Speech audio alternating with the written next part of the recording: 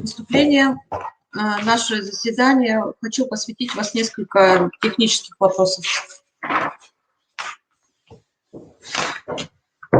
Значит, мы начинаем с 10 часов и заканчиваем примерно в 3 часа, может быть, чуть-чуть раньше, может быть, чуть-чуть позже, но, скорее всего, что в 15 часов нас остановят наши коллеги из Коми Республиканского института развития образования, потому что начнется следующее мероприятие. Постараемся уложить в этот временной промежуток, уложиться. Регламент поступления 15-20 минут, и все сертификаты, то есть вопросы в чате во многих случаях касаются именно сертификатов, будут всем желающим сделаны, выданы по заявке. Заявку можно подать через ссылку Google, которая будет в итоговом письме по этому заседанию, или по итоговому письму предыдущего заседания вы можете до 1 апреля подать заявку на то, чтобы получить сертификат участника в данном мероприятии. Кроме того, хотелось бы еще отметить такое, что иногда у нас участники идут без имен и фамилий. Хотелось бы знать, какие педагоги, психологи, какие специалисты органов управления образованием у нас на заседании присутствуют. Поэтому, когда вы здороваетесь друг с другом, вы можете общаться между собой. Представляйтесь, пожалуйста, фамилия, имя, отчество, учреждение, которое вы представляете, муниципальное образование, в котором вы проживаете. Вот вижу, что доброе утро, педагог, психолог, технологический лицей города Сыктывкара, Наталья Ургатенко. То есть вот такое вам пожелание, чтобы мы знали, с кем мы общаемся, а не с каким-то, скажем, детским садом мегаполиса из города Сингапура или из Франции, из какой-нибудь. То есть бывают такие случаи, когда мы в чате видим именно что-то такое подобное. Мы приветствуем вас на 7-м заседании Республиканского методического объединения. Сегодня у нас будет плотный график. Перед вами выступят с докладами специалисты Центральной психолого-медико-педагогической комиссии, начиная от заместителя председателя, заканчивая нами, педагогами, психологами.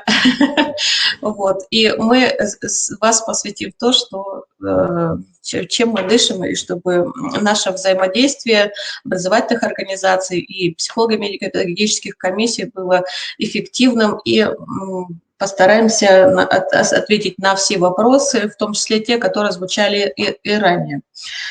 У вас в арсенале будет рабочая тетрадь, которая у вас, в принципе, перед глазами. Здесь есть программка мероприятия, есть опорные такие моменты, которые можно для себя иметь в виду. И если у вас есть возможность, распечатайте, пожалуйста, эту тетрадочку, чтобы вам удобнее было работать, пользоваться какими-то данными, которые быстро не записать, но они будут у вас перед глазами, и вы будете иметь в виду, что здесь, о чем говорит тот или иной докладчик. Так, перерыв у нас будет где-то в 11:50. Я надеюсь, что мы будем соблюдать регламенты и уложимся во все нормативы. Значит, в первой части у нас специалисты Центральной психолого-медико-педагогической комиссии говорят, и еще будет представлен опыт города Сыктывкара в плане сопровождения детей с ОВЗ, и будет представлен здоровьесберегающий практикум, который проведет Наталья Александровна Пастух. И дальше будет у нас перерыв, а после перерыва опыт работы образовательных организаций республики по сопровождению детей с УВЗ, инвалидностью, разработке адаптированных образовательных программ. А третьей частью нашего с вами общения будет всеми нами любимая тема социально-психологического тестирования, интерпретации данных, которые вы получили, какое-то время назад. Кому эта тема интересна, актуальна и нужна, мы с вами пообщаемся, у нас будет на это время. Сейчас перейду к основной новости, которая нас с вами должна обрадовать. Это то, что у нас есть новая нормативка. У нас есть, ну, скажем так, который мы можем использовать, тот документ, который можем использовать в качестве нормативного документа. Но довожу до вашего сведения, что есть такие регламентирующие нормативные документы по деятельности психологических служб, в их числе распоряжение правительства об утверждении плана основных мероприятий, проводимых в рамках десятилетия детства. Мы в прошлое заседание об этом говорили, что очень многие пункты касаются именно психологов в этом документе, и основываться, конечно же, нужно на это распоряжение правительства Российской Федерации. На слайде перед собой вы видите или не видите, кто не видит, я озвучу, что это распоряжение правительства Российской Федерации 23 января 2021 года, номер 122-Р. Данные мероприятия рассчитаны на период до 2027 года, довольно длительный промежуток времени, довольно объемный план, который нужно будет выполнить и придерживаться основных таких тенденций, которые в этом плане отмечены. Следующее распоряжение правительства Российской Федерации от 18 сентября 2019 года, номер 2098-Р, об утверждении комплекса мер до 2020 года по совершенствованию системы профилактики суицида среди несовершеннолетних. Это также вдогонку прошлому заседанию. Очень мне радостно, что многие педагоги, психологи, многие управления образования поработали над тем, чтобы внести свои предложения в алгоритмы действий сотрудников по профилактике суицидов. Вам огромнейшая благодарность. Мы в ближайшее время этот вопрос провернем. А вот это распоряжение, оно тут дописано до 2020 года, но оно уже продлено. В настоящее время идет вопрос о том, чтобы продлить сроки действия этого комплекса мер. Следующее распоряжение правительства Российской Федерации от 18 марта 2021 года, номер 656. Это такое распоряжение, которое вносит поправки в распоряжение предыдущее от 22 марта 2017 года, номер 520-Р, об утверждении концепции развития системы профилактики безнадзорности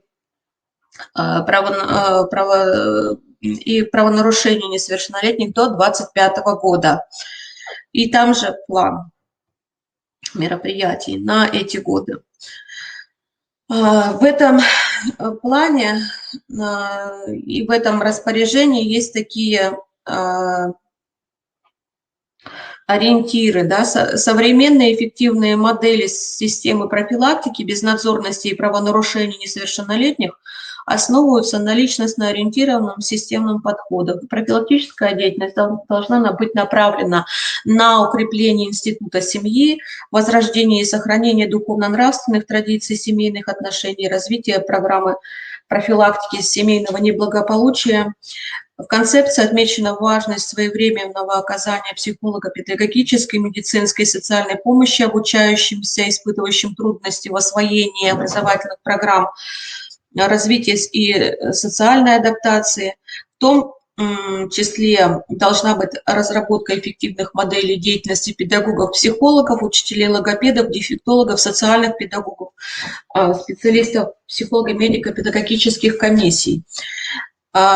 Вот это распоряжение надо иметь в своем активе, и изучение нормативки, об этом, наверное, сегодня прозвучит неоднократно, нужно этому очень достаточно времени посвящать, чтобы быть во всеоружии и в современном, скажем так, русле.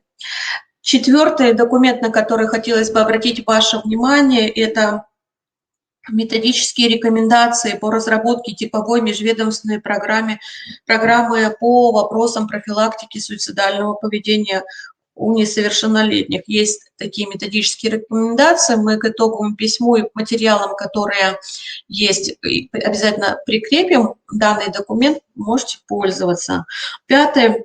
Письмо Министерства просвещения Российской Федерации от 13 февраля 2020 года, номер 07-1468, о направлении методических рекомендаций использования результатов ЕМС СПТ для организации профилактической работы с обучающимся. Данный документ прикрепила именно для тех, кто еще не ознакомился с данными рекомендациями и для тех, кто испытывает затруднения, по какому направлению организовать профилактическую работу по итогам социально-психологического тестирования.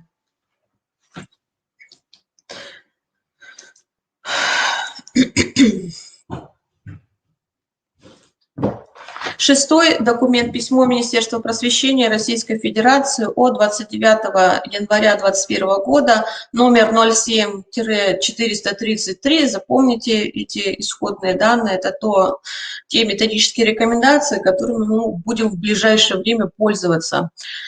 Система функционирования психологических служб в общеобразовательных организациях. Письмо будет прикреплено обязательно, эти методические рекомендации будут прикреплены обязательно к всем материалам, которые вы получите. Либо у нас на сайте можете скачивать эту информацию на сайте Республиканского центра психолого-педагогической, медицинской и социальной помощи.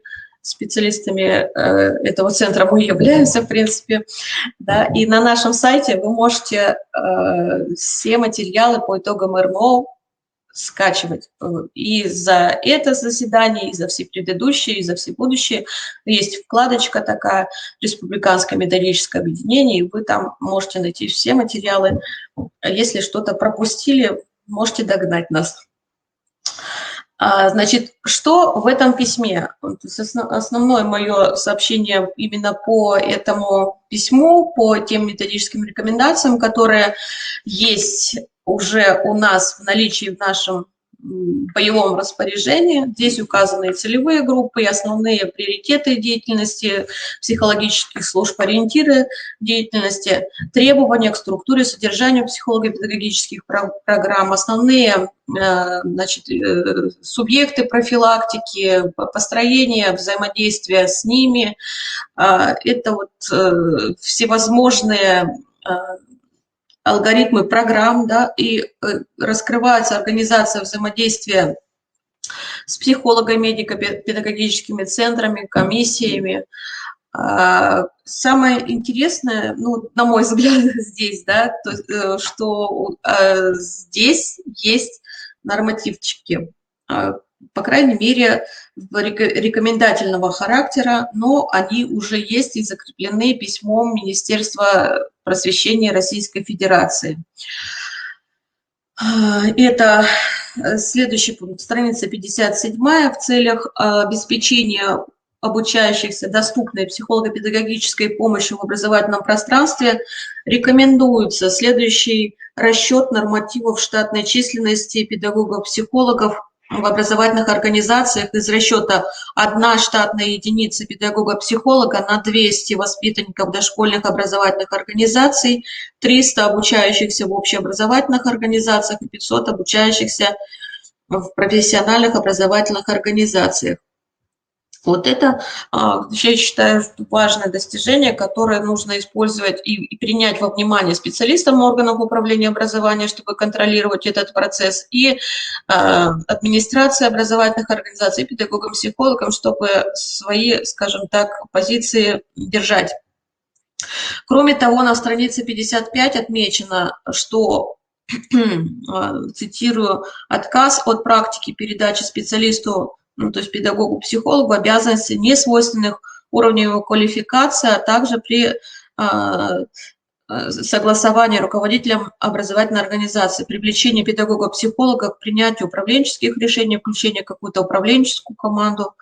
Короче говоря, мы можем оперировать тем, что наши компетенции, что не в нашей компетенции, на что мы имеем право осуществлять, на что нет. То есть мы можем опираться на эту рекомендацию. И хотела сказать, что изучите, пожалуйста, этот документ, и лучше вот эти 200 страниц распечатать, чтобы это была настольная книга и ваша, и руководителя вашей образовательной организации, чтобы можно было бы каким-то общим решением прийти и к согласию, не обязательно как-то форсировать события, но настойчиво, мягко доказывать свои, скажем так, отстаивать свои позиции.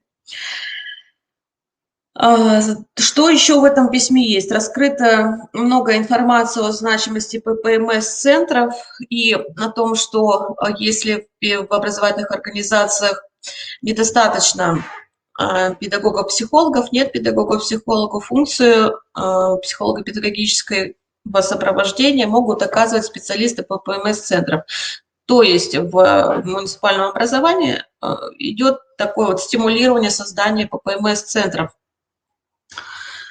Ну вот. И напомню, что наша региональная служба все-таки довольно, скажем так, впереди находится. И мы с вами доказали тем, что вошли в десятку лучших региональных психологических служб по итогам всероссийского конкурса вот таких вот региональных служб Российской Федерации. Этот конкурс прошел в октябре, в декабре 2020 года, и мы, скажем так, вошли в десятку лучших. То есть у нас и по нормативке, и по состоянию деятельности служб образовательных организаций, и на региональном уровне достаточно хороший имеется опыт. Вот и эти методические рекомендации позволят нам еще дальше развиваться и быть, скажем так, хорошими специалистами и помогать детям осваивать различные компетенции. В этом ключе хотелось бы сказать, что у нас есть огромнейший опыт, у вас есть огромнейший опыт, которым вы делитесь на заседаниях, и вот есть такой посыл от Министерства просвещения, чтобы эти лучшие региональные практики были доступны и в других субъектах Российской Федерации, поэтому очень сильно прошу вас, чтобы, значит, по итогам этого заседания были от вас представлены лучшие практики, программы, разработки, какие-то конспекты занятий, может быть, да, которые мы могли бы направить в Министерство просвещения для размещения на сайтах федерального уровня в открытом доступе. Потому что и Министерством просвещения формируется такой открытый реестр таких практик, которыми могут воспользоваться в том числе и педагоги-психологи Республики Коми, ну и других субъектов. Следующий момент, который также укладывается в нормативку, это проведение мониторинга потребностей педагогов-психологов в повышении квалификации.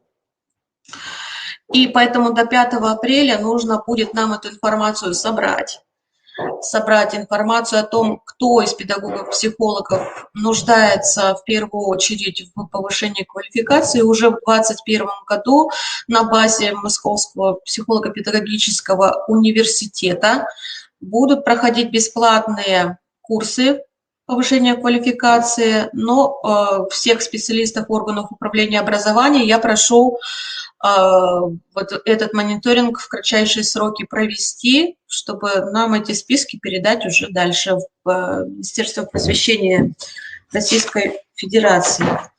Я немножко выхожу из регламента, получается, да? Ну, так, что еще в этих методических рекомендациях указано? вот если то, что касается нашей темы, темы сопровождения детей с УВЗ, то вы видите на экране и в опорном конспекте в нашей рабочей тетрадке есть специализированные специфические темы сопровождения обучающиеся с ограниченными возможностями здоровья. Это и взаимодействие специалистов, оказывающих комплексную помощь обучающимся и их родителям, своевременное выявление и ранняя диагностика отклонений в развитии, организация проведения комплексного изучения индивидуальных возрастных психофизиологических речевых особенностей ребенка с использованием диагностик, выявление детей, нуждающихся в специальных образовательных условиях, формулирование рекомендаций, интерпретация полученных результатов, изучение индивидуального профиля развития ребенка с УВЗ для дальнейшего отслеживания его каких-то динамических показателей, выявление резервных возможностей ребенка, разработка рекомендаций, выбор дифференцированных педагогических условий, разработка индивидуальных программ комплексной помощи детям с ограниченными возможностями здоровья, определение путей интеграции детей в соответствующие классы, работающие по основным общеобразовательным программам при положительной динамике и компенсации недостатков развития, подготовка документации, направление ее на обследование психолого-медико-педагогические комиссии, организационно-методическая поддержка педагогического состава по адаптации сопровождаемых детей, подготовка и ведение документации, отражающей активное развитие ребенка, динамику его состояния, организация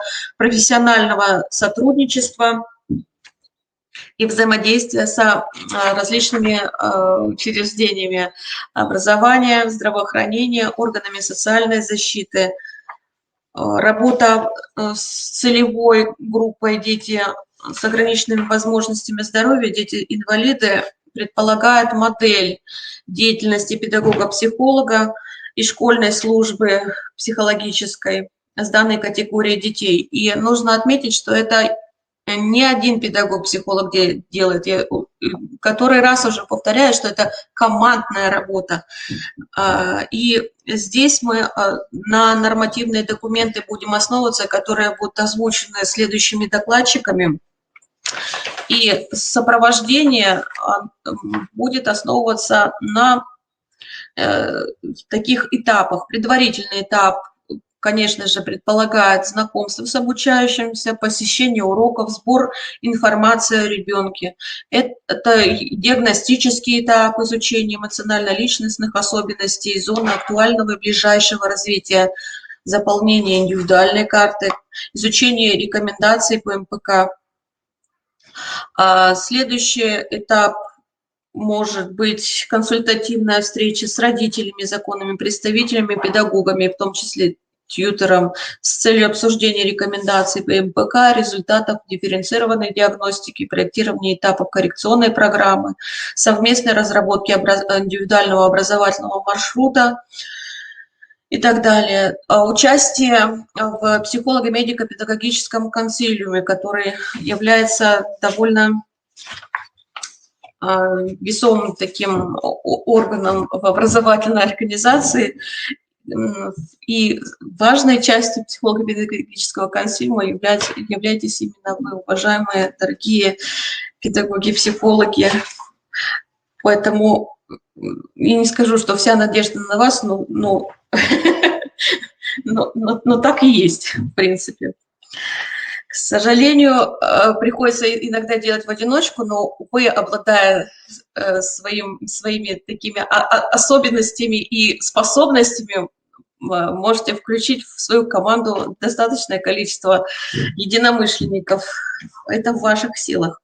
Следующий этап – коррекционно-развивающий этап, улучшение психологического состояния обучающихся, коррекция эмоционально-волевой сферы, познавательной сферы, психологическая поддержка в социализации, развитии жизненных навыков, участие в динамическом консилиуме по обсуждению согласованных действий всех специалистов Сопровождение. Заключительный этап – анализ результатов эффективности психолого-педагогического сопровождения, планирование дальнейшей коррекционной работы, участие в итоговом ПМПК с целью отслеживания динамики развития и принятия решения о дальнейшем образовательном процессе, маршруте обучающегося. Так, мы можем сказать, что работаем в этом ключе в связке с психолого-медико-педагогической комиссией. Сколько таких вот комиссий в республике, как они работают, какие возлагаются на них полномочия, нам расскажет Татьяна Александровна Селикова, заместитель председателя Центральной психолого-медико-педагогической комиссии. Она расскажет, на что обратить внимание при выборе адаптированных образовательных программ и как педагогу-психологу образовательной организации принять то заключение ПМПК, которое принесут в образовательную организацию родители, законные представители обучающегося. Пожалуйста, и слово.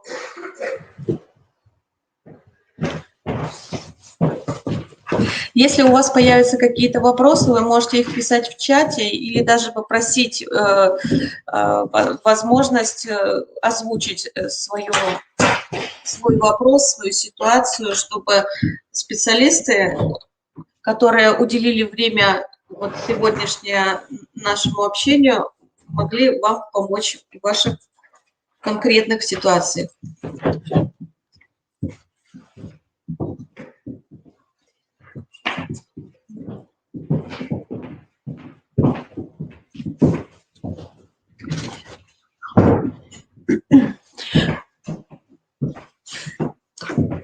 Добрый день, уважаемые коллеги.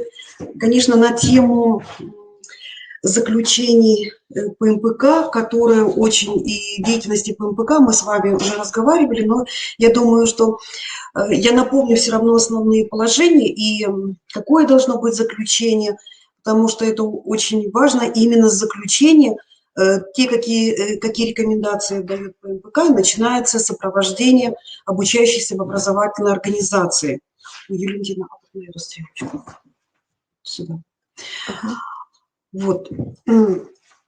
И наша деятельность ПМПК, она основана на той вот нормативно-правовой базе, которую вы сейчас видите. Она есть и в опорных конспектах.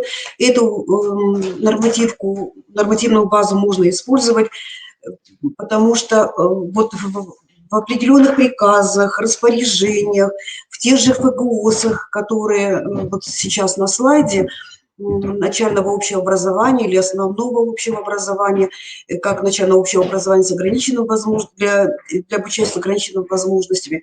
Там есть очень много информации, которая способствует разработке тех же адаптированных программ и тому созданию условий, какое вообще необходимо создавать условия для обучающихся, которые приходят в образовательную организацию. Ну, вообще цель ПМПК и направление деятельности ПМПК – это в первую очередь проведение обследования детей в возрасте от 0 до 18 лет в целях своевременного выявления особенностей в физическом или психическом развитии и отклонений в поведении детей. Но с этого года мы обследуем также на ПМПК и обучающихся старше 18 лет. Есть у нас письмо Министерства просвещения об организации лиц с умственно отсталостью и интеллектуальными нарушениями, где сказано, что необходимо обследовать обучающихся с умственной отсталостью, которые еще или не обучались, или далее будут обучаться в образовательных организациях. И обследуем мы обучающихся старше 18 лет, тех, которые заканчивают, например, основное общее образование или среднее общее образование при переходе поступления в профессиональные организации. Следующее направление – это подготовка по результатам обследования, рекомендаций по оказанию детям психолога, медико-педагогической помощи, организациях обучения, воспитания, подтверждения, уточнения или изменения ранее данных комиссии рекомендаций. Это, наверное, самое такое важное направление, что именно от ПМПК исходит то заключение, те рекомендации, которые родители приносят в образовательную организацию, и на основании этой рекомендации и идет сопровождение обучающихся. Но дальше мы немножко поговорим, что и образовательная организация может дополнять наше заключение решением консилиума, и что вообще возможно делать консилиум. И оказание консультативной помощи родителям, законным представителям детей, работникам образовательных организаций, осуществляющих социальное обслуживание, медицинской организации, других организаций по вопросам воспитания, обучения, коррекции нарушений развития детей с ограниченными возможностями здоровья или девиантным общественно опасным поведением. То есть вот это направление консультирования родителей, оно тоже очень важно, оно всегда происходит на комиссии, и именно с нас, наверное, начинается, а с нас начинается обзор во все учреждений, которые реализуют адаптированные программы, какие образовательные организации есть на территории, куда обратился родитель и куда можно пойти. О составе, о педагогах, о условиях. Конечно, на комиссии у нас все это мы родителям рассказываем и консультируем. Ну и самое, одно тоже из важных таких целей – это подтверждение статуса обучающейся УВЗ, установление статуса УВЗ только по МПК, согласно статье 2 пункта 16 Федерального закона 273, только по МПК может установить статус УВЗ. Или ребенок с ограниченными возможностями, или лицо с ограниченными возможностями. И в заключение обязательно мы прописываем, есть у обучающихся статус УВЗ или нет этого статуса. И в пункте 23 положения ПМПК приказа Минобрнауки от 20 сентября 2013 года 1082 это то положение, которое основное регламентирующее положение, на основании чего работает ПМПК.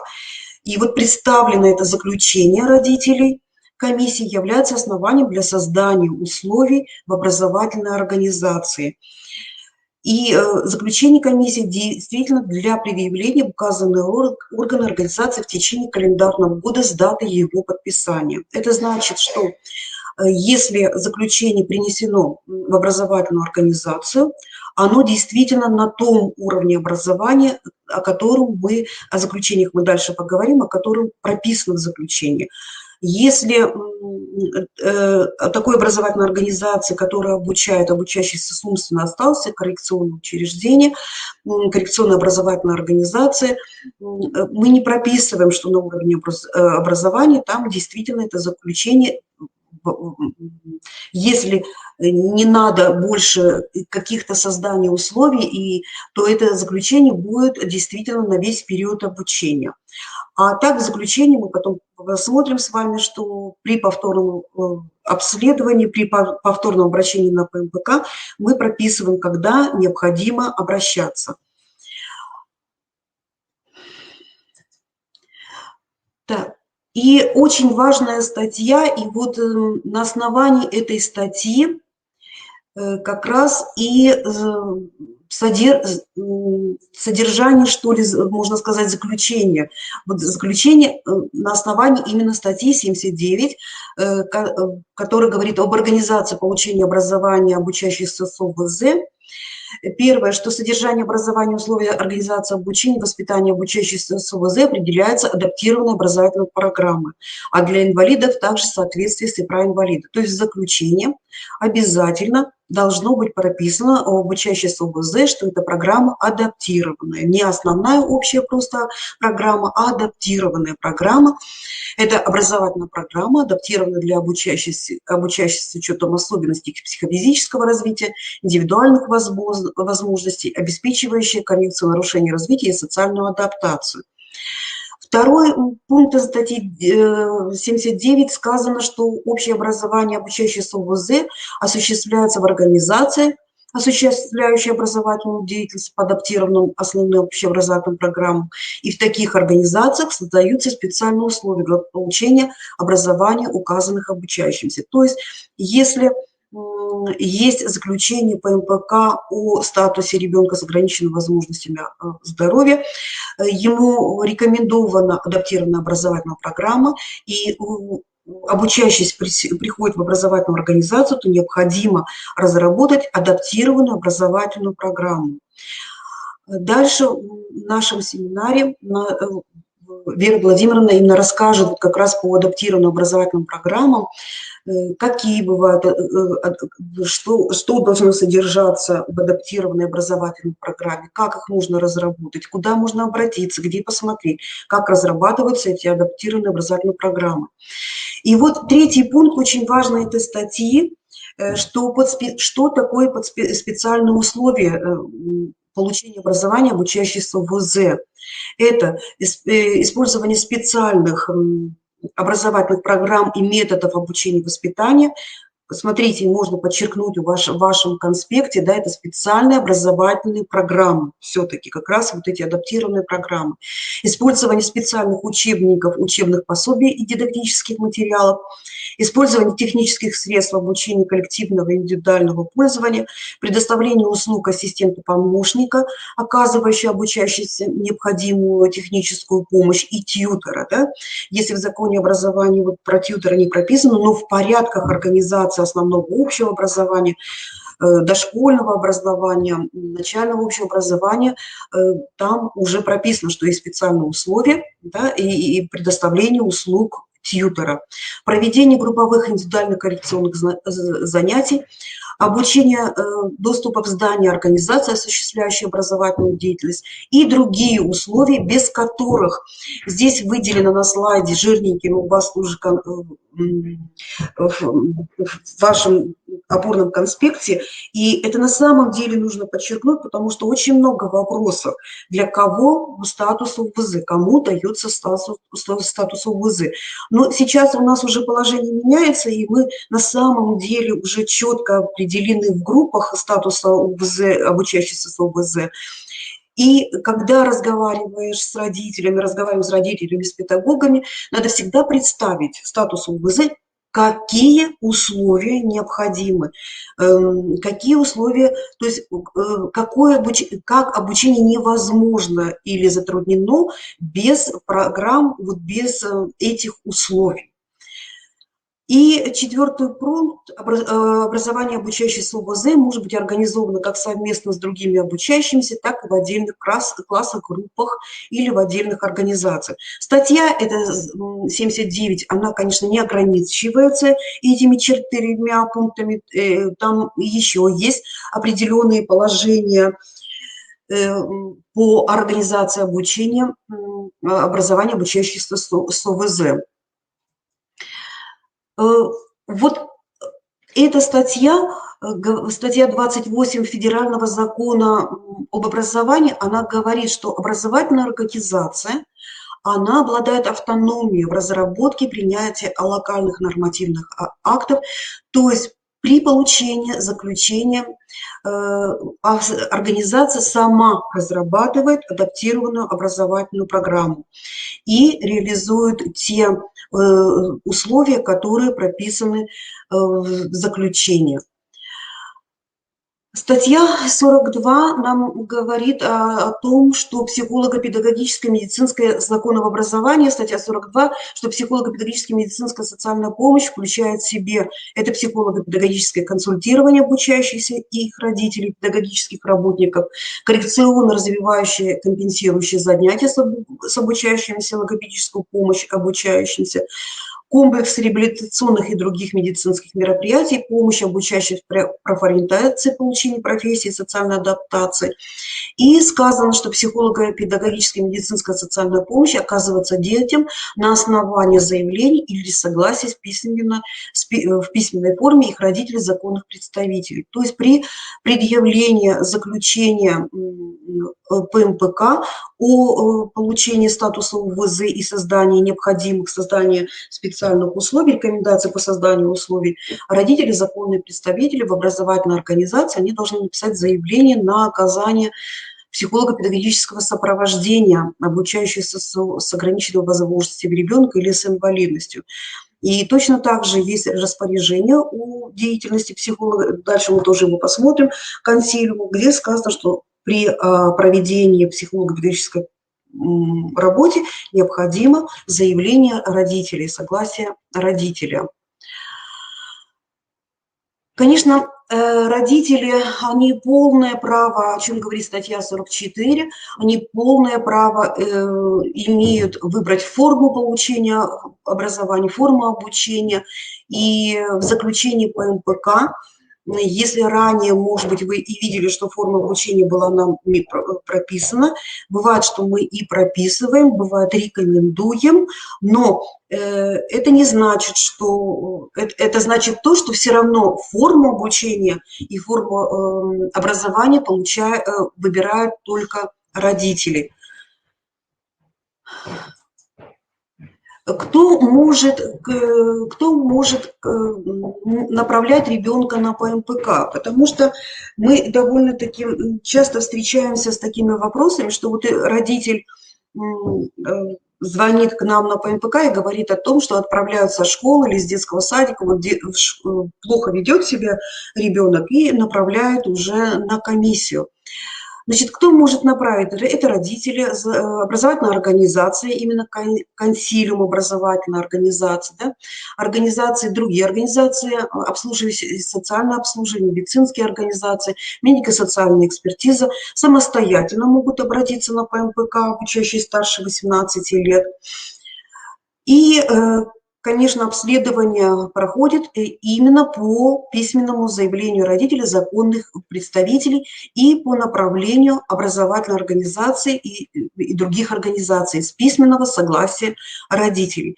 То есть просто бывают тоже такие запросы и такие звонки, что организация направляет, пытается записать на комиссию даже без предъявления каких-либо документов. То есть все равно родитель должен знать об этом, консилиум прорабатывает до того, как обратился родитель, что прорабатывает и предоставляет представление, характеристику на обучающегося. И кто проходит обследование на ПМПК? Могут пройти обучающие, испытывающие трудности в освоении основных общеобразовательных программ развития социальной адаптации, обучающиеся с ОВЗ, дети-инвалиды, лица с инвалидностью и несовершеннолетние обучающие, признанные в случае в порядке, который предусмотрен уголовно-процессуальным законодательством, подозреваемые, обвиняемые или подсудимые по уголовному делу. И вот то заключение, вообще та форма заключения, которое родители приносят в образовательную организацию. Рекомендации разрабатываются согласно, как я уже говорила, пунктам статьи 79 и пункта нашего приказа, на основании чего работает, на основании какого документа работает комиссия, и что же в заключении должно быть. Это мы прописываем основные особенности ребенка, которые необходимы для создания специальных условий получения образования. Подтверждаем или не подтверждаем статус ребенок, лицо с ОВЗ, так и прописываем, да? Статус подтвержден или не подтвержден ребенок, лицо с ОВЗ. Прописываем, нуждается ли, не нуждается в создании специальных условий и чем эти условия обусловлены, какие трудности испытывает при обучении.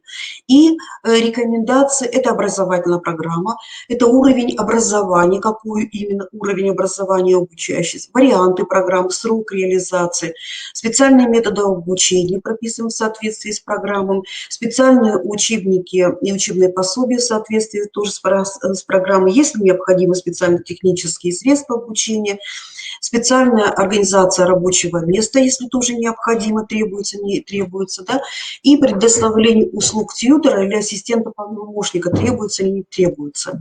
И в заключении прописывается направление коррекционной работы педагога-психолога, учителя-логопеда, учителя-дефектолога и социального педагога.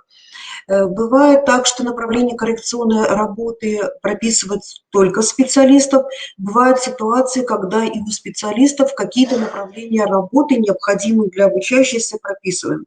И в заключение обязательно срок повторного обследования.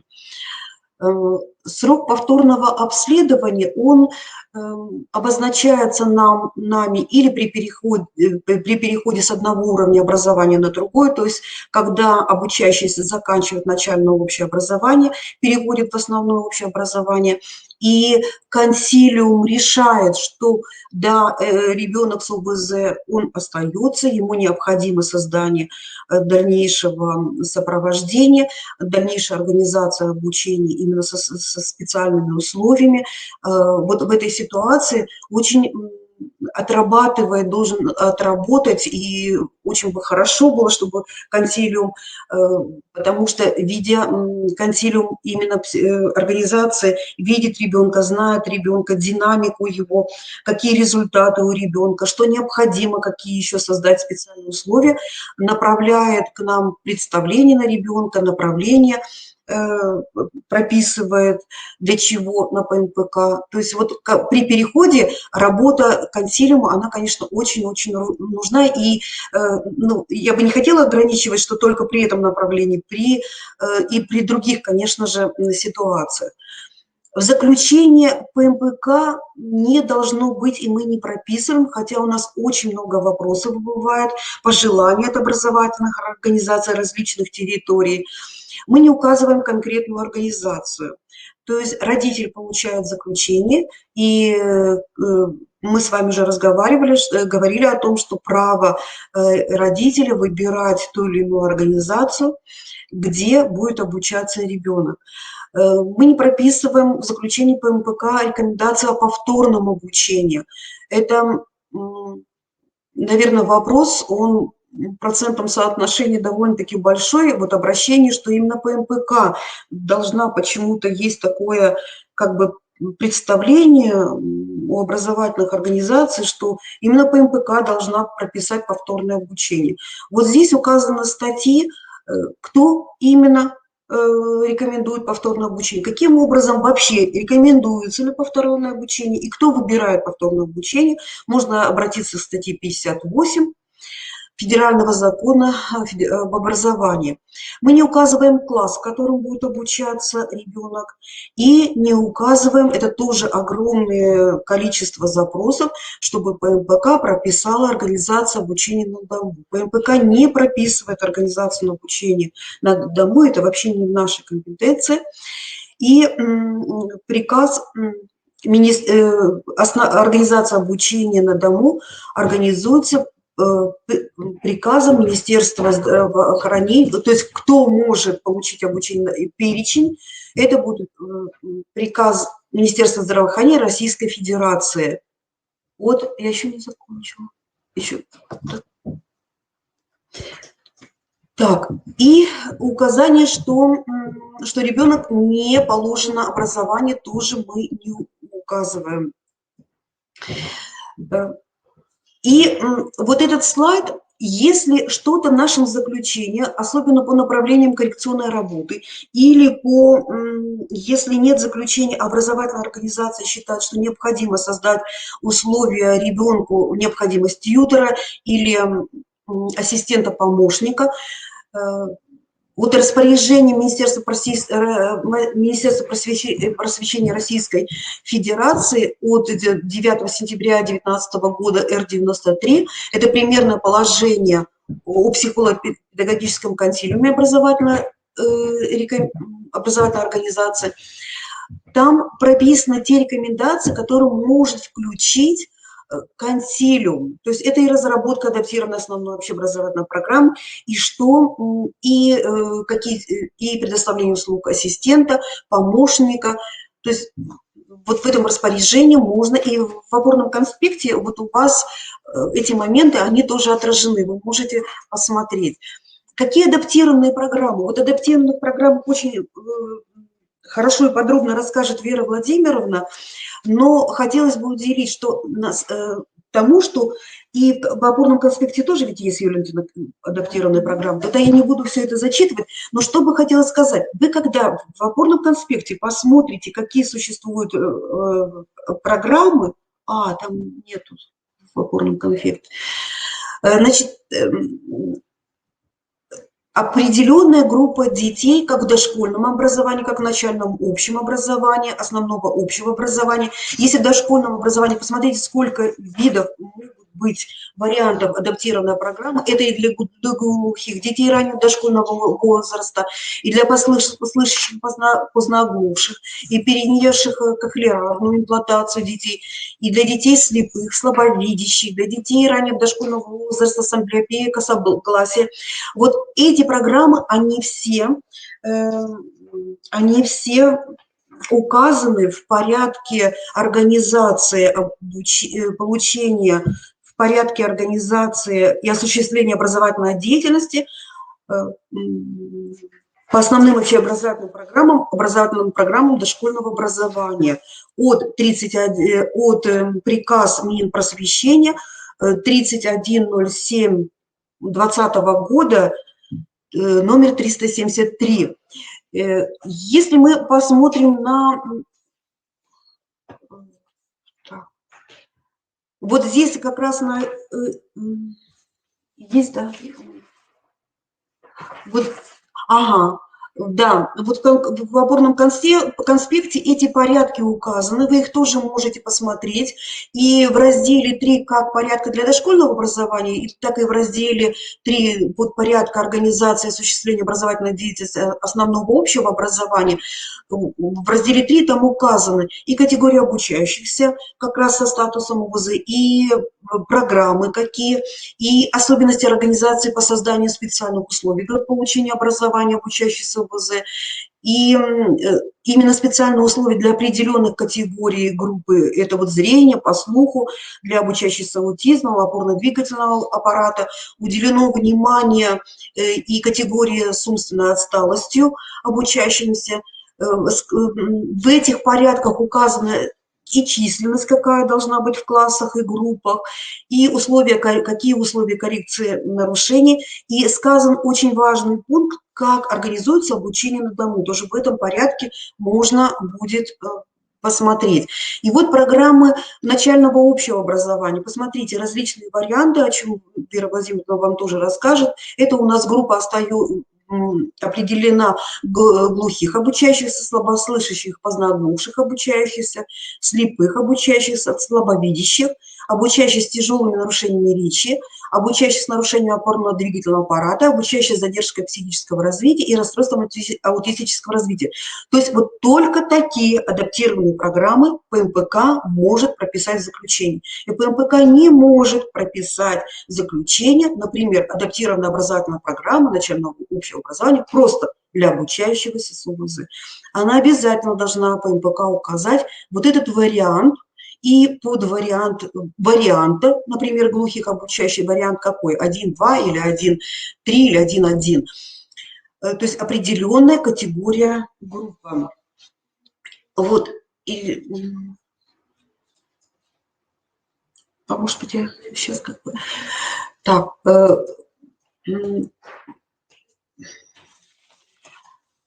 Варианты адаптированной образовательной программы на уровне основного общего образования, посмотрите, тоже определенная группа обучающихся и на уровне среднего общего образования. Определена группа обучающихся глухие, слабослышащие, поздноглухшие, слепые обучающие, слабовидящие, обучающие с нарушением опорно-двигательного аппарата и с расстройством аутистического спектра.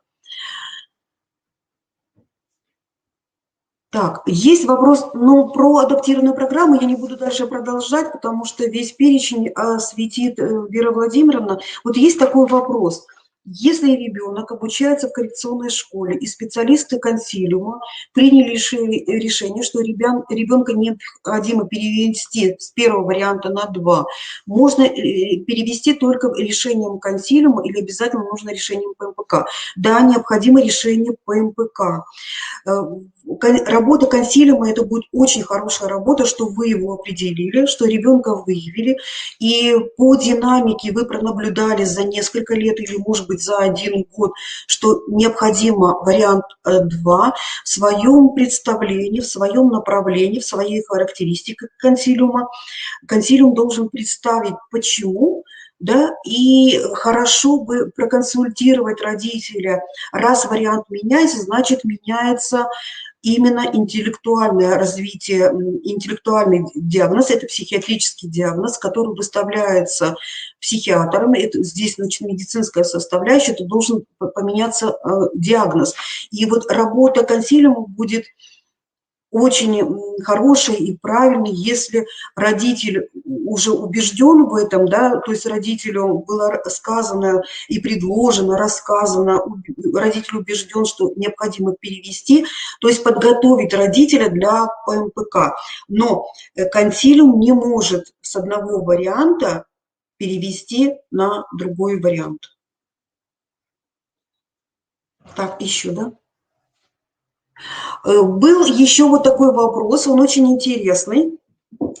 Сначала он как-то, честно говоря, меня несколько так это смутил. Но бывают у нас случаи. Бывают случаи, когда за 1 год родители приносят в школу до 3 заключений именно ЦПМПК. Обучение по федеральному государственному стандарту умственно отсталых обучающихся, второй вариант. Значит, вариант, затем вариант 8.3 и обучение начального общего образования вариант 8.4. Как такое возможно и какой вариант брать в основу? Такое возможно. И вот когда ребенок, во-первых, родитель может обращаться на ПМПК хоть несколько раз в год. Это право родителя. А вот наша задача, наша обязанность, наверное, уже даже не право, а наша обязанность. Вот почему, во-первых, произошло такое, что сразу на ПМПК родитель обращается, как отработал тогда консилиум, и как знал ли он ребенка или не знал, что вот такой вот, может быть, ребенок есть. И вариант возможен, когда при первом обращении он мог быть возможен, этот вариант, и если ребенок, обследование происходит вообще в течение получаса. И, конечно, как не лучше знать ребенку в образовательной организации. И мы прописываем рекомендации ПМПК на основании педагогического обследования, медицинского заключения. И если какие-то вопросы есть, какую-то программу образования ПМПК должны все равно прописать на данный момент. Но если какие-то вопросы возникают у комиссии к развитию ребенка, мы обязательно рекомендуем дообследование. Когда ребенка дообследуют, он может принести диагноз другой, да, и программу уже в соответствии уже с медицинским диагнозом. Но если посмотреть на все эти варианты, вариант 2, 8.3 и 8.4, они говорят, что обучающийся умственно осталось, но вот последние варианты 8.3 нам говорят о том, что ребенок с аутизмом. То есть в конце концов привели эту рекомендацию уже целенаправленно к тому варианту, которую все-таки, в который нуждается ребенок. А как их исключить?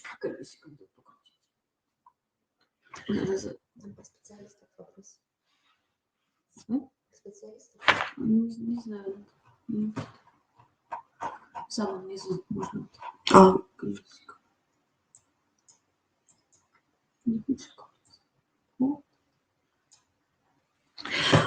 Так, если детский сад не направляет ребенка, родители идут на ПМПК, тогда какое направление с нас просят родители? Родители, обращаясь на ПМПК, должны принести характеристику характеристику. И если вы знаете, что все-таки родитель обращается на ПМПК, если родитель вам сказал о том, что идут на ПМПК, конечно же, консилиуму тоже было бы хорошо провести до ПМПК работу с родителем и с ребенком. Почему, какие необходимые условия, то есть все равно проработать с родителем надо. Если родители не приносят направления с образовательной организации, они пишут заявление, но они так и так пишут заявление, то без направления, но с характеристикой обязательно, с представлением, которое представлено в распоряжении по организации консилиумом, это представление есть, родители приносят на ПМПК.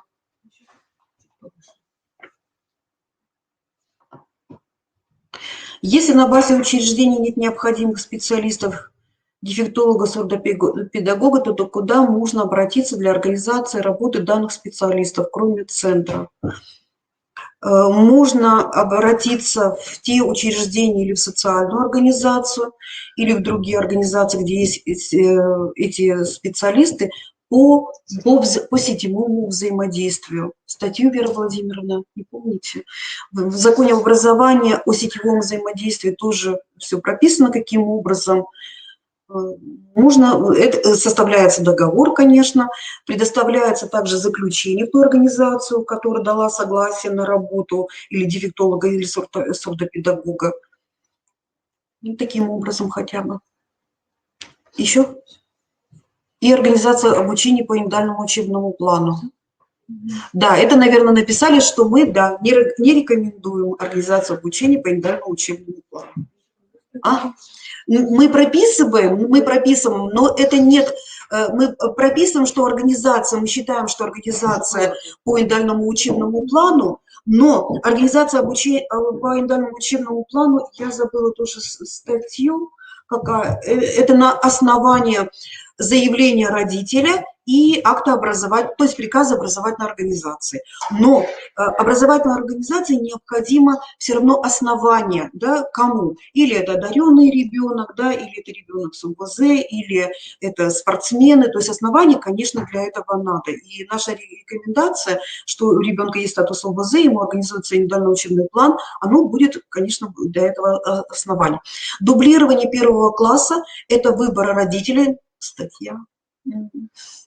Это выбор родителей, и в статье я своими словами скажу, что если ребенок не усваивает программу, то есть не аттестуется по определенным предметам, значит, ребенка, он переходит... Есть у вас, Вера Владимировна, да? Сейчас вот поищем, чтобы хорошо прочитать правильно. Значит, ребенок или остается в этом же классе, или предлагается ему на ПМПК для выбора адаптированной программы, или третий вариант. Но дублирование мы тоже не прописываем. Но вот этот вопрос останется, Вера Владимировна, и, может быть, вы его ответите, да, про дублирование. Угу. Все. Ну, а сейчас я слово передаю Севериновой Вере Владимировне, учителю логопеда Центральной психолого-педагогической комиссии, руководителю отдела здоровья сберегающих технологий. И она расскажет, осветит, вот каким образом все-таки трудный такой вопрос, а как же разработать адаптированную образовательную программу, на что уделить внимание и что отразить в этой адаптированной программе.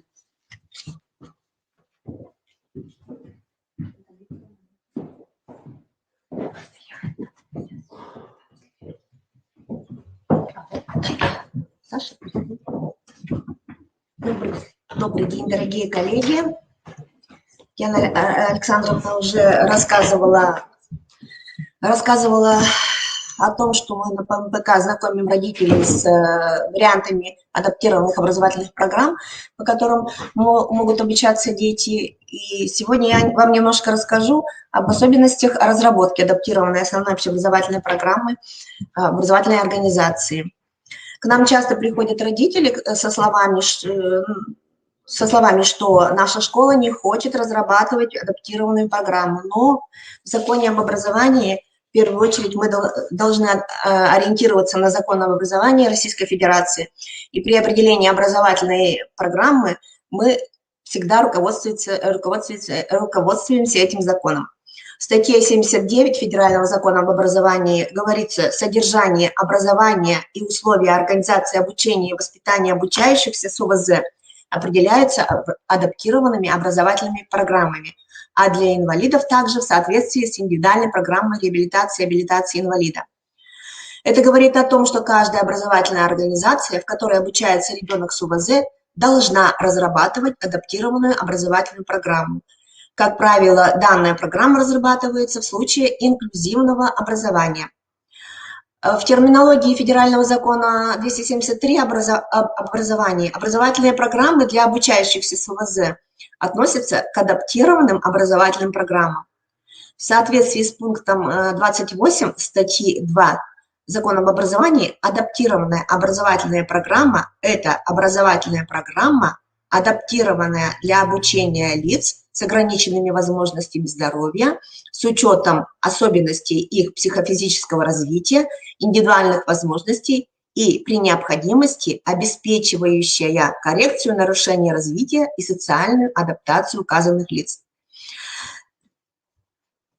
Сейчас лишний слайд там. Так, я забыла про презентацию. Исправляюсь. Согласно статье 55 пункт 3 Федерального закона, дети с ограниченными возможностями здоровья принимаются на обучение по адаптированной основной общеобразовательной программе только с согласия родителей, законных представителей и на основании рекомендаций психолого-педагогической комиссии. Адаптированная программа для обучающихся с ОВЗ разрабатывается на основе ФГОС дошкольного образовательной организации, начального общего образования детей с ОВЗ, основного общего образования с учетом особенностей их психофизического развития, индивидуальных возможностей и обеспечивает коррекцию нарушений развития и их социальную адаптацию. Разработка адаптированной программы осуществляется с учетом результатов психолого-педагогического и медицинского обследования детей. Структура адаптированной программы для детей с ОВЗ учитывает возрастные, типологические и индивидуальные особенности, а также особые образовательные потребности обучающегося с ограниченными возможностями здоровья. Определение варианта адаптированной образовательной программы начального общего образования для обучающихся с ОВЗ осуществляется на основе рекомендаций ПМПК, разработанных по результатам комплексного психолого-медико-педагогического обследования обучающегося. В случае инвалидизации детей с ОВЗ учитываются рекомендации, предложенные в индивидуальной программе реабилитации и абилитации, так называемые ИПРА, и мнение родителей, законных представителей. Адаптированная программа для обучающихся с ОВЗ разрабатывается самостоятельно образовательной организацией в соответствии со стандартом и с учетом примерной адаптированной образовательной программы и утверждается организацией. На основе стандарта организация может разработать и в соответствии со спецификой своей образовательной организации один или несколько вариантов адаптированной программы с учетом особых образовательных потребностей обучающихся с ОВЗ. В соответствии с законом об образовании, реализация адаптированной программы может быть организована как совместно с другими обучающимися, так называемыми нормотипичными, так и в отдельных классах или группах, или даже в отдельных организациях. Прежде чем перейти к разработке, к структуре образовательной программы, мы ответим на несколько вопросов. Что является основанием для разработки адаптированной основной образовательной программы? Для разработки адаптированной программы основанием является, как я уже говорила выше, заключение психолого-медико-педагогической комиссии.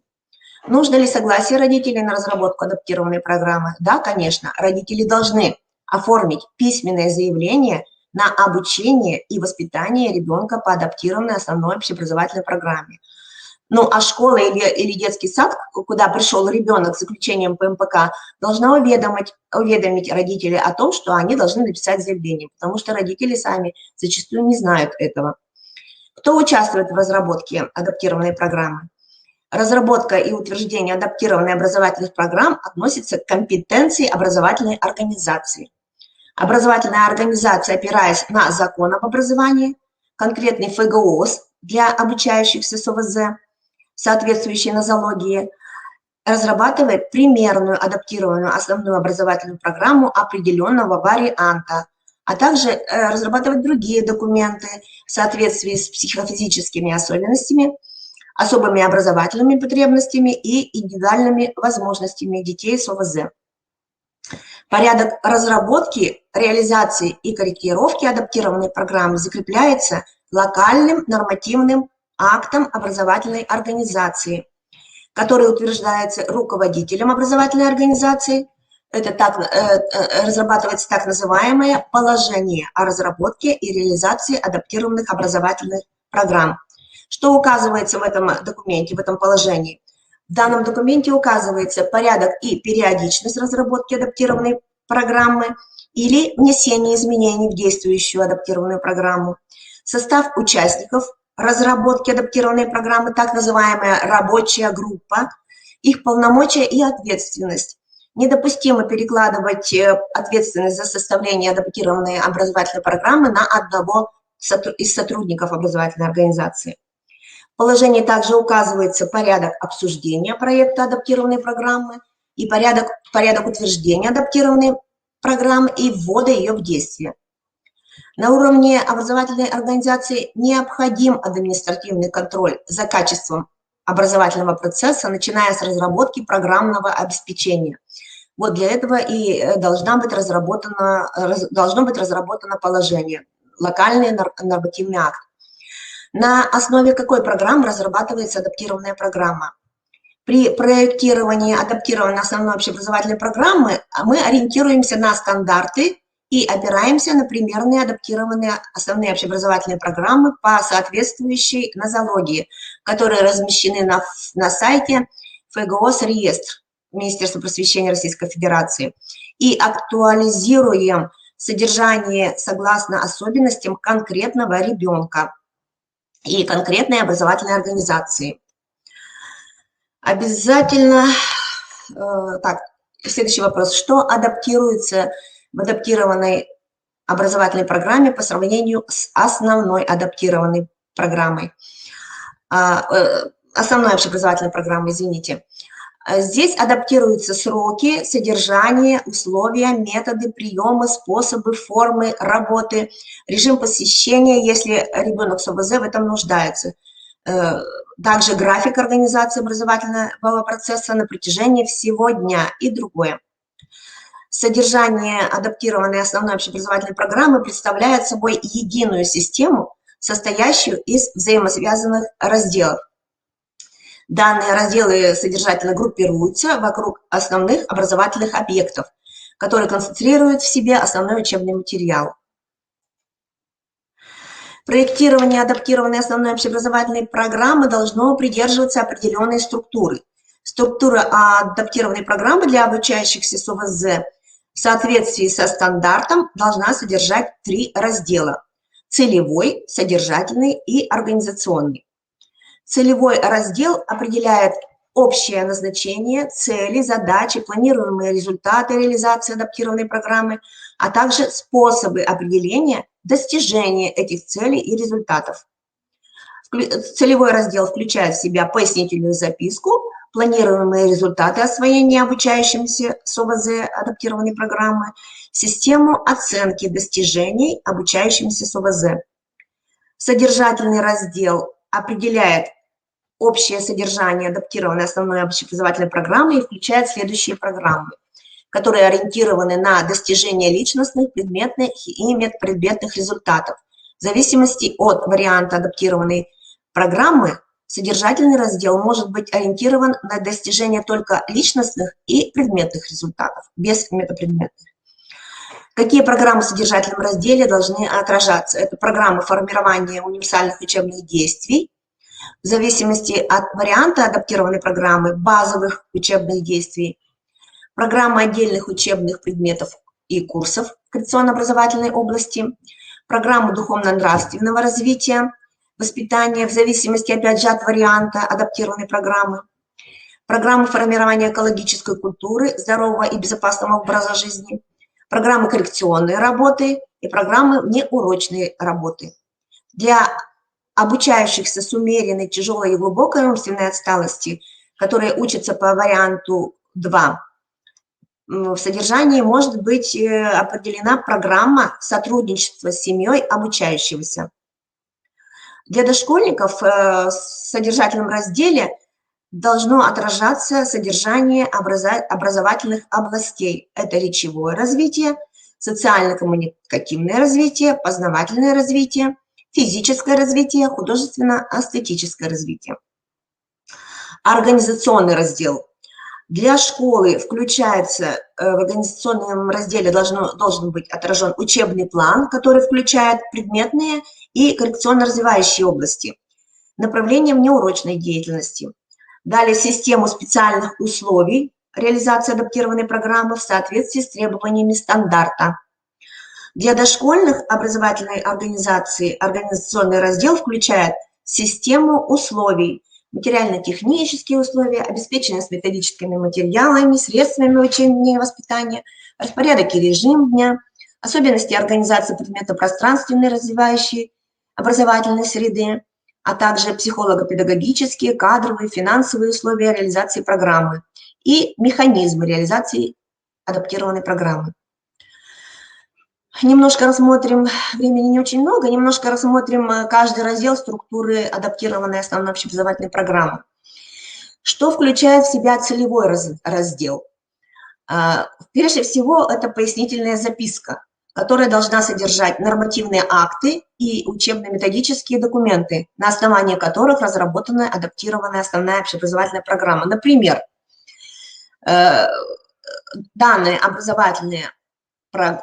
адаптированная образовательная программа разработана на основе концепции о правах ребенка, Конституции Российской Федерации, Федерального закона об образовании и так далее. В пояснительной записке также излагается краткая психолого-педагогическая характеристика ребенка с ОВЗ, с перечнем сформированных умений, навыков и тех, которые не сформированы в должной степени.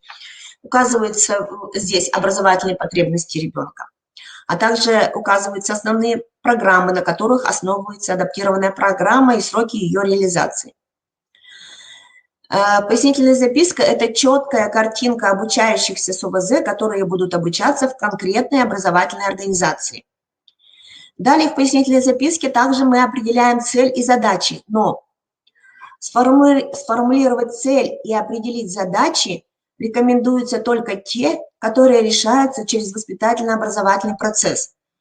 Целью адаптированной основной образовательной программы является как можно более полная и качественная реализация образовательных потребностей ребенка с ОВЗ, включение его в процесс инклюзии. Необходимо помнить, что цель представляет собой конкретный, охарактеризованный качественно образ ожидаемого результата образовательной и коррекционно-педагогической деятельности в рамках реализации адаптированной программы. Задачи адаптированной образовательной программы определяют направление работы с конкретным ребенком. Ну, например, актуализация познавательной деятельности учащихся на основе коррекции недостатков эмоционально-личностного и социального развития, разработка и внедрение разноуровневых дидактических материалов и учебных пособий для индивидуальной самостоятельной работы на уроке и вне его по всем курсам школьной программы, развитие коммуникативной сферы детей с ОВЗ путем освоения речевой культуры и норм поведения и так далее.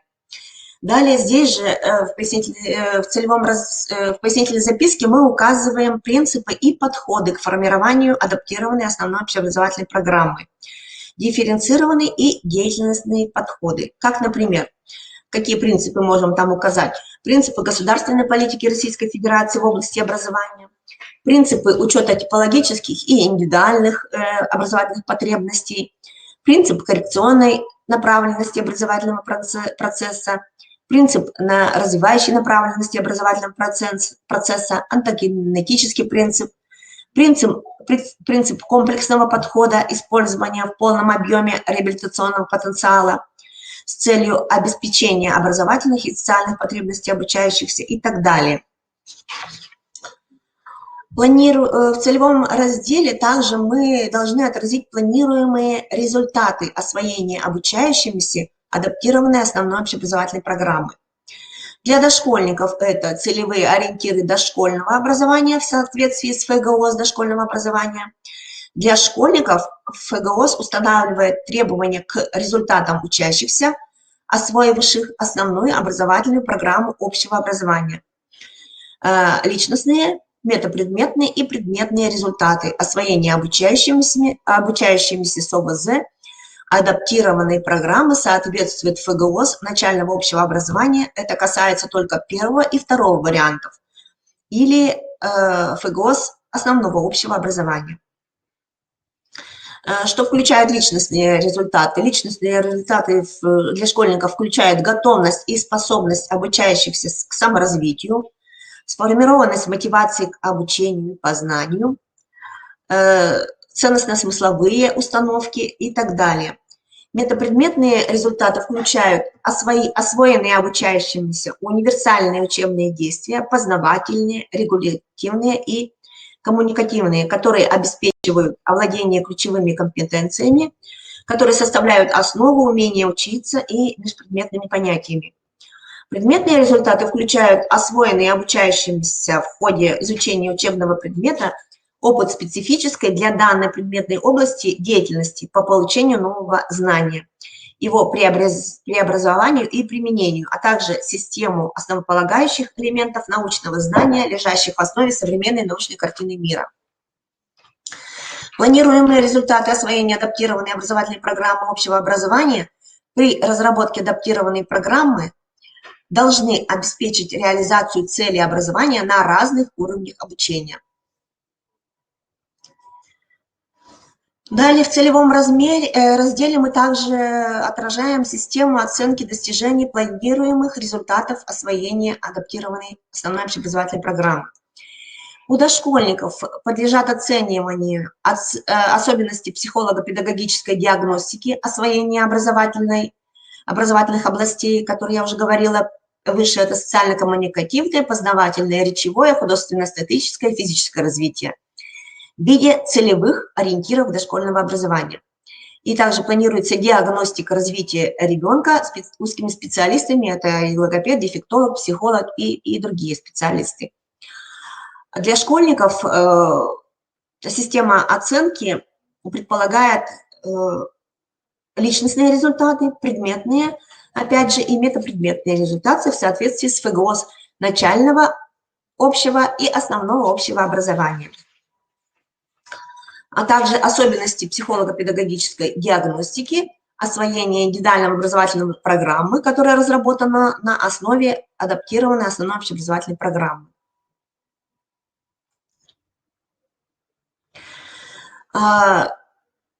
Особенностями системы оценки являются, во-первых, комплексный подход к оценке результатов освоения основной общеобразовательной программы, который позволяет вести оценку предметных, метапредметных и личностных результатов. Например, начального общего образования, оценка коррекционной работы личностных результатов. Использование планируемых результатов освоения адаптированной образовательной программы в качестве содержательной и критериальной базы оценки. Оценка успешности освоения, содержания отдельных учебных предметов. Оценка динамики образовательных достижений обучающимися.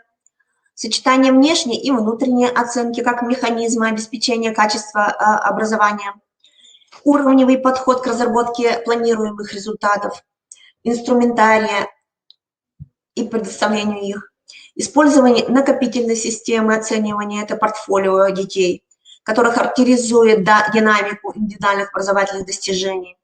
Использование наряду со стандартизированными письменными или устными работами таких форм и методов оценки, как проекты, практические работы, творческие работы, самоанализ, самооценка, наблюдение и так далее. Так, что должно быть в содержательном разделе? Содержательной основой адаптированной основной общеобразовательной программы является федеральный государственный образовательный стандарт. Содержание отбирается с учетом возможностей конкретного ребенка, который пришел в образовательную организацию. Содержательный компонент образовательной программы отражает у дошкольников, в первую очередь, это содержание образовательной работы по 5 образовательным областям, про которых мы не раз уже я повторялась. И содержание образовательной работы состоит из описания форм, способов, средств реализации программы, а также отражает содержание работы по коррекции нарушений развития детей. Для уровня начального общего образования и основного общего образования содержательной основой являются программа формирования универсальных учебных действий на основе индивидуального учебного плана, в начальном общем образовании программа формирования, основного общего образования уже программа развития универсальных учебных действий, программа отдельных учебных предметов или курсов, там перераспределение по годам обучения, обусловленность увеличением сроков освоения программы, исключение усвоения некоторых учебных предметов, например, или изменение сроков их, например, иностранного языка и так далее. Программа духовно-нравственного развития, воспитания обучающихся, это в начальном основном общем образовании, и программа воспитания и социализации – это для основного общего образования. В основном общем образовании программа воспитания и социализации, туда же включается и культура здорового и безопасного образа жизни. В начальном общем образовании дополняется еще программа отдельно идет программа формирования культуры здорового и безопасного образа жизни. А также для обеих уровней это программа коррекционной работы. Диагностическая работа, коррекционно-развивающая, консультативная. Содержание коррекционной работы включает в себя развитие психических функций, которые обеспечивают усвоение образовательных областей, развитие сенсомоторного базиса для формирования умений и навыков ребенка, создание для каждого обучающегося ситуации успеха, то есть сравнение его самого с самим собой, формирование положительной мотивации к деятельности, обучение приемам и способам деятельности с дидактическими материалами, игровым приемам и так далее, охрана психического и физического здоровья обучающегося в СОВЗ и организация восприятия с опорой на анализаторы, на сохранные анализаторы, реализация принципов дифференцированного и индивидуального подхода, исходя из результата психолого-педагогической диагностики. Содержательный раздел обязательно должен включать в себя 3 компонента основных. Это первый образовательный компонент.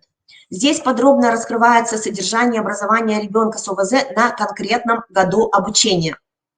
Определяется базовый уровень, то есть обязательный минимум содержания основной образовательной программы. И этот базовый уровень является обязательным для всех обучающихся с ограниченными возможностями здоровья, которые включают перечень основных предметных областей. Здесь же приводится календарно-тематическое планирование, приводятся критерии оценки достижений по отдельным учебным областям. Второй компонент – это коррекционный. Все специалисты, которые осуществляют психолого-педагогическое сопровождение в образовательной организации конкретного ребенка, раскрывают содержание направлений коррекционно-развивающей работы с ребенком с ОВЗ. В этом разделе отражается модель взаимодействия различных специалистов в разработке и реализации коррекционных мероприятий, учителей, специалистов в области коррекционной педагогики образовательной организации, приемы, формы, методы, консультативная работа, информационно-просветительская работа и так далее. Следующий компонент – это воспитательный компонент. Он содержит раздел классного руководителя, тьютора, педагога дополнительного образования, социального педагога с рекомендациями для родителя, обучающегося с ОВЗ.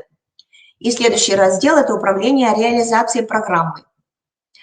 Управление реализацией программы осуществляет педагогический совет и психолого-педагогический консилиум учреждения. Следующий раздел – это организационный раздел. Что он подразумевает? У дошкольников это в этом разделе подразумевается описание организации образовательного процесса и организационно-педагогических условий. Сюда включается примерное ежедневное время, которое необходимо на реализацию программы, включая время для непосредственной образовательной деятельности в режимных моментах, взаимодействие с семьей детей по реализации образовательной деятельности, адаптированной образовательной программы. Далее здесь же у дошкольников отражается материально-техническое обеспечение и обеспеченность методическими материалами и средствами обучения для реализации адаптированной программы. У школьников, прежде всего, конечно же, это учебный план, его программно-методическое обеспечение. Здесь варьируется содержание путем усиления отдельных учебных разделов, конкретных тем, изменение последовательности их изучения. Здесь же распределение часов на очные и дистанционные занятия. Включаются в учебный план дополнительные учебные предметы, коррекционно-развивающие области. Учебный план является основным организационным механизмом реализации адаптированной основной общеобразовательной программы. Он обеспечивает введение в действие и реализацию требований стандарта, определяет общий объем нагрузки и максимальный объем аудиторной нагрузки обучающегося с ОВЗ, состав и структуру обязательных предметных областей и направлением неурочной деятельности по классам или по годам обучения. У школьников также в организационном разделе отражается система условий реализации адаптированной основной образовательной программы. Требования к условиям реализации адаптированной программы представляют собой систему нормативов и регламентов, кадровых, материально-технических, учебно-методических, информационных, финансовых, которые необходимы для достижения планируемых результатов образования. Указываются, какие условия созданы для обеспечения доступности качественного образования детей с ОВЗ в конкретной образовательной организации. То есть создание комфортной развивающей образовательной среды, это охранительный режим, обеспечение здравоосберегающих условий, создание климата психологического комфорта, предупреждение психофизических перегрузок, эмоциональных срывов, соблюдение специальных требований к наглядным пособиям для детей с ОВЗ, введение достаточного количества продолжительных перемен, проведение динамического часа, также соблюдение санпинов, температурные и световой режимы, соответствие мебели росту ребенка, индивидуально ориентированная система оценивания. В материально-технических условиях реализации основной образовательной программы должны быть обеспечены возможность достижения обучающимися установленных ФГОС требований к результатам освоения основной образовательной программы. Соблюдение санитарно-гигиенических норм, требований, архитектурная доступность должна быть обеспечена, то есть возможность для беспрепятственного доступа обучающихся с ОВЗ и детей-инвалидов к объектам инфраструктуры образовательной организации. Информационно-образовательная среда образовательного учреждения включает в себя совокупность технологических средств. Это компьютеры, коммуникационные каналы, программные продукты и так далее. Это позволяет всем участникам образовательного процесса быстро и качественно осуществлять объем информации.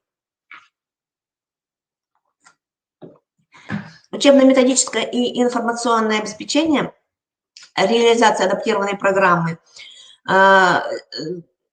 ОМК должно обеспечивать в полном объеме реализацию требований ФГС к результатам образования.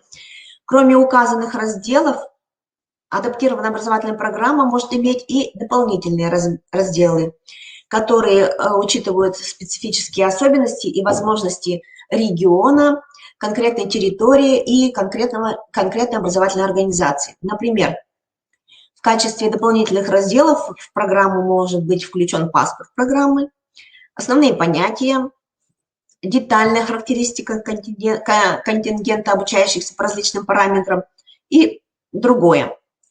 При разработке адаптированной основной общеобразовательной программы нужно учесть, что данный документ является локальным нормативным актом, еще раз повторяюсь, который описывает содержание образования и механизм реализации ФГОС для детей с ОВЗ. В этом акте конкретизируется положение образовательных стандартов применительно к особенностям образовательной организации, к составу учащихся, мест расположения, педагогических возможностей. Характеристика каждого из вышеназванных разделов представлена в примерных адаптированных образовательных программах каждому варианту по каждой нозологии. Еще хочется остановиться на некоторых моментах относительно реализации, конкретно реализации адаптированной образовательной организации. В процессе освоения адаптированной образовательной организации сохраняется начальное общее образование, где расписаны разные варианты, сохраняется возможность перехода обучающегося с одного варианта адаптированной образовательной программы на другой. Перевод обучающегося с ОВЗ с одного варианта программы на другой осуществляется организацией на основании комплексной оценки результатов освоения адаптированной образовательной программы. Может быть, по рекомендации ПМПК и с учетом мнения родителей, законных представителей. В спорных случаях, когда ребенок на ПМПК показывает недостаточно четкие умения и знания по возрасту, и члены ПМПК не могут точно определиться, какой вариант рекомендовать, то на момент поступления ребенка в школу ПМПК рекомендует более сложную образовательную программу, вариант 1. И в том случае, если обучающийся во время реализации этой программы не достигает минимального уровня овладения предметными результатами по всем или большинству учебных предметов в течение года, то по рекомендуемому варианту 1, то по решению консилиума образовательной организации ребенок направляется на ПМПК, и по рекомендации ПМПК и согласия родителей организация может перевести обучающегося на обучение по второму варианту. Обучающиеся, которые установленные сроки не ликвидировали академической задолженности с момента ее образования, по заявлению родителей, законных представителей, оставляется на повторное обучение. Это вот статья 58, часть 6, пункт 9 Федерального закона об образовании. Или также могут переводиться на обучение по другому варианту адаптированной программы в соответствии с рекомендацией ПМПК, либо они могут быть переведены на обучение по индивидуальному учебному плану. Или еще пример, обучающему с нарушением опорно-двигательного аппарата была, например, была рекомендована программа вариант 6.3 или 6.4. Это программа для детей, имеющих умственную отсталость и нарушение опорно-двигательного аппарата. При наличии значительных продвижений обучающегося в освоении адаптированной основной общеобразовательной программы начального общего образования по рекомендованному варианту может быть поставлен вопрос о переводе обучающегося на обучение по более сложному варианту 6.3 или 6.2 или 6.3. Но здесь надо иметь в виду и четко понимать, что в этом случае прежде всего необходимо уточнить интеллектуальный диагноз у психиатра, прежде чем переводить на другой вариант, на более высокий вариант программы. Образовательная организация с опорой на закон об образовании в Российской Федерации, конкретный ФГОС для обучающихся с ОВЗ, примерно адаптированные основные общеобразовательные программы определенного варианта, а также иные документы самостоятельно составление своей адаптированной образовательной программы. Еще раз хочу акцентировать на этом внимание.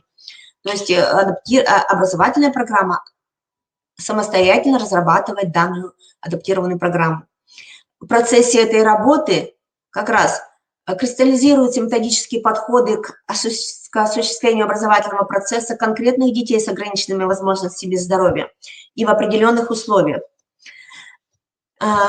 Примерные адаптированные образовательные программы, на которые можно опираться при составлении примерно адаптированной программы для конкретного ребенка в образовательной организации, можно найти на сайте Министерства просвещения Российской Федерации в разделе «Реестр примерных основных общеобразовательных программ». Адаптированные, там есть такая рубрика. На данном ресурсе размещены примерные адаптированные программы для детей дошкольного возраста. Вот вы их видите на сайте. Татьяна Александровна вам про них немножко вкратце тоже рассказала. Я не буду на них сильно останавливаться, потому что у нас уже время. Далее также там размещены примерные адаптированные программы для детей начального общего образования. Все они тоже также там, вы увидите, перечислены. Также там на этом сайте можно найти комплекты примерных рабочих программ по отдельным учебным предметам и коррекционным курсам по адаптированной основной общеобразовательной программе начального общего образования для обучающихся 2-3 классов. То есть здесь никаких затруднений не должно возникать в образовательной организации при разработке программы адаптированной для ребенка, который пришел с конкретной рекомендацией. Министерством просвещения Российской Федерации письмом было доведено до сведения государственных органов исполнительной власти в области управления образования информация о том, что в соответствии с частью 1 статьи 11 Закона об образовании федеральные государственные образовательные стандарты обеспечивают преемственность основных образовательных программ, то есть адаптированные основные общеобразовательные программы начального общего образования переходят на уровень основного общего образования. Пока что нет утвержденных программ, но есть примерные проекты примерных адаптированных программ основного общего образования. Они размещены на сайте ФРЦ. Вот вы видите этот сайт. Так, вы видите этот сайт и видите, какие программы есть размещены на этом сайте. Ну и на уровне среднего общего образования остаются варианты для глухих, слабослышащих, позднооглохших, слепых, слабовидящих, обучающихся с нарушением опорно-двигательного аппарата и обучающихся с расстройством аутистического спектра. Пока эти программы не разработаны, но дети, которые заканчивают 9 класс, вот в 10 класс могут переходить только по этим программам. У нас уходят в 10 классе дети программы с задержкой психического развития и программы для детей с тяжелыми нарушениями речи. Также эти программы уходят, когда дети после 9 класса переходят на уровень профессионального образования, а остаются те же программы, что для среднего общего образования. Для обучающихся с выраженными нарушениями интеллекта, которые раньше не получали образование по адаптированной основной общеобразовательной программе, разработана примерная адаптированная основная общеобразовательная программа. Она размещена на портале, вот вы видите на сайте на этом портале, и также для обучающихся с различными формами умственной отсталости реализуется программа профобучения. Она называется «Основная программа профессионального обучения». Это программа для детей с умственной отсталостью. А для обучающихся с ограниченными возможностями здоровья, которые закончили вариант 1-2, по окончании адаптированной основной общеобразовательной программы рекомендуется адаптированная образовательная программа среднего профессионального образования. И также для лиц с ОВЗ, имеющих среднее образование, ПМПК может рекомендовать адаптированную образовательную программу высшего образования. Вот вкратце я рассказала вам о структуре образовательной программы. Если будут какие-то вопросы, пожалуйста, можете задавать, и я вам отвечу. Спасибо. А сейчас я передаю слово кому? Мишениной Александре Александровне. Она вам расскажет СПА и ПРА. Спасибо за внимание.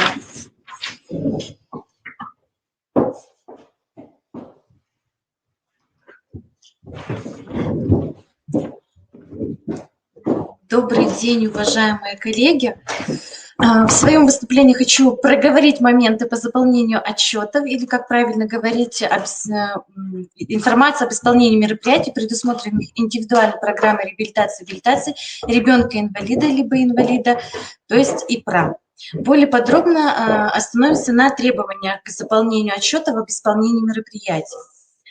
Основополагающим документом в соответствии с которыми в республике проводится данная работа, является следующее. Это новый приказ Министерства образования, науки и молодежной политики Республики Коми от 25 февраля 2021 года, номер 90-П.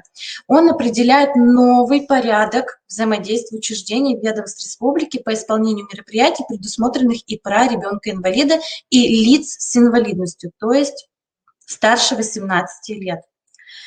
Данный приказ у нас был основан, взят на основе приказа Министерства труда и социальной защиты Российской Федерации от 13 июня 2017 года, номер 486-М. Если вы желаете подробно изучить вопросы, касающиеся формирования ИПРА, можете обратиться к данным приказам.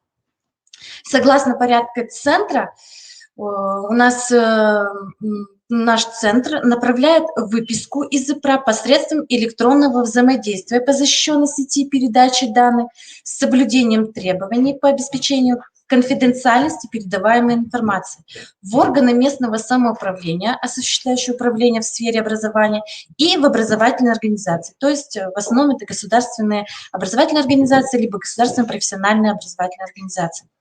На данный момент у нас центр планирует и подготавливается материалы по передаче данных именно по защищенной сети VIP.net. На вопросы, что из себя представляет выписка, какую полезную информацию можно из нее получить, будут даны четкие инструкции и рекомендации на планируемом в дальнейшем в ближайшем месяце, то есть в апреле, у нас планируется совещание. И все эти вопросы будут непосредственно подниматься и решаться. А теперь мы поговорим именно о том, какая информация должна поступать в наш адрес. Во-первых, согласно приказу, не позднее, чем 3 дня после получения выписки из ИПРА необходимо уведомлять Центр о факте получения документов с указанием места получения услуги психолого-педагогической реабилитации и реабилитации, то есть образовательной организации. Вот мы хотим, например, мы предлагаем оформлять это в виде вот такого уведомления, в виде вот такой таблицы, где вы четко в примечании указываете, то есть мы указываем в таблице фамилию, имя, отчество ребенка, дату рождения, номер выписки, в шапочке заполняем образовательную организацию либо управление образования, которое получило выписки, и дату направления выписки из ИПРА, то есть ту дату, когда вы получили эти выписки по защищенной сети, то есть по VIP.net. В примечаниях мы четко указываем наименование образовательной организации, которую на тот момент посещает ребенок-инвалид, либо инвалид. Но это касается для управления образованием. Например, мы направили пакет выписок в управление образования, и они четко нам прописывают, кто учится в какой школе, кто в каком детском саду. В остальных случаях мы указываем причины неорганизованности. Например, стоит еще в очереди, проходит реабилитацию или другое.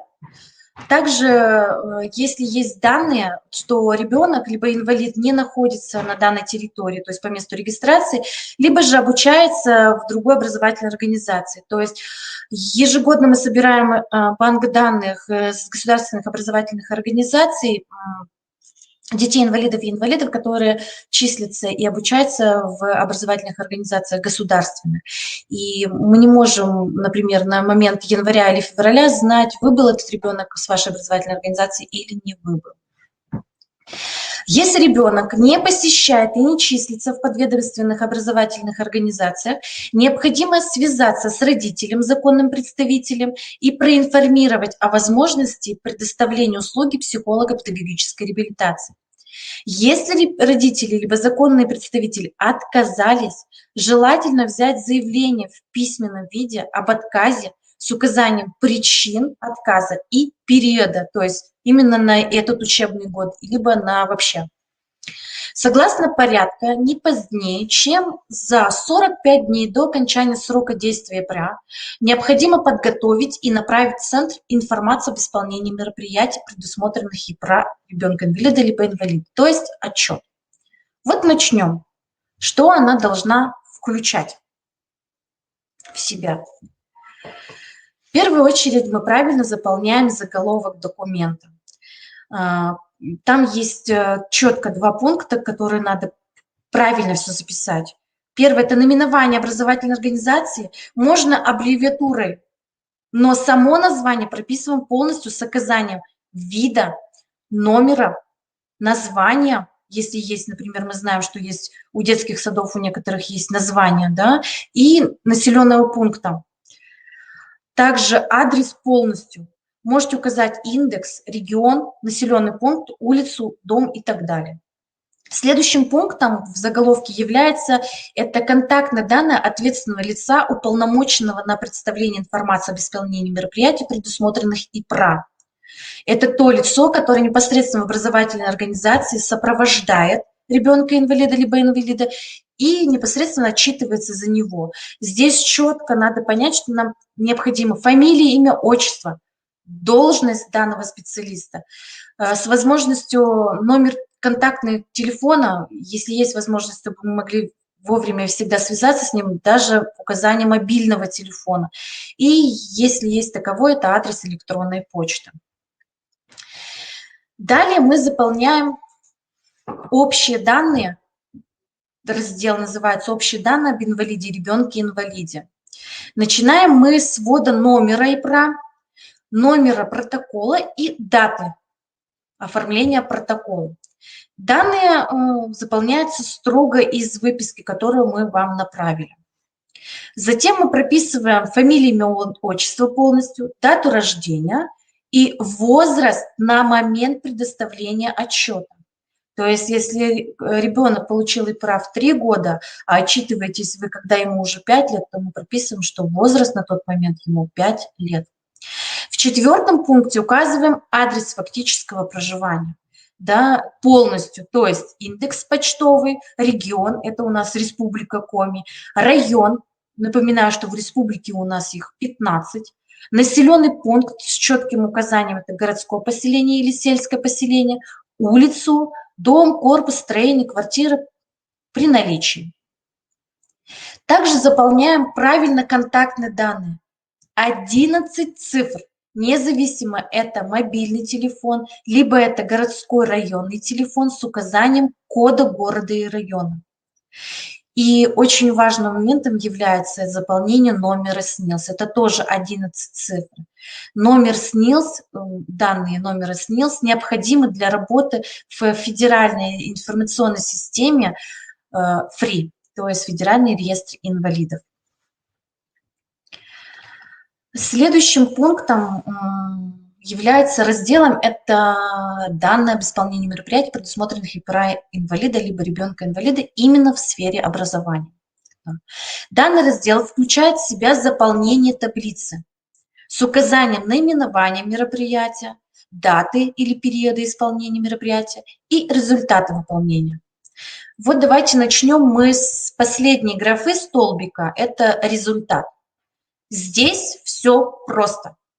Либо это выполнено, либо это не выполнено. Мы ничего дополнительно туда не пишем. То есть мероприятие выполнено, либо не выполнено. Следующая графа столбик – это дата исполнения мероприятия. Мы здесь прописываем период с какого по какой, либо определенную дату, например, к примеру, это касается пункта консультирования, да, когда исполнялось мероприятие. Надо четко понимать, что мы берем за основу период, указанный в ИПРА, но строго прописываем только тот период, когда были исполнены мероприятия и предоставлены услуги психолого-педагогической реабилитации и реабилитации.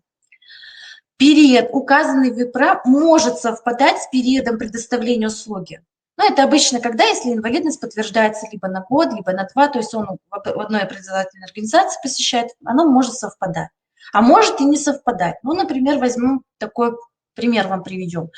Ребенку-инвалиду, возраст которого 1 год,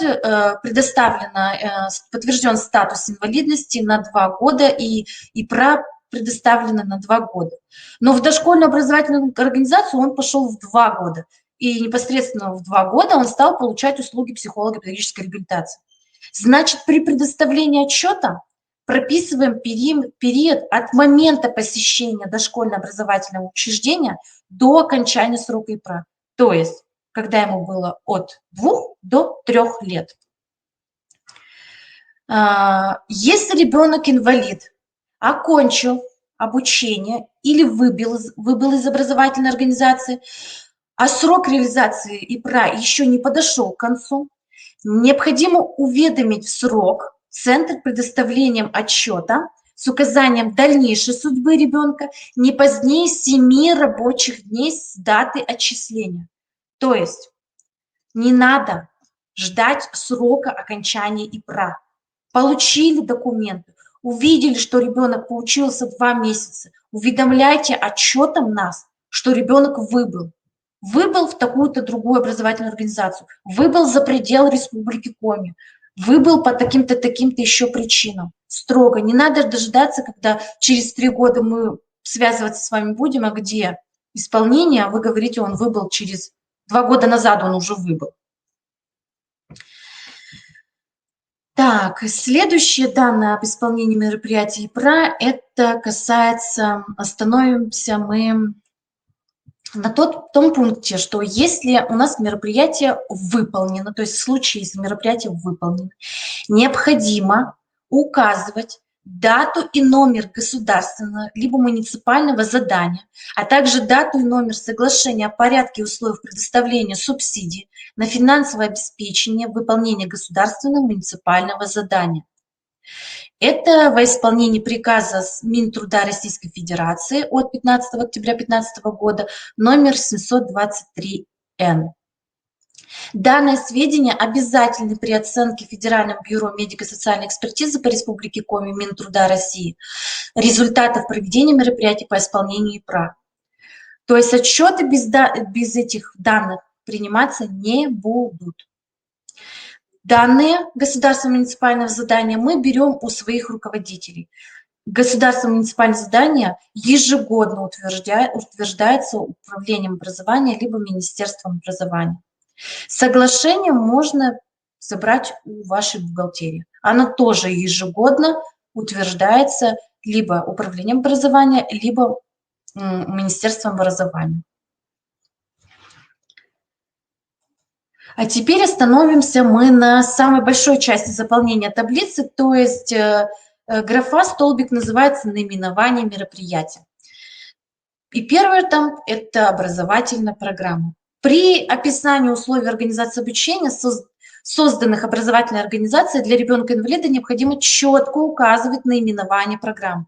Это либо основная, либо адаптированная, с указанием уровня образования, класса, курса и либо группы, в которой обучается ребенок. Вот смотрим на сайт. К примеру, программа основная. Мы прописываем уровень образования. Вспоминаем, у нас есть дошкольное образование, да, начальное общее образование, основное общее образование, среднее общее образование, профессиональное образование, которое делится на среднее профессиональное образование и высшее образование. Класс или группу прописываем, то есть и курс, да, мы прописываем на момент предоставления отчета, на тот момент, когда вы отчитываетесь. Большая, очень большая просьба к дошкольным образовательным организациям писать возрастную группу. Возрастная группа, либо младшая возрастная группа, средняя, старшая возрастная группа, подготовительная к школе группа, либо же это группа для детей 4-5 лет с тяжелыми нарушениями речи, либо же это разновозрастная группа и так далее. Четко прописываем возрастную группу. Для профессиональных образовательных учреждений, кроме того, что вы указываете курс, необходимо указать еще и специальность, которую получает обучающийся. Если ребенок обучается по адаптированной программе, то в отчете необходимо указывать вид программы согласно основному нарушению ребенка-инвалида и только в соответствии с рекомендациями психолога медико-педагогической комиссии. То есть в данном случае ребенку-инвалиду либо инвалиду у нас подтверждается еще и статус ребенок либо лицо с ограниченными возможностями здоровья. То есть инвалид имеет 2 статуса. Ну и вспоминаю, что адаптированная образовательная программа у нас есть для обучающихся с нарушением слуха, нарушением зрения, тяжелыми нарушениями речи, опорно-двигательного аппарата, с задержкой психического развития, с расстройством аутистического спектра и для обучающихся с умственной отсталостью, интеллектуальным нарушением. Как уже было сказано ранее специалистами, адаптированная программа для обучающихся с умственной отсталостью, интеллектуальным нарушением не имеет уровня. Также для адаптированных программ дошкольного образования необходимо указывать это либо для детей раннего, либо это дошкольного возраста. А адаптированные программы начального общего образования согласно вариантам ФГОС приказа 1598, 1599. То есть наименование образовательной программы мы заполняем строго согласно ФГОС. В этом же блоке необходимо описывать проблемы ребенка, возникающие при освоении программы. Не надо писать нам полную характеристику на ребенка, что он умеет, а что он не умеет, а именно расписать те трудности в обучении и воспитании, которые препятствуют освоению программы. То есть, если ребенок осваивает даже адаптированную программу, но он осваивает ее в полном объеме. Либо же, если есть какие-то проблемы, то мы их кратенько описываем. То есть, вот примеры мы привели. Это низкий уровень познавательной активности, нарушение эмоционально-волевой сферы, то есть, например, неусидчивый, еще низкий уровень развития внимания, то есть низкий уровень объема внимания, концентрации, устойчивости внимания. Также есть нарушение поведения, это проявление агрессии, истерики. Это тоже могут быть проблемами в освоении программы, да? Нарушение в ориентации, нарушение речи.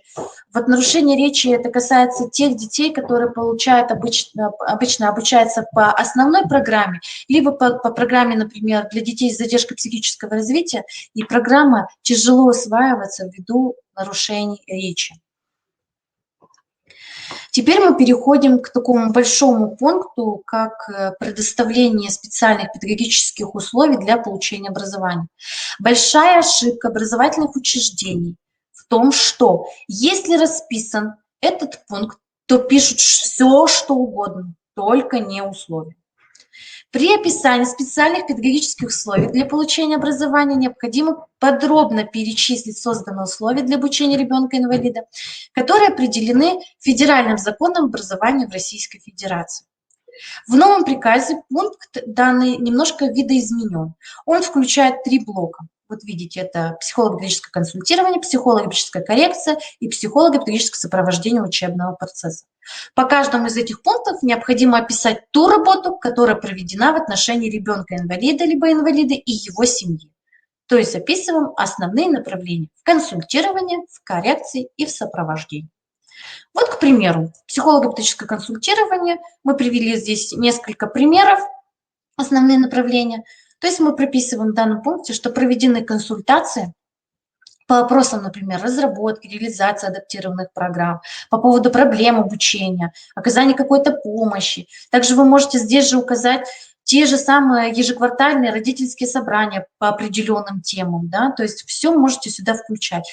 Либо это групповое консультирование, либо же это индивидуальная консультация.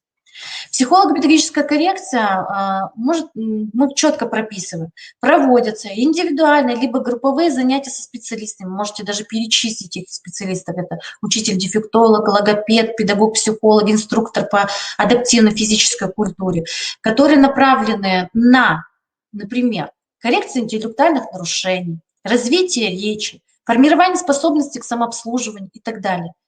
Просто прописываем направление работы коррекционной. Самый большой блок – это психолого-педагогическое сопровождение учебного процесса. Здесь мы подробно останавливаемся на тех специальных условиях, которые созданы в образовательной организации именно для данного ребенка-инвалида либо инвалида. То есть мы прописали выше консультирование, мы прописали коррекцию, а здесь прописываем все то остальное, что создано для ребенка. К примеру, вот опять же мы приводим это организация обучения по индивидуальному учебному плану в условиях образовательной организации, предоставление услуг ассистента, тьютера, диагностическая работа, работа в рамках консилиумов, да, и другие условия. Это соблюдение медицинской рекомендации, расположение рабочего места ребенка в классе, специальные технические средства обучения, необходимость соблюдения охранительного режима, Также особые условия прохождения ГИА, про это мы не забываем, указываем, да, предоставление дополнительного времени для выполнения заданий, либо освобождение от определенных физических нагрузок или вообще от занятий физической культуры. То есть все, что создано для ребенка, мы прописываем именно в пункте психолого-педагогическое сопровождение учебного процесса. Теперь вниманию специалистов. Заполняем информацию, данные о ребенке только в соответствующие графы. Не переходим в другие графы. Вот посмотрите, мы привели пример вам, как правильно заполнять. То есть мероприятие мы в столбик мероприятия описываем. Дата исполнения мероприятия мы прописываем только дату, и результат мы пишем только выполнено, не выполнено. Не переходим в другую информацию.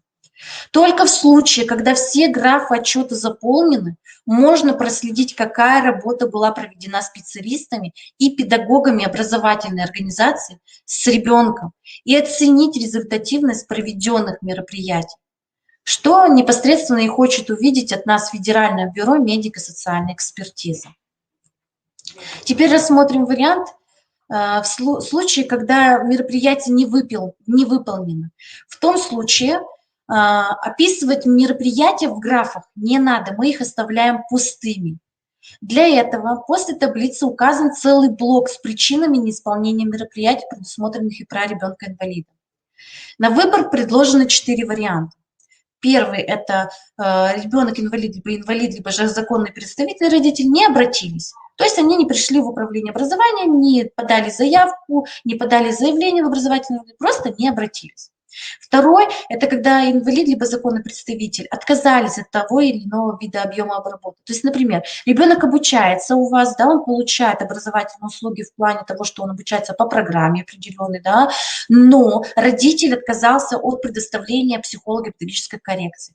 То есть в пункте образовательной программы вы пишете «все выполнено», а в пункте психолого-педагогической коррекции вы пишете «не выполнено» и отмечаете галочку, что инвалид отказался от этого вида предоставления услуг. Третий пункт – это инвалид либо законный представитель отказались от реализации в целом. Прямо скажу, этот пункт мы вообще не затрагиваем, потому что кроме наших услуг в ИПРА прописываются еще другие услуги для других ведомств. Об этом мы не знаем. И вот большой пункт, это 4-й, это причины неисполнения. То есть если родитель и не отказался, и не обратился, но они не, например, посещают, да, образовательную организацию, как мы уже сказали выше, да, то здесь четко прописываем. Вот пример. По состоянию здоровья обычно приписывают, то есть медицинские показания не посещения образовательной организации есть, ввиду прохождения лечения, реабилитации, либо находится в академическом отпуске, либо другое. Подробно прописываем причину вот в этот пункт. И другое, да. В конце документа оформляем дату направления информации именно день в день, когда вы нам ее предоставите. Представлен отчет, заверяем подписью руководителя и печатью образовательной организации. Полностью правильно заполненный документ сканируем и направляем по защищенной же сети, то есть так же, как мы отправили вам выписку, то есть по сети WebNet в адрес центра. Направляем мы скан документа. Не забываем, что это не надо нам сканировать каждую страницу по отдельности. Это должен быть один файл на 2-3 страницы в формате PDF.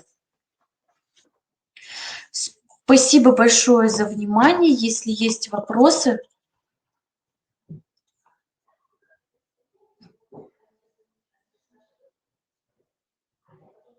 Вот информация поступила такая, что старая ссылка по заполнению ИПРА онлайн, она не открывается. Теперь действует новая.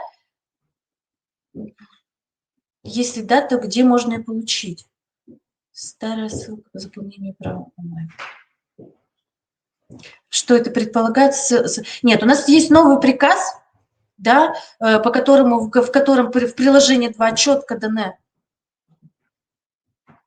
пункты, как заполнять, да, отчеты ИПРА.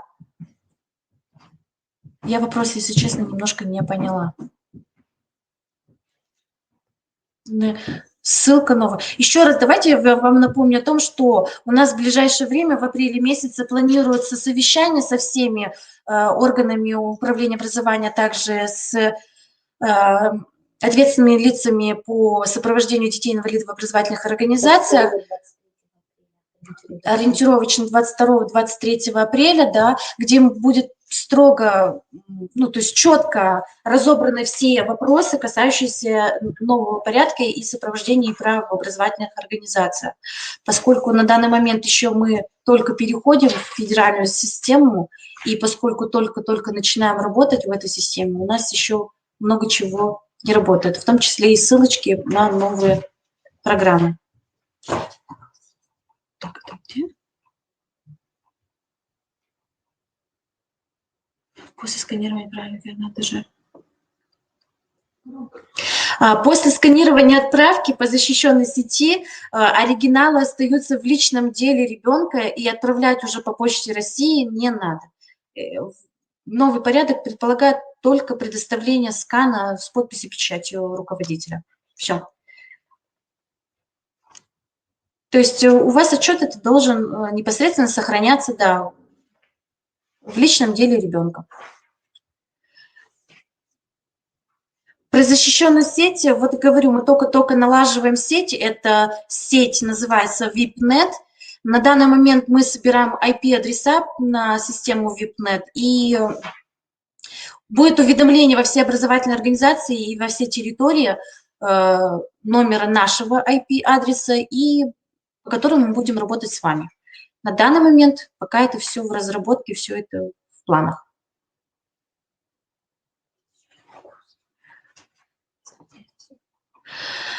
Данный отчет об исполнении мероприятий непосредственно заполняет тот специалист, который уполномочен представлять интересы ребенка от образовательной организации.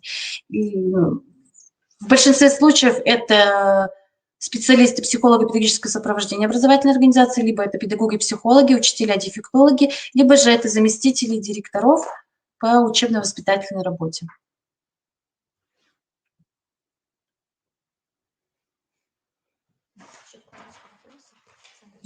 Где-то.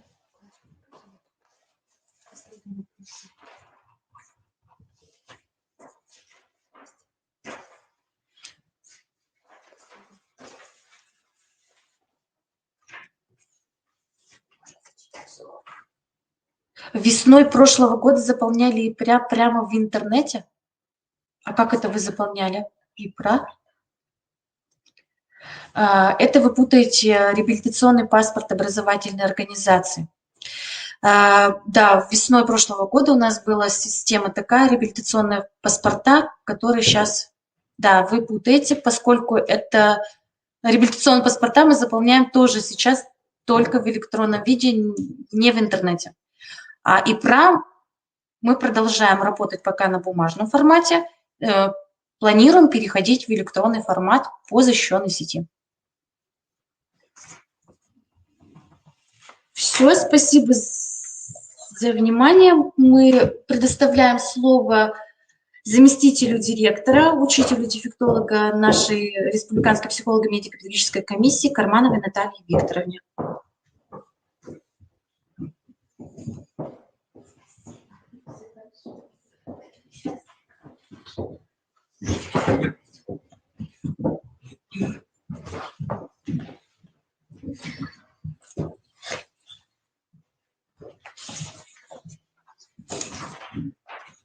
Добрый день, уважаемые коллеги.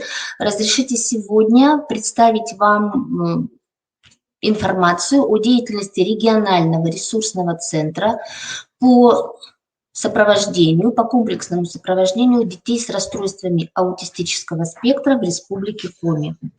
Мы все прекрасно понимаем, что одним из приоритетных направлений государственной политики в области детства стало обеспечение прав детей-инвалидов и детей с ограниченными возможностями здоровья, в том числе детей с расстройствами аутистического спектра, на полноценное участие в общественной жизни, получение качественного образования, получение квалифицированной медицинской помощи, на охрану здоровья и реабилитацию, социализацию, социальную защиту, профессиональную подготовку.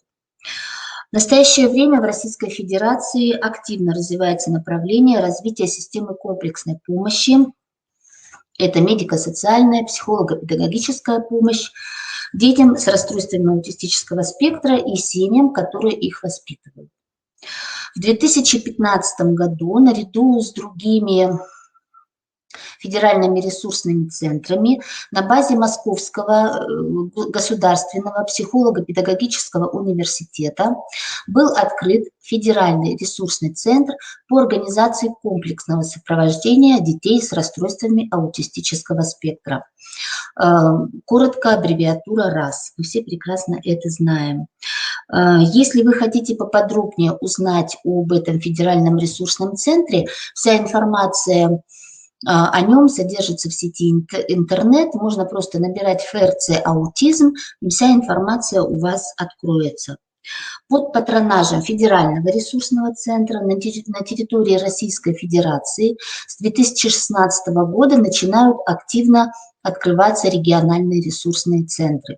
В том числе такой центр открылся и в нашей республике на базе нашего Центра образования и здоровья. Открылся он 1 июня 2017 года и активно начал работать уже с начала 2018 года.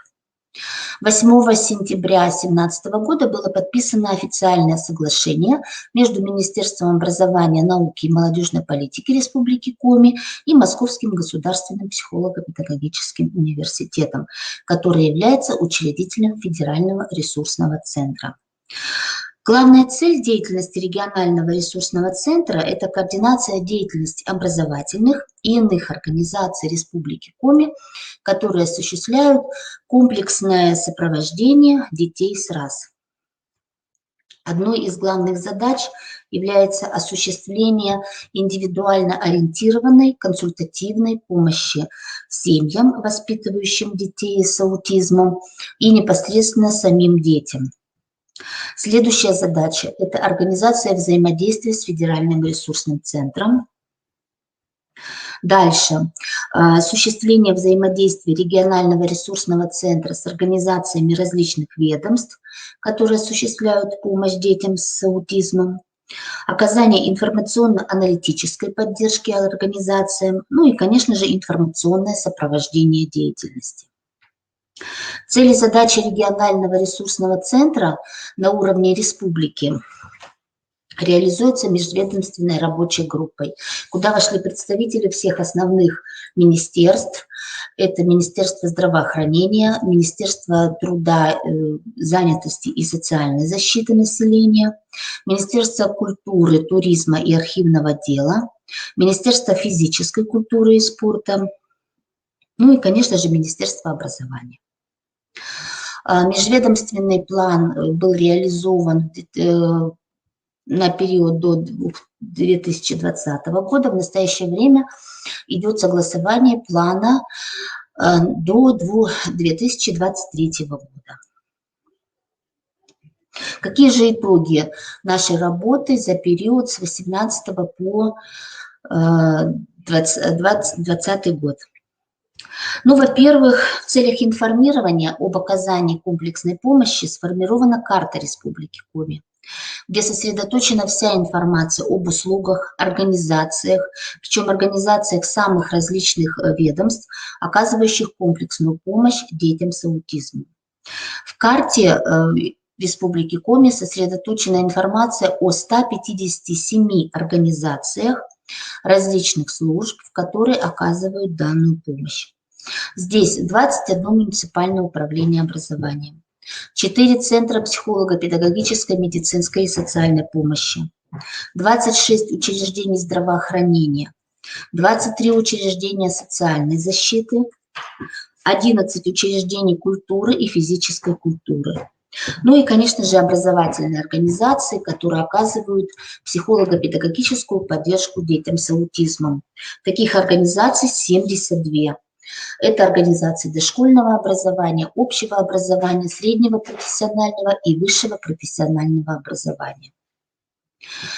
В карте есть информация об условиях работы учреждений, об оказываемых услугах, о специалистах, которые работают, все контактные данные, по которым можно связаться с учреждением и получить более дополнительную информацию.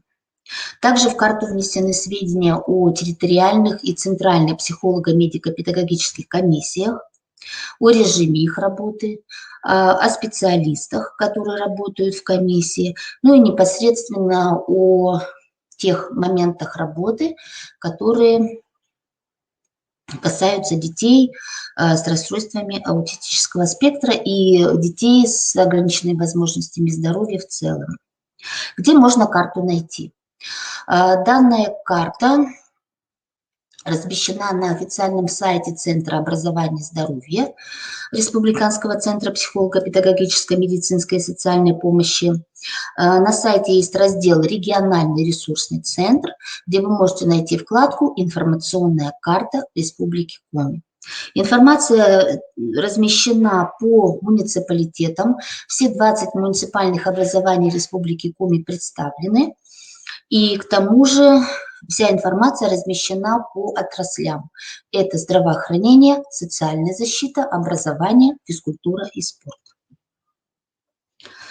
Также ежегодно ресурсным центром проводится мониторинг обучающихся с расстройствами аутистического спектра в Республике Коми. Всем известна мировая тенденция, что количество детей с аутизмом растет. По официальным данным статистики, мировой статистики, это 1 к 54. То есть каждый 55-й ребенок, грубо если так сказать, да, это ребенок с расстройствами аутистического спектра.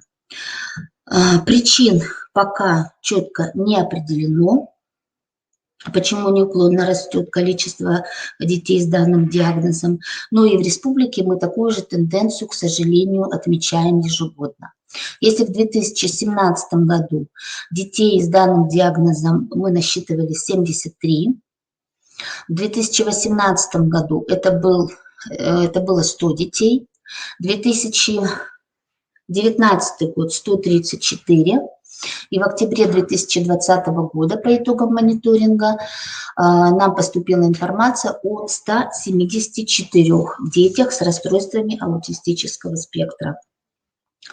Пользуясь случаем, хочется поблагодарить муниципальные органы управления образованием, государственные общеобразовательные организации, организации профессионального образования республики за своевременное и полное предоставление информации об обучающихся учреждений, которые имеют данный диагноз, уже выставлен диагноз или риск выявления расстройств аутистического спектра. Практическая деятельность регионального ресурсного центра. Конечно, так как одной из главных задач является оказание индивидуально ориентированной помощи, то практическая деятельность у нас ведется уже с 2018 года. Это непосредственная работа с самими детьми. Последний год, 2020 год и 2021, мы наблюдаем тенденцию как уменьшение, наверное, возраста, да, обратившихся детей. К нам пошли уже дети, начиная с 3-летнего возраста. Таким образом, мы оказываем помощь детям и раннего возраста в том числе. То есть с 3 лет мы уже готовы детей принимать. Куда и как мы их принимаем? На базе гуманитарно-педагогического колледжа имени Куратова, который располагается на улице Катаева, 14, города Сыктывкара, у нас работает практическая площадка регионального ресурсного центра. На данной площадке специалистами, а это специалисты, которые прошли обучение по работе с детьми данной категории. Это специалисты, имеющие дефектологическое образование, логопедическое образование, имеющие большой опыт работы с детьми с ограниченными возможностями здоровья и детьми-инвалидами. Это учитель-дефектолог, это учитель-логопед, педагог-психолог и социальный педагог, специалист по ручному труду, по развитию мелкой моторики, чтобы было более понятно. Все эти 4 специалиста работают ежедневно на площадке и проводят с детьми диагностические и коррекционно-развивающие курсы. Данные курсы проводятся в течение 2,5 месяцев. То есть, каким образом? Дети приходят на занятия 2 раза в неделю, и занятия проходят блоками по 2, 3, 4 занятия еженедельно, дважды в неделю, в зависимости от состояния ребенка, от показаний и от возможностей, психофизических возможностей ребенка. Каждое занятие длится от 15 до 30 минут. То есть, опять же, по возможностям детей. Специалисты проводят углубленную диагностику, оценивают не только трудности, но и сильные стороны детей. Итак, повторюсь, в течение 2,5 месяцев дети приходят к нам на занятия и получают коррекционно-развивающие и диагностические занятия. Значит, все результаты занятий заносятся в индивидуальную карту развития ребенка. Вот таким образом она выглядит. То есть в ходе диагностики каждый специалист заполняет соответствующие разделы в данной карте. Особое внимание при описании особенностей и потребностей детей уделяется таким разделам, как особенности речи, особенности внимания, утомляемости, темпа деятельности, особенности сенсорного восприятия, моторного развития и графических навыков, ну и другие особенности детей. По окончании диагностического курса педагогами разрабатываются развернутые индивидуальные рекомендации. Вот так выглядят эти рекомендации, где точечно прописываются действия родителей, как действия родителей, так и специалистов той образовательной организации, которую ребенок посещает. То есть даются рекомендации, как в дальнейшем сопровождать данного ребенка, как учителю-логопеду, учителю-дефектологу и другим специалистам учреждения, и также родителям в домашних условиях. Рекомендации действуют в течение 1 года. У нас уже есть такая практика, что родители по истечении года, получив рекомендации, приходят к нам повторно. За 3 года данные диагностические курсы прошли у нас 109 ребятишек от 3 до 12 лет. Ну, конечно же, возникнет вопрос. Такими курсами могут воспользоваться дети, проживающие в городе Сыктывкаре. Как же быть с теми детьми, которые живут в других городах и районах, в отдаленных районах? Сразу отвечу на этот вопрос. Здесь начинают работать курсы экспресс-диагностики. То есть это те же самые диагностические курсы, только длятся они не 2,5 месяца, а 2-2,5 недели. То есть родитель с ребенком приезжает в город и ежедневно посещает наших специалистов в течение 2-2,5 недель. Все зависит от возможностей родителей. И затем также по окончании 2,5 недель родители получают подобные развернутые индивидуальные рекомендации. Ну и, конечно же, получив данные рекомендации, связь у нас с родителями не прекращается. Постоянные звонки, постоянные консультации, какие-то вопросы, как в дальнейшем работать, что делать, если вдруг какая-то рекомендация не работает. То есть наши специалисты всегда на связи и готовы ответить на любой вопрос родителей, который возникает. Следующий вопрос, который может у вас возникнуть: как попасть к нам на диагностический курс? Ну, во-первых, сам курс можно не проходить, а можно просто получить консультацию нашего специалиста, любого из 4, которых я назвала. Это всегда возможно. И не обязательно приходить к нам по адресу Катаева, 14, можно позвонить по телефону. Это телефон с кодом Сыктывкара 88212, телефон 301 357, добавочный 200. Если вы наберете данный номер, еще раз повторю, 301 357, добавочный 200, то вы попадете на специалистов регионального ресурсного центра, где можно получить консультацию или записаться на консультацию, озвучить вопрос, который вас интересует, получить на него ответ, или же непосредственно записаться на прохождение курса. Это проходит не быстро, потому что у нас большая очередность, к сожалению, как и уже, повторюсь, что количество детей растет, и востребованность наших специалистов достаточно высокая. Поэтому, если вы видите, что какому-либо ребенку в вашем учреждении необходима помощь, в том числе консультативная, вы можете обратиться. Да, и такой немаловажный момент, все занятия в региональном ресурсном центре проводятся на бесплатной основе. Ну, занятия – это не один момент нашей работы. Также специалистами регионального ресурсного центра ежегодно проводятся инклюзивные лагерные смены в детском оздоровительном лагере «Чайка». Подобных смен проводилось уже 3. Это было 2 летних смены и 1 зимняя в преддверии Нового года. Также специалисты проводят и так называемую внеурочную работу.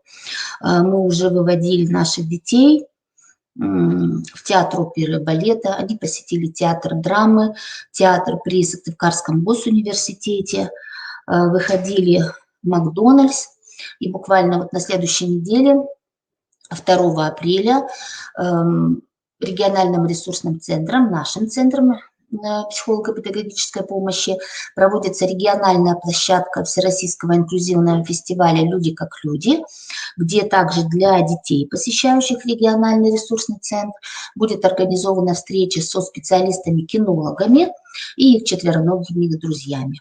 То есть вот такое и развитие детей мы тоже стараемся давать и проводить. Ну и, конечно же, специалисты и нашего центра регулярно принимают участие в обучающих мероприятиях Федерального ресурсного центра и направляют информацию о курсах, проводимых московскими нашими коллегами для повышения квалификации и повышения своих профессиональных компетенций. Ну и в итоге, повторюсь о наших контактах. На официальном сайте Республиканского центра психолого-педагогической помощи в разделе «Региональный ресурсный центр» вы можете найти всю информацию о контактах, о нашей работе, методические рекомендации. Также в отдельной вкладочке вы можете найти это методические рекомендации авторов как московских, так и наши разработки наших специалистов. Номер, еще раз, 301-357, это единый номер нашего центра. Вы можете попасть к нам в приемную и задать любой вопрос, вас перенаправят к специалисту. Если же вы хотите непосредственно связаться с специалистами-практиками нашего центра, еще раз, это 301-357, добавочный 200. Спасибо за внимание. Есть ли какие вопросы?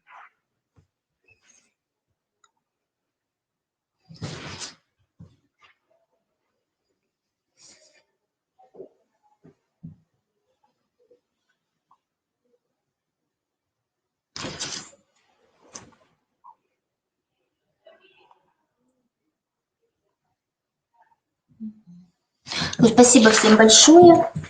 Готовы к сотрудничеству. Всего хорошего.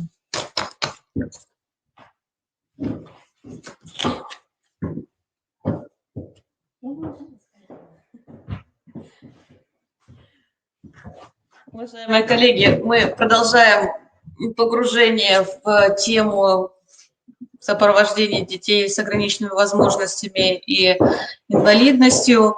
Мы с вами уже переходим границы все дозволенного, скажем так, и очень сильно задерживаемся, поэтому перерыв у нас уже прошел в процессе бурного обсуждения этой темы, и с федерального и регионального уровня мы переходим на муниципальный уровень, на уровень образовательных организаций, и сейчас все прикоснемся к миру сопровождения детей с ОВЗ, начнем с города Сыктывкар.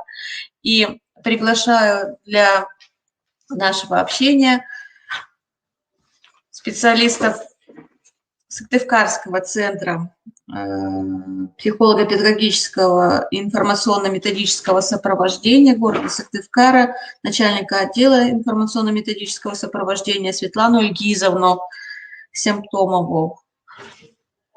Будем рады услышать от вас информацию полезную. Пожалуйста, задавайте вопросы, делитесь опытом. В чате не забывайте друг с другом тоже общаться по поводу тем нашего сегодняшнего заседания. Обменивайтесь контактами. Светлана Ильгизовна, подключайтесь, пожалуйста. Вас пока не видно и не слышно.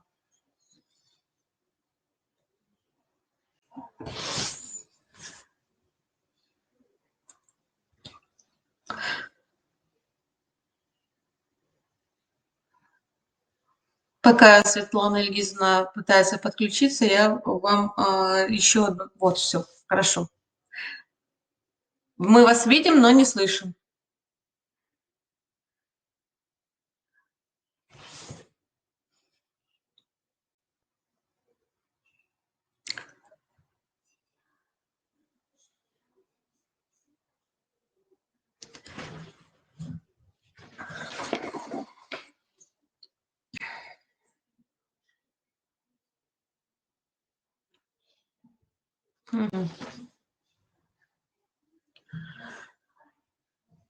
Ну, я все-таки скажу ту информацию, которую хотела озвучить. У нас надвигается конкурс, то есть череда заседаний РМО заканчивается, но мы с вами переходим к тем конкурсным испытаниям, которые нас ждут впереди. Это конкурсы «Пси-перспектива», «Педагог-психолог». Призываю вас к ним к участию в этих конкурсах. Не бойтесь, не стесняйтесь предоставлять свой опыт именно на региональном и федеральном уровне. И еще раз повторюсь, что наша служба одна из первых, входит в десятку лучших, и поэтому вы самые лучшие, самые такие опытные, профессиональные на федеральном уровне, думаю, достойно представить свою работу. Мы, в свою очередь, можем вас проконсультировать, сопровождать при подготовке к региональному даже этапу и федеральному. Пока не началась экспертиза, можем помогать вам чем можем. Пожалуйста, представляйте свои работы, работайте. Это важно и для вас, и для республики в целом. Ну что, Светлана Ильгизовна, не получается слышно? Пока? Не слышно теперь, да? Не слышно. Ну, не видно. Не видно, ничего страшного. Давайте, пусть будет вас слышно. Я выключаюсь. Хорошо, слышно, но не видно. Либо слышно, либо видно. Ну, хорошо. Пусть будет слышно. Значит, тема моей сегодняшней информации – это особенности разработки адаптированной образовательной программы для ребенка, посещающего дошкольную общеобразовательную организацию. И в настоящее время в дошкольном образовании происходят довольно большие изменения. И тема разработки адаптированной образовательной программы для ребенка с ОВЗ, она вот в моей практике существует уже очень давно. Раньше это были не адаптированные программы, раньше были индивидуальные маршруты, индивидуальные планы. Ну, буквально на протяжении 25 лет мы работаем в данном формате. Я уже с этим. Так. И вот на следующем слайде сейчас представлены нормативно-правовые акты по организации работы с детьми. Но все уже сегодня рассказывали внимание на приказ Министерства просвещения Российской Федерации от 31 июля 2020 года номер 373 об утверждении порядка организации и осуществления образовательной деятельности по основным общеобразовательным программам. Этот приказ, он отменяет порядок номер 1014, который был принят в 2013 году, и в новом порядке обучения по образовательным программам дошкольного образования очень большое внимание уделяется как раз детям с ограниченными возможностями здоровья и организации работы с этими детьми. На следующем слайде вот последние нормативно-правовые акты, которые мы используем для работы с детьми с ОВЗ. Все уже эти акты знают, и распоряжение Министерства просвещения Российской Федерации об утверждении примерного положения о психолого-педагогическом консилиуме. В новом положении консилиуму дана очень большая роль, отводится. Потом распоряжение Министерства просвещения об утверждении примерного положения об оказании логопедической помощи в организациях, что тоже значительно облегчает сейчас организацию логопедической помощи, организацию работы логопедов. И Министерство образования, науки и молодежной политики об утверждении порядка взаимодействия по исполнению мероприятий ПРА. Это вот сообщение, которое мы слушали недавно. Для чего обратила внимание на все эти акты нормативные? Они помогут при разработке адаптированной образовательной программы. И также при разработке адаптированных образовательных программ на одного ребенка, конечно же, нам помогут примерные адаптированные основные образовательные программы. Вот они здесь тоже перечислены, 12 штук, которые находятся на сайте Росреестра. В статье 79, про нее сегодня очень много говорили, организация получения образования обучающимися с ограниченными возможностями здоровья. То есть в соответствии с этой статьей обучающиеся с ограниченными возможностями здоровья должны обучаться по адаптированной образовательной программе и могут получать образование в самых различных образовательных организациях системы образования, как школьной, так и дошкольной. И естественно, что они должны обучаться по адаптированным программам. Мы вспомним, что же такое является, что такое адаптированная образовательная программа. Вот здесь есть определение, если кто-то вдруг забыл, можно прочитать, но я думаю, что все уже владеют этим термином. И образование обучающихся с ограниченными возможностями здоровья может быть организовано как совместно с другими обучающимися, так и в отдельных классах, группах или в отдельных организациях, осуществляющих образовательную деятельность. То есть дети могут учиться, могут посещать как группы компенсирующего вида, так и инклюзивные группы, так и комбинированные. Сегодня мы остановимся, что же делать, если в детский сад идет ребенок с заключением ПМПК. Вот еще тоже можно вспомнить обучающийся с ограниченными возможностями и понятие ребенок-инвалид. Не каждый ребенок-инвалид является ребенком с ограниченными возможностями здоровья, и не каждый ребенок с ограниченными возможностями является ребенком-инвалидом. Я думаю, что мы все это знаем, помним, да, что для того, чтобы получить статус ребенка с ограниченными возможностями здоровья, нужно обязательно пройти психолого-медико-педагогическую комиссию. Иногда в детские сады приходят дети, имеющие статус ребенок-инвалид, не прошедшие ПМПК. Так. И еще остановимся немножко под специальными условиями. Для детей с ограниченными возможностями здоровья понимаются условия обучения, воспитания, развития, которые включают в себя вот перечисленные на слайде все условия.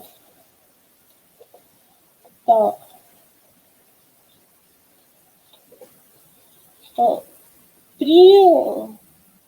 Когда ребенок с ОВЗ приходит в детский сад, он с собой приносит заключение, родители приносят психолога и медико-педагогической комиссии.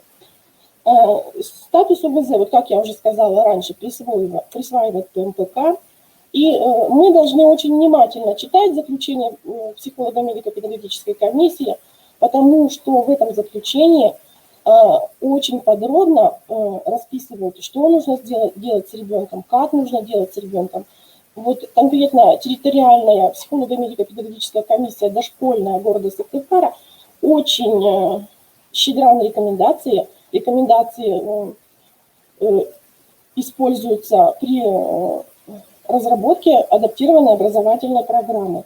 Это рекомендации и для специалистов, и рекомендации для организации специальных условий. Ну и самое главное, что ПМПК прописывает вид адаптированной основной образовательной программы. И консилиум, психолого-педагогический консилиум, уже решает непосредственно практические задачи. Он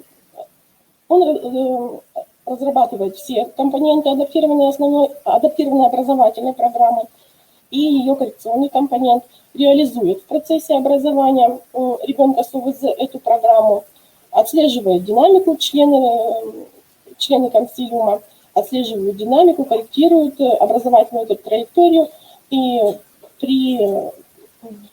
могут направить ребенка снова на ПМПК. Вот в соответствии с новым документом по консилиумам, там консилиуму предоставлены очень большие права, и прежде чем начать разработку адаптированной образовательной программы, организацию консилиума, я думаю, нужно внимательно прочитать этот документ уже и в соответствии с ним действовать. Так. Что же еще необходимо учесть при разработке адаптированной образовательной программы? Значит, разработка утверждения адаптированной образовательной программы относится к компетенции образовательной организации и осуществляется в соответствии с порядком положений, которые приняла данная организация. Ну, может, либо это будет порядок, либо положение, как уже назовут в детском саду. Структура адаптированной образовательной программы не должна противоречить единым требованиям к образовательным программам. То есть, если у нас в ВГОС-ДО прописана структура программ, значит, мы должны придерживаться этой структуры. Если в учреждении реализуются дополнительные образовательные услуги, то в адаптированной образовательной программе это направление тоже должно быть учтено. Даже в заключениях ПМПК в некоторых написано, что рекомендуется обучение по дополнительным образовательным программам в учреждениях доп. Образования, либо в детском саду, если такие есть. Так, и самое главное еще, чем отличается все-таки составление адаптированной образовательной программы на ребенка в общеобразовательной дошкольной организации от группы компенсирующего вида, то эта адаптированная программа разрабатывается с учетом основной образовательной программы дошкольного образования, по которой работает группа, которую посещает ребенок. Конечно, мы ведь не можем полностью написать адаптированную программу на основе примерно адаптированной, которая указана в заключении, а как же ребенок будет находиться в среде детей. Поэтому мы основную образовательную программу группы адаптируем, объединяем вместе с адаптированной основной образовательной программой примерной, которую порекомендовала ТПМПК. Если у ребенка, например, нарушение опорно-двигательного аппарата, мы соединяем вместе две программы. Да? И обе программы адаптируются к конкретному воспитаннику. Поэтому перед началом разработок программ, прочитав заключение ПМПК, обязательно нужно изучить ту примерную адаптированную образовательную программу, которая указана в заключении. То есть педагоги, работающие пишущие программу для ребенка с нарушением опорно-двигательного аппарата, должны изучить программу соответствующую. Если это ребенок с ЗПР, значит, нужно изучить программу примерную для детей с ЗПР и соединить вместе две программы. Вот. Что же дальше? Для того, чтобы наша программа, адаптированная образовательная на одного ребенка, была законной, чтобы не было никаких нареканий в ходе проверок со стороны надзорных органов, в учреждении должны быть разработаны локальные акты, локальные акты для организации условий для воспитания и образования данного ребенка. Вот на слайде эти акты указаны. Положение об адаптированной образовательной программе для ребенка с ОВЗ. В некоторых организациях это может быть положение о разработке и работе по адаптированной образовательной программе. Вот как вы назовете, так это положение у вас и будет. Главное, чтобы оно было в перечне вашей нормативной документации. Приказ об утверждении этого положения, приказ о создании консилиума учреждения. Сейчас консилиумы должны быть в каждом образовательном учреждении, в дошкольном. Это просто обязательно, даже если нет детей с ОВЗ. Раньше как было? Если хоть один ребенок с ОВЗ есть, значит должен быть консилиум. Сейчас нет. Сейчас консилиумы должны быть созданы во всех образовательных учреждениях. Потому что сегодня ребенок у вас есть с ОВЗ, сегодня его нет, а завтра он появится. И консилиум создавать уже будет поздно. Так, если есть консилиум, значит должно быть положение о психолого-педагогическом консилиуме. И очень хорошо, если в учреждении будет разработано положение о психолого-педагогическом сопровождении воспитанников с ограниченными возможностями здоровья. В этом положении прописывается абсолютно все. Прописываются специалисты, которые участвуют в психолого-педагогическом сопровождении, прописываются условия. Можно даже прописать, сколько занятий должен провести учитель-логопед или учитель-дефектолог, если он появляется вдруг в общеобразовательном учреждении с ребенком с ограниченными возможностями здоровья.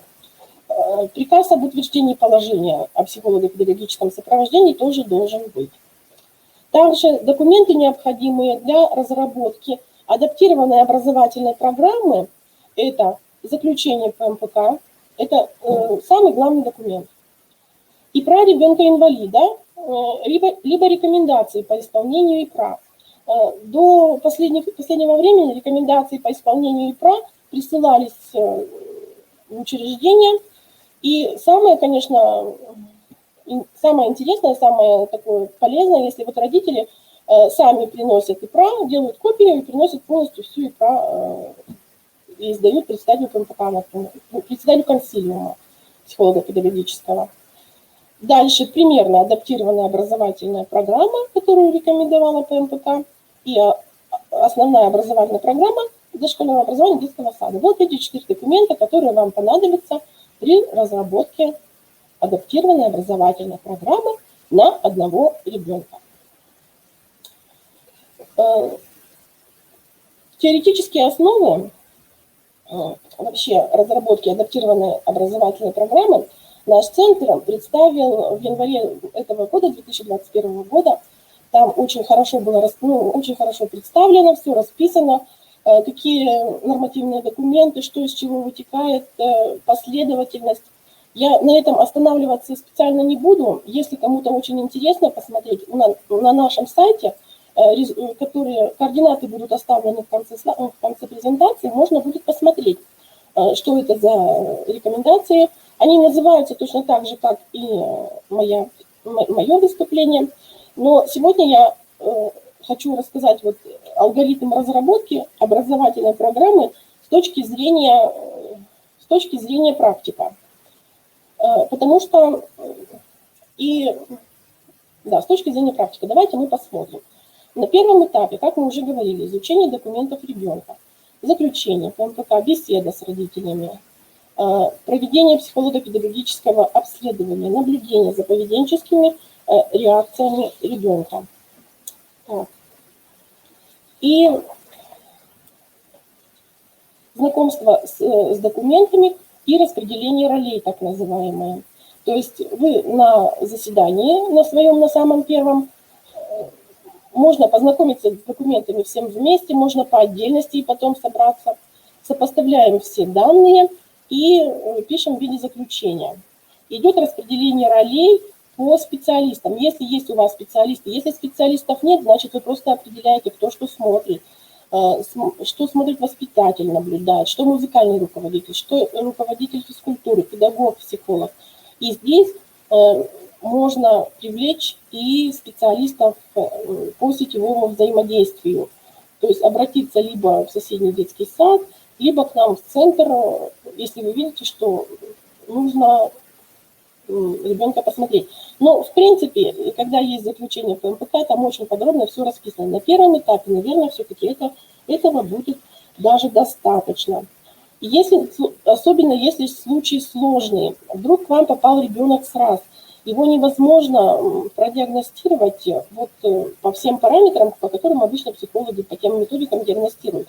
Просто вы проводите наблюдение и ведете дневник наблюдения, где каждый день записываете, что ребенок сделал. В чем-то, может быть, он в один день он себя повел так, в другой день совершенно по-другому. Вот. И вот на втором этапе, значит, проанализируйте, что ребенок может делать, чего еще не умеет. Определите реальный возраст ребенка. То есть мы определяем уровень актуального развития. И на третьем этапе определяем приоритетную задачу адаптированной образовательной программы. И чему мы будем его учить? Либо мы его учим вступать, либо сопровождаем для вступления во взаимодействие с окружающими людьми, с детьми в группе, либо занимаемся развитием определенных психических процессов. То есть здесь нужно определить. На четвертом этапе, ну вот в принципе это все может даже решаться и на одном заседании консилиума, но это будет очень такое долгое заседание, либо пролонгированное. Можно собираться каждый день и обсуждать для того, чтобы прийти к единому знаменателю, чтобы была единая политика по отношению к этому ребенку. Нужно решить, чему нужно его научить в первую очередь, что необходимо закрепить на занятиях в группе и дома, то есть определяется зона ближайшего развития. Может оказаться так, что родители, придя к вам, хотят, чтобы с ребенком учили буквы и цифры, а ребенок, ну дети же разные бывают, да, а ребенок не может себя обслуживать. То есть в первую очередь вы будете, конечно, формировать культурно-гигиенические навыки определенные, а уже буквы и цифры отложите на более позднее время. Вот. Дальше нужно определить между собой, что будет распределиться между специалистами. Очень хорошо, если есть специалисты в учреждении, да, а так вот, что на занятиях, на каких занятиях, какие задачи будут реализованы у воспитателя, музыкального руководителя и у других. Потому что в адаптированной образовательной программе ребенок должен пройти через все 5 образовательных областей, получить развитие по всем 5 образовательным областям, которые, по 5 направлениям, которые у нас есть в ВГОС. Дальше. Вот каждое умение, которое вы хотите сформировать у ребенка, разделить на составляющие действия. Начинать нужно постепенно, нужно брать маленькими шажками идти, чтобы ребенок был успешен и в освоении этого нового, чтобы он видел, что он что-то может. И тогда даже родителям, если они увидят малейший результат, они увидят, что ребенок начал реагировать на обращенную к нему речь, да, они уже будут этому рады.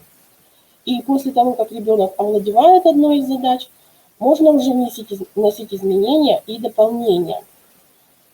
Так. Самый интересный вопрос, который вы можете дальше мне задать, я так думаю, создается рабочая группа, конечно же, по разработке и созданию адаптированной образовательной программы. Я перечислила идеальный вариант, когда есть разные специалисты, которые могут работать в учреждении. Хотя, это идеально, вот, может быть, когда-то в ближайшем будущем так оно и будет, но пока так. В общем, включаются в рабочую группу все специалисты, кто работает с данным ребенком. И вот вопрос. В детском саду нет ни одного специалиста. Я понимаю, что вы сейчас сидите на своих местах и говорите, что тут она рассказывает, если у нас специалистов нет. Что же делать, если нет ни одного специалиста, психолога педагогического сопровождения? Вот такие маленькие кружочки здесь у меня нарисованы, да? Что можно сделать? Пересмотреть штатное расписание. Это уже руководство может пересмотреть, ввести должности учителей-логопедов, учителей-дефектологов, педагогов-психологов. Договориться с несколькими учреждениями, может быть, он будет обслуживать 2, 3, 4 учреждения. Но вот в районах, например, я знаю, что есть учителя-логопеды, которые обслуживают и школу, и детский сад. Дальше, что можно сделать еще? Заключить договор о сетевом взаимодействии. Можно обратиться в Центр психолого-педагогические сопровождения, можно обратиться в КМПК, в детские сады, где есть специалисты. И по договору уже специалисты к вам выйдут и окажут помощь. Можно обучить своих педагогов. Вообще это идеальный, конечно, вариант, когда свои педагоги выходят из стен своего учреждения, когда передовые воспитатели, активные, грамотные, молодые, обучаются на курсов переподготовки и получают дополнительные специальности дефектолога, и логопеда, и сурдопедагога, и тифлопедагога, потому что сейчас дети идут с совершенно разными нарушениями.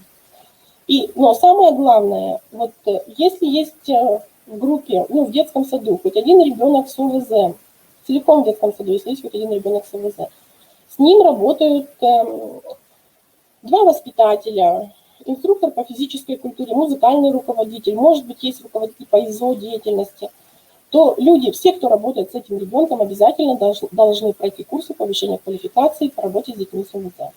Это требование обязательное, и в скором времени, я так думаю, что большинство наших педагогов дошкольных образовательных организаций такие курсы пройдут. И им будет легче принять этого ребенка и легче с ним работать. Вот. Найти дистанционное обучение. Еще один вариант. Можно заключить договор со специалистами, которые оказывают коррекционную помощь онлайн. Такие тоже у нас сейчас вот после пандемии, вот в рамках пандемии, люди такие есть логопеды, которые работают онлайн, есть и дефектологи, то есть просто нужно поискать. И есть еще вариант один, не делать ничего. Но если мы с вами ничего не будем делать, то внизу написано, что произойдет. У нас очень грамотные, очень сейчас такие активные родители. И, конечно же, они могут обратиться в оборнадзор, в прокуратуру, и тогда учреждение, руководитель платит огромнейший штраф. Вот. То есть здесь уже можно выбрать самому учреждению, по какому пути они пойдут. Так. И дальше. Так. Значит, после того, как разработана адаптированная образовательная программа, обязательно на заседание консилиума приглашаются родители. На заседании консилиума родители знакомятся с этой адаптированной образовательной программой, и они обязательно должны согласиться или не согласиться. Если они соглашаются на то, что ребенок будет заниматься по адаптированной образовательной программе, тогда они пишут заявление, свое согласие, что мы согласны, вот, и уже дальше можно работать. Я хочу рассказать про шаблон. Нами разработан такой шаблон адаптированной образовательной программы для ребенка с ОВЗ. Титульный лист, как принято у любой программы. И если посмотреть вот прямо на слайде целевой, прописано содержание, оглавление этой программы, здесь написано все, полностью как рекомендовано в ВГОСах. Есть целевой раздел, содержательный, организационно-аналитический. Даже наполняемость этих разделов, она тоже практически соответствует требованиям ВГОС. И я просто взяла вот программу, которая у меня была, она безличная, потому что дальше я соединила из нескольких программ. Просто главное, чтобы вы видели, как это можно сделать. Это чисто опыт одного учреждения. Может быть, кому-то он поможет, потому что на ресурсном центре данным шаблоном мы делились, и с психологами делились, и со специалистами. И дальше вот идет там, где пишут Я видела программы, адаптированные, образовательные на одного ребенка, которые состоят из 90 листов, из 100 листов. А вы представьте, вот к вам в детский сад пришел не один ребенок такой, да, пришел, например, их в одну группу 4 человека. Но у всех разные нарушения. Пришел ребенок с РАС, пришел ребенок с НОДА, пришел ребенок с ЗПР. Вы должны составить программу, 3 программы адаптированных с учетом своей основной образовательной программы и с учетом вот этой программы одному РАС, второму ЗПР, третьему НОДА. А если ваша программа будет иметь очень большой объем, как вы все это успеете? Поэтому мы адаптировали наши программы, состояли 14 листов, 15 листов. Это не так много, и специалисты могли на этом ну, на эти программы затратить не так много времени, как бы мы тратили, когда программы были большие. Поэтому вот конкретно в целевом разделе, там, где в других программах мы пишем особенности возраста, особенности, если это адаптированная основная, там пишем особенности нарушения данного, то здесь я предложила девочкам, ну, коллегам своим написать краткую характеристику ребенка вот на данный возраст, ну, на данный момент обследования, то есть что они смотрели, на каком уровне это находится. Почему еще так? Здесь даже, посмотрите, назвали краткая характеристика. Мы не называли краткой характеристикой, просто было описание ребенка. Вот. Когда вы будете писать характеристику в тот же самый, туда же в ПМПК, например, да, или еще куда-то, вам будет легче, у вас будет откуда взять просто-напросто эту характеристику. Дальше у нас в этом же разделе, где характеристика, ну, типа характеристика, да, могут быть заключения специалистов, бланки диагностик, протоколы обследований, учителя-дефектолога или педагога-психолога. Если это воспитатель, значит наблюдения воспитателя, они будут вот прописаны в описании ребенка. Если это инструктор по физической культуре, значит будет описание краткое совершенно, может быть, это будет один абзац или 2-3 предложения, где он напишет двигательные возможности ребенка, с чем он справляется, а с чем он не справляется. Дальше идут цели и задачи программы, которые мы выбираем из того описания, которое мы получили, обследуя ребенка, из тех проблем. Цели и задачи вытекают отсюда. Самое интересное – это содержательный раздел. Вот. Очень мы сталкивались с таким, ну, я не знаю, это не проблема, просто иногда в заключениях по МПК пишут там, ну, когда вот идет адаптированное уже обучение по адаптированной основной образовательной программе, ребенок в группе компенсирующего вида, пишут индивидуальный учебный план, когда не надо программу разрабатывать было, а просто был индивидуальный учебный план. Вот. И для чего в эту программу на одного ребенка нужно вставить этот индивидуальный учебный план? Просто по этому плану, вот вы сейчас посмотрите, вы увидите конкретно все, что мы делаем с этим ребенком. Все, что вы делаете, вы можете записать. И здесь у нас 5 образовательных областей, проходит 5 направлений развития. И идут занятия, ну, образовательная деятельность с ребенком. Это и реализация основной образовательной программы, и идет реализация адаптированной образовательной программы, то есть тут и прописаны коррекция речевого развития, и коррекция познавательных процессов идет. И главное, что мы посчитали, все должно быть посчитано, в учебном плане все посчитано, да, сколько часов в неделю отводится, сколько часов в год, и специалист, который проводит. И вот это безликий учебный план. Вы в своем учебном плане, пожалуйста, обязательно пропишите, кто из воспитателей у вас проводит, кто закреплен за этим ребенком. Там Иванова, Петрова, да, например, воспитатели на группе, вы их сюда указываете. Учитель-дефектолог, там тоже указываете фамилию. Вот такой индивидуальный учебный план. Он может быть и не в содержательном разделе, он может быть в организационном разделе, потому что вроде бы как он по своему предназначению больше подходит туда. Дальше идут индивидуальные коррекционные программы развития специалистов по разным направлениям.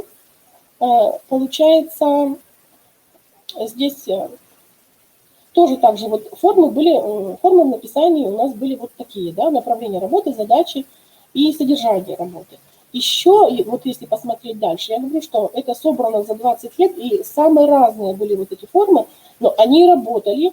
Раньше мы писали на 3 месяца, сейчас АУП пишется на год, но каждые 3 месяца можно ведь отслеживать, да, и вносить какие-то изменения. Поэтому лучше всего иметь столбик с примечаниями, где бы вы могли что-то отмечать. Вот такая форма, например, да, но это продолжение вот той таблички, которая была. Здесь тоже задачи, которые реализуются, и игры, в которые специалист или педагог играет с ребенком.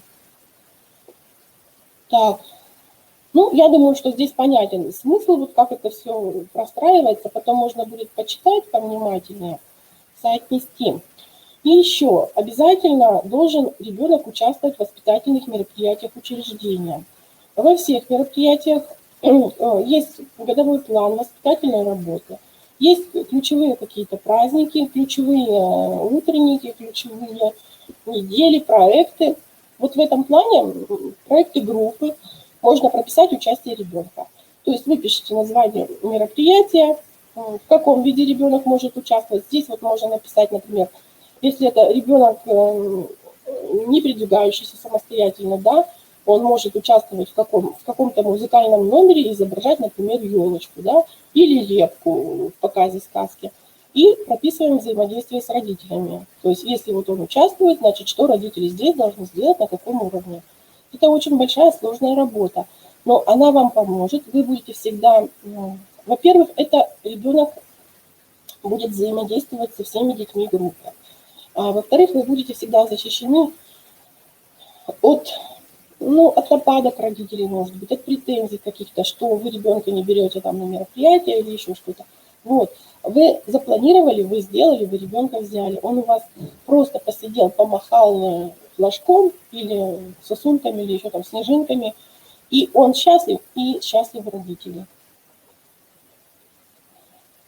Дальше. Здесь у нас уже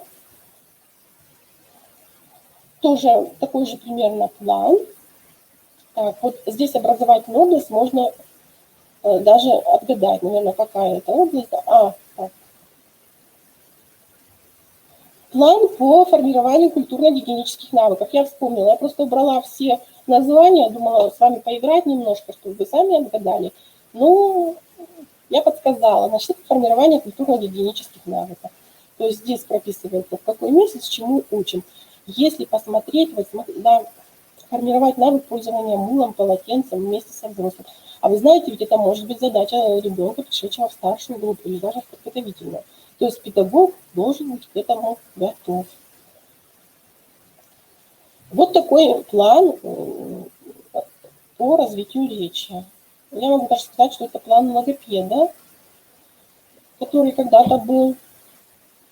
План на 3 месяца, это вот на одного ребенка такой был план.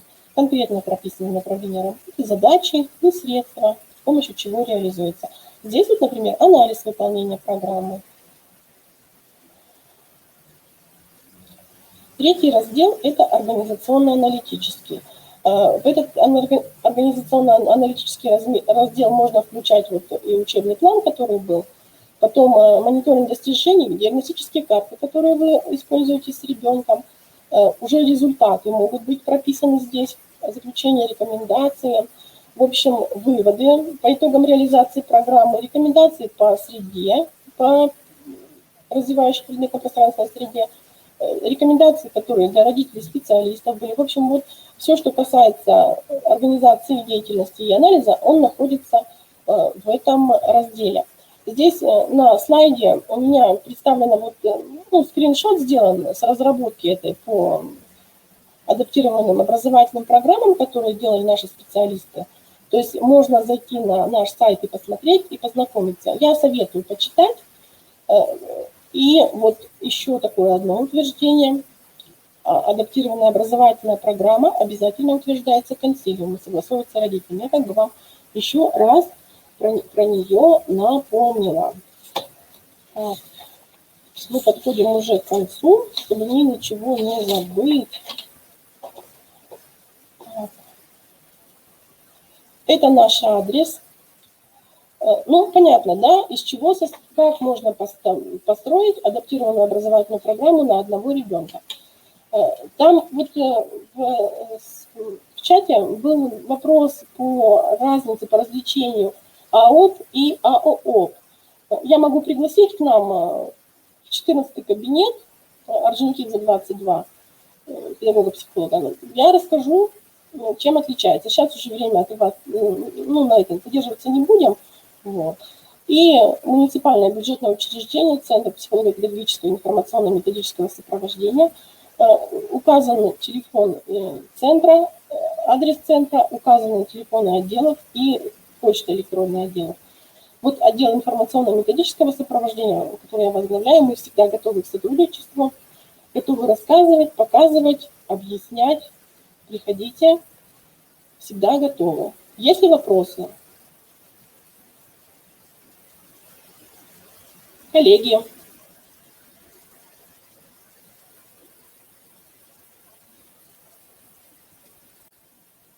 Уважаемая Светлана Евгизовна, вам огромная благодарность за то, что вы посетили наше заседание и поделились своим опытом. Думаю, если у коллег возникнут вопросы, они обязательно свяжутся с вами по тем контактным данным, которые вы предоставили. Еще хочу сказать, что в процессе работы будет подключаться Татьяна Александровна Селихова в качестве эксперта, и на те вопросы, которые еще остались без ответа, обязательно ответит и будет с вами на связи до конца заседания. Мы благодарим Светлану Ильгизовну и предоставляем слово Наталье Петровне Петренко, педагогу-психологу Центра развития ребенка «Детский сад» города Усинска. Наталья Петровна с нами? С нами. Хорошо. Добрый день, уважаемые коллеги. Меня слышно? Хорошо? Да. Можно, пожалуйста, мою презентацию?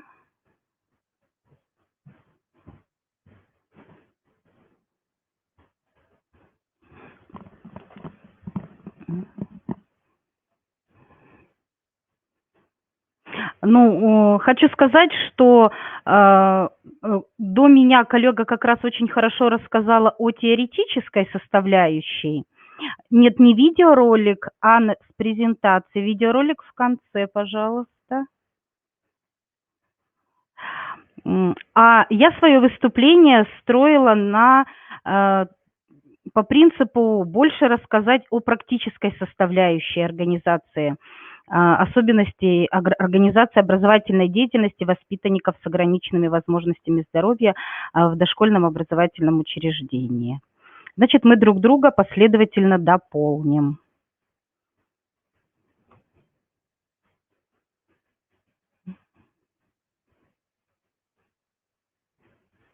Презентация моя зависла.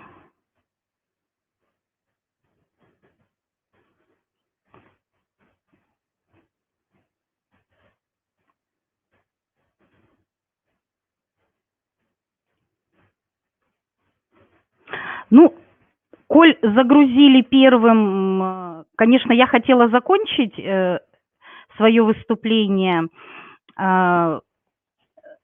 небольшим видеосюжетом о нашей образовательной организации, но коль его загрузили первым, значит, тогда начнем с него.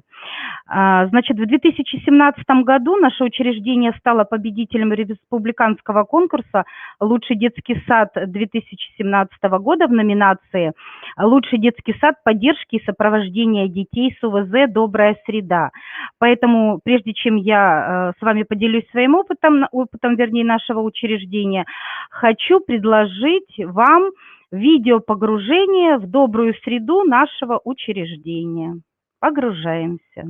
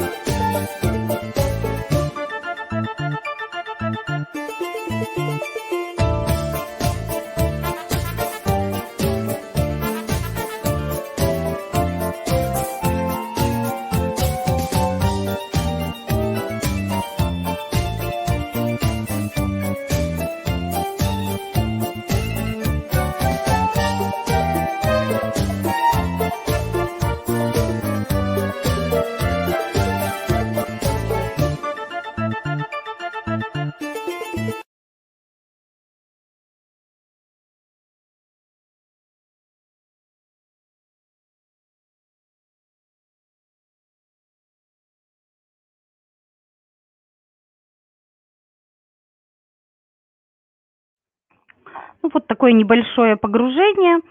А сейчас мое выступление по предложенной теме. Ну, для начала хочу сказать, что несколько слов о нашем учреждении.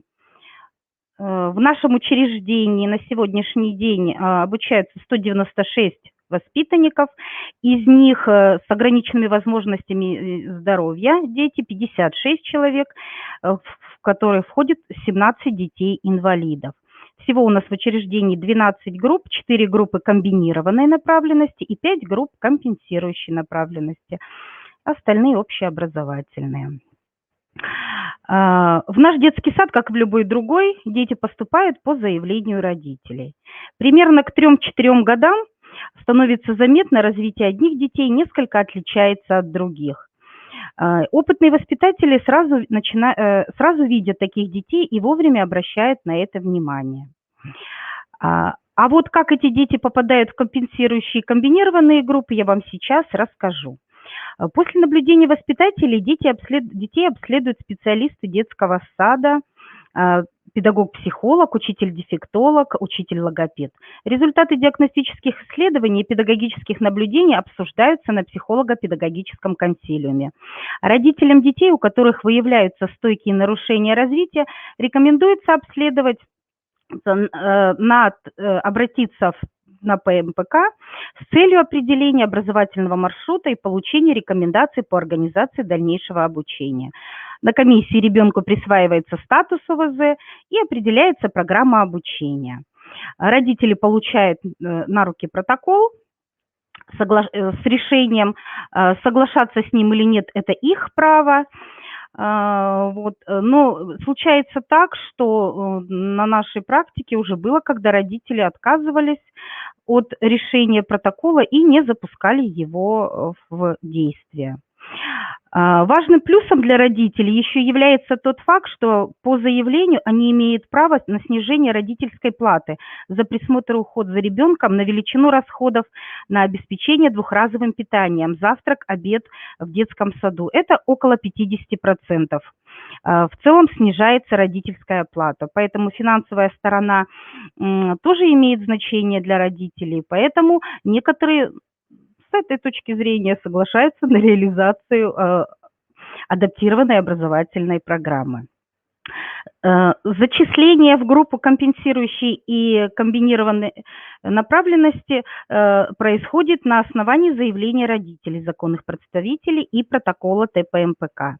Так как у нас есть и компенсирующие комбинированные группы в нашем детском саду, то родители имеют возможность выбрать, какую из групп хотят родители, чтобы посещал их ребенок. Конечно, мы разъясняем родителям все преимущества групп каждой направленности. Это меньшее количество детей, если речь идет о компенсирующих группах, не только индивидуальные, но и фронтальные занятия, более глубокое погружение.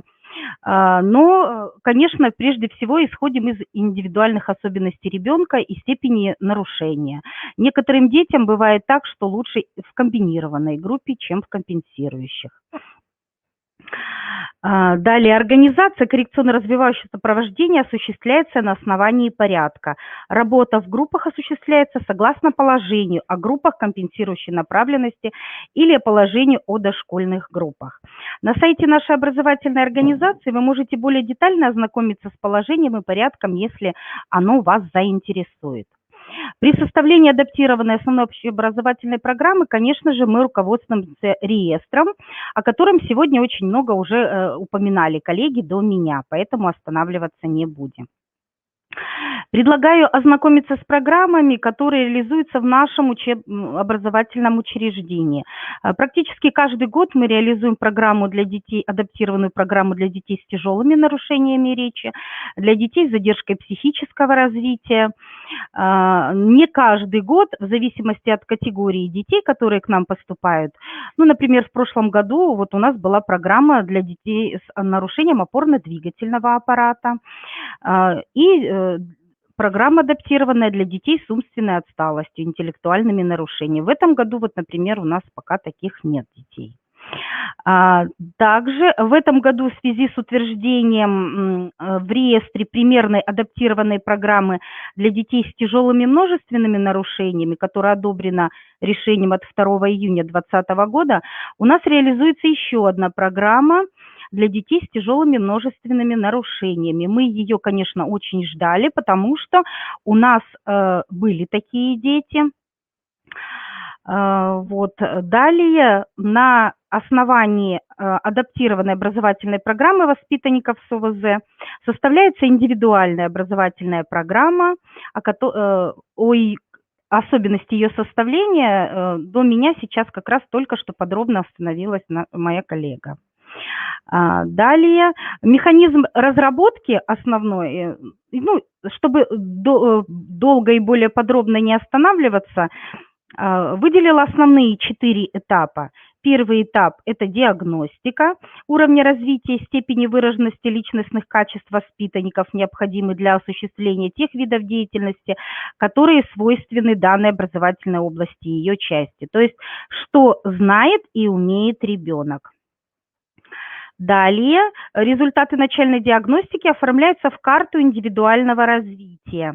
Пример нашей карты индивидуального развития вы можете увидеть на экране. Если слева в левом нижнем углу вы нажмете на плюсик, вы сможете увеличить ее, чтобы прочитать подробнее. Конечно же, карта индивидуального развития включает фамилия, имя, отчество ребенка, дату рождения, дата поступления в детский сад, результаты первичной диагностики по областям развития, результаты коррекционно-развивающего сопровождения по полугодиям и рекомендации. В итоге, когда ребенок выпускается из нашего учреждения, весь период пребывания в нашем учреждении отражен по годам с рекомендациями в этой карте. Очень удобно.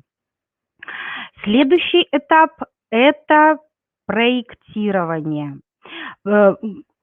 составляется на каждого ребенка индивидуальная образовательная программа, в которой мы отражаем, чему мы хотим его научить и как будем идти к поставленной цели. В составлении адаптированной образовательной программы принимают участие все педагоги, которые работают с воспитанником, об этом уже говорилось до меня, воспитатель, музыкальный руководитель, инструктор по физической культуре, педагог, психолог, учитель, логопед.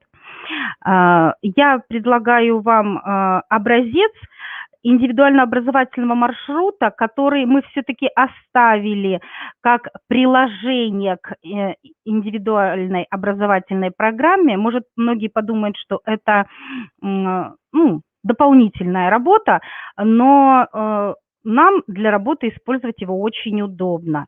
Что входит в содержание? Также можете увеличить изображение. Области образовательные, ту часть, которую планирует реализовать воспитатель, часть, реализуемая родителями, ожидаемые результаты и 2 колонки, где мы ставим отметки удалось ли нам реализовать то, что мы запланировали, или нет. Далее. Хочу обратить внимание, что индивидуальная образовательная программа содержит раздел реализации программного материала родителями, поэтому они являются активными участниками и партнерами нашими в реализации программы. Также присутствуют на ПМПК, на консилиуме психолого-педагогическом. Содержание программы адаптированной доводится до сведения родителей под подпись. Более детально можете посмотреть, увеличив или после того, как скачаете материалы. И еще предлагаю вам как образец циклограмму планирования психолого-педагогической работы воспитателя с ребенком УВЗ. Чаще ее используют в группе комбинированной направленности, когда несколько детей с протоколами. Воспитатель планирует для себя по дням недели, по какому направлению, с каким ребенком будет работать. Здесь образец 1 недели, так это составляется на абсолютно все месяцы, и тогда воспитатель видит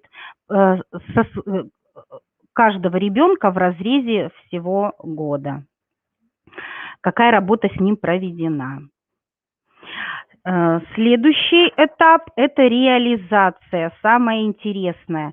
Этот этап включает в себя проведение запланированной коррекционно-развивающей работы. Основная задача – проводятся мероприятия, проведение мероприятий в соответствии с поставленными ранними целями и задачами коррекционных мероприятий. В своей работе мы используем принцип системности и взаимосвязи учебного материала, его доступности, что положительно отражается на качестве усвоения.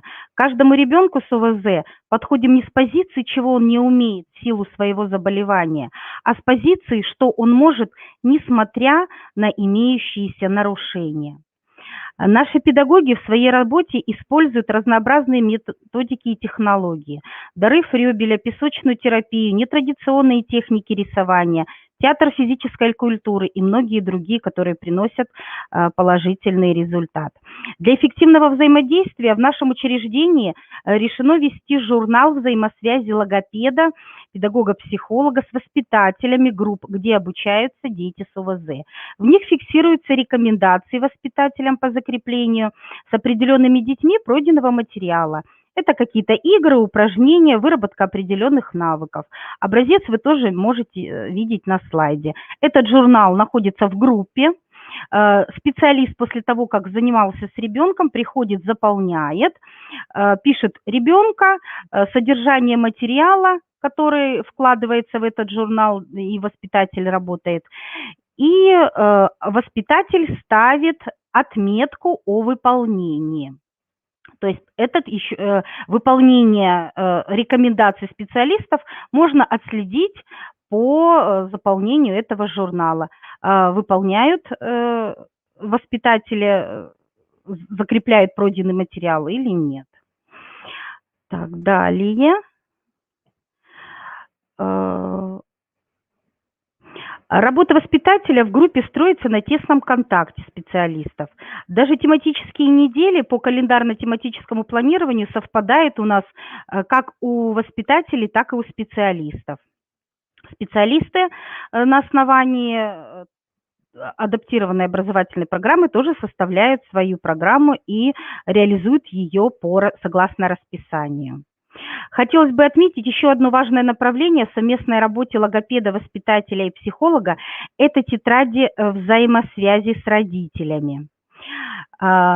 Напомню, что адаптированная программа содержит разделы «Реализация программного материала родителями», поэтому они являются активными участниками практикумов родительского клуба. Родители настолько увлекаются процессом развития своих детей вместе с нами, что даже сами являются инициаторами и проводят мастер-классы в группе ВКонтакте. Для взаимосвязи с родителями мы также ведем тетради взаимосвязи, которые родители забирают домой на выходные в пятницу и выполняют задания в выходное время, выбрав эмоциональное состояние у ребенка достаточно благоприятное, чтобы было, и с удовольствием в день, когда все-таки семья отдыхает, находят время позаниматься с ребенком, уделить ему время. И в понедельник приносят. Если вы увеличите изображение, то увидите, что некоторые педагоги у нас даже на тетради внутри вклеивают памятку, как работать с тетрадью, где отражают свои рекомендации по выполнению заданий для закрепления.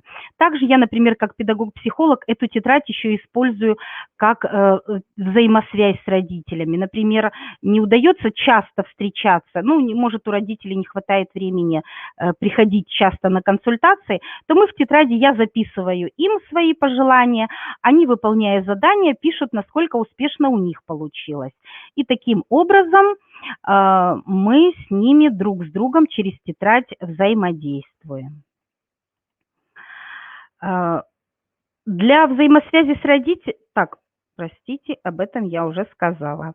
Особое внимание в нашем учреждении уделяется социальной адаптации детей. Средствами социальной адаптации являются дидактические игры, проблемные ситуации, трудовые задания, специально организованные игры, экскурсии, посещение музеев, библиотек.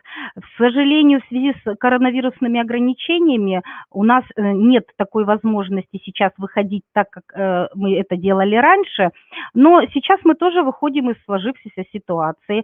То есть нам библиотеки предлагают виртуальные экскурсии, также встречи в музее, в последнее время уже разрешены индивидуально группы по одной группе из учреждения, а до этого также виртуальные экскурсии нас выручали. Конечно, живое общение и посещение каких-то мероприятий, конечно, дистанционное не заменит. С 2018 года в нашем детском саду реализуется проект «Открытый мир», инициатором которого стал учитель-дефектолог и родители компенсирующей группы. Опыт нашей работы показал, что дети с ограниченными возможностями здоровья участвуют с удовольствием в праздниках, фестивалях, конкурсах, в познавательно-развлекательных мероприятиях.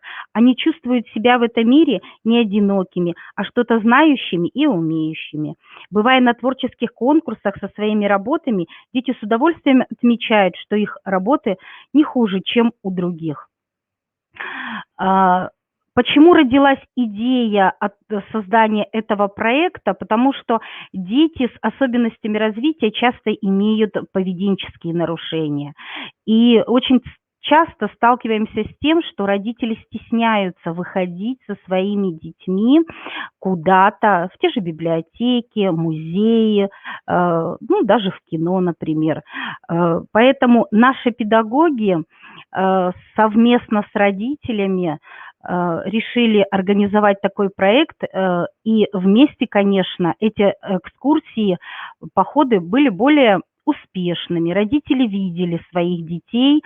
С другой стороны, со временем у детей вырабатываются все-таки навыки посещения публичных общественных мест, и они уже не так эмоционально реагируют на подобные заведения. Поэтому положительный опыт за период использования, реализации этого проекта показал, что у нас уже есть достаточно хорошие успехи. Следующий этап, 4-й, это оценка и корректировка. На этом этапе проводится оценка достигнутых результатов, повторная диагностика ребенка и определяются дальнейшие пути психолого-педагогической работы. Эффективность реализации адаптированной программы отслеживается в нашем учреждении 2 раза в год, срезовая в декабре и итоговая в мае. На психолого-педагогическом консилиуме оценивается как качественный уровень освоения, так и количественный показатель реализации адаптированной программы. В присутствии родителей определяются причины невыполнения программы, результаты. При необходимости вносятся коррективы. Результаты итоговой диагностики доводятся до сведения родителей также под подпись. По достижению школьного возраста осуществляется оценка по достижению целевых ориентиров воспитанника с ОВЗ, и в случае необходимости предлагается обследование на медико-психолого-педагогической комиссии с целью определения дальнейшего маршрута обучения программы. Или бывают еще такие случаи, когда ребенок в более раннем возрасте получил протокол, и были явно выражены только речевые нарушения. Такой ребенок получил протокол с адаптированной программой для детей с тяжелыми нарушениями речи, но про прошествие года или 2 после того, как родители все-таки дообследовали своего ребенка, выявляется, что у ребенка еще есть задержка психического развития, достаточно серьезная. Поэтому мы отправляем такого ребенка также на психолого-медико-педагогическую комиссию, где ребенку уточняется, необходимо ли продолжить эту программу реализации, либо она ему заменяется на, например, на программу для детей с задержкой психического развития. То есть в период пребывания ребенка у нас бывает так, что программа заменяется, уточняется, потому что детки растут, проявления у них меняются, да, чем старше ребенок становится, тем больше и лучше заметны те особенности развития, которые у него есть. Наш педагогический коллектив понимает и принимает ребенка таким, какой он есть, видя в нем носителя иных ценностей. Педагоги воспитывают у сверстников толерантное и уважительное отношение к детям с ОВЗ. Пусть мы не можем помочь всем, кому бы нам хотелось, но мы можем намного больше, чем те, кто не делает ничего. У нас много планов на будущее, и мы думаем, что вместе мы сможем многое. Вот. Далее я хотела сказать про то, что мы стали победителями республиканского конкурса, и показать вам видеоролик, но мы с ним ознакомились в начале. У меня все, если есть какие-то вопросы, я могу на них ответить.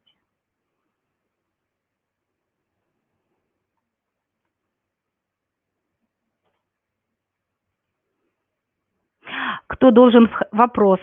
Кто должен входить в состав консилиума, если в ДОУ нет психолога, логопеда, дефектолога, только заведующий и старший воспитатель?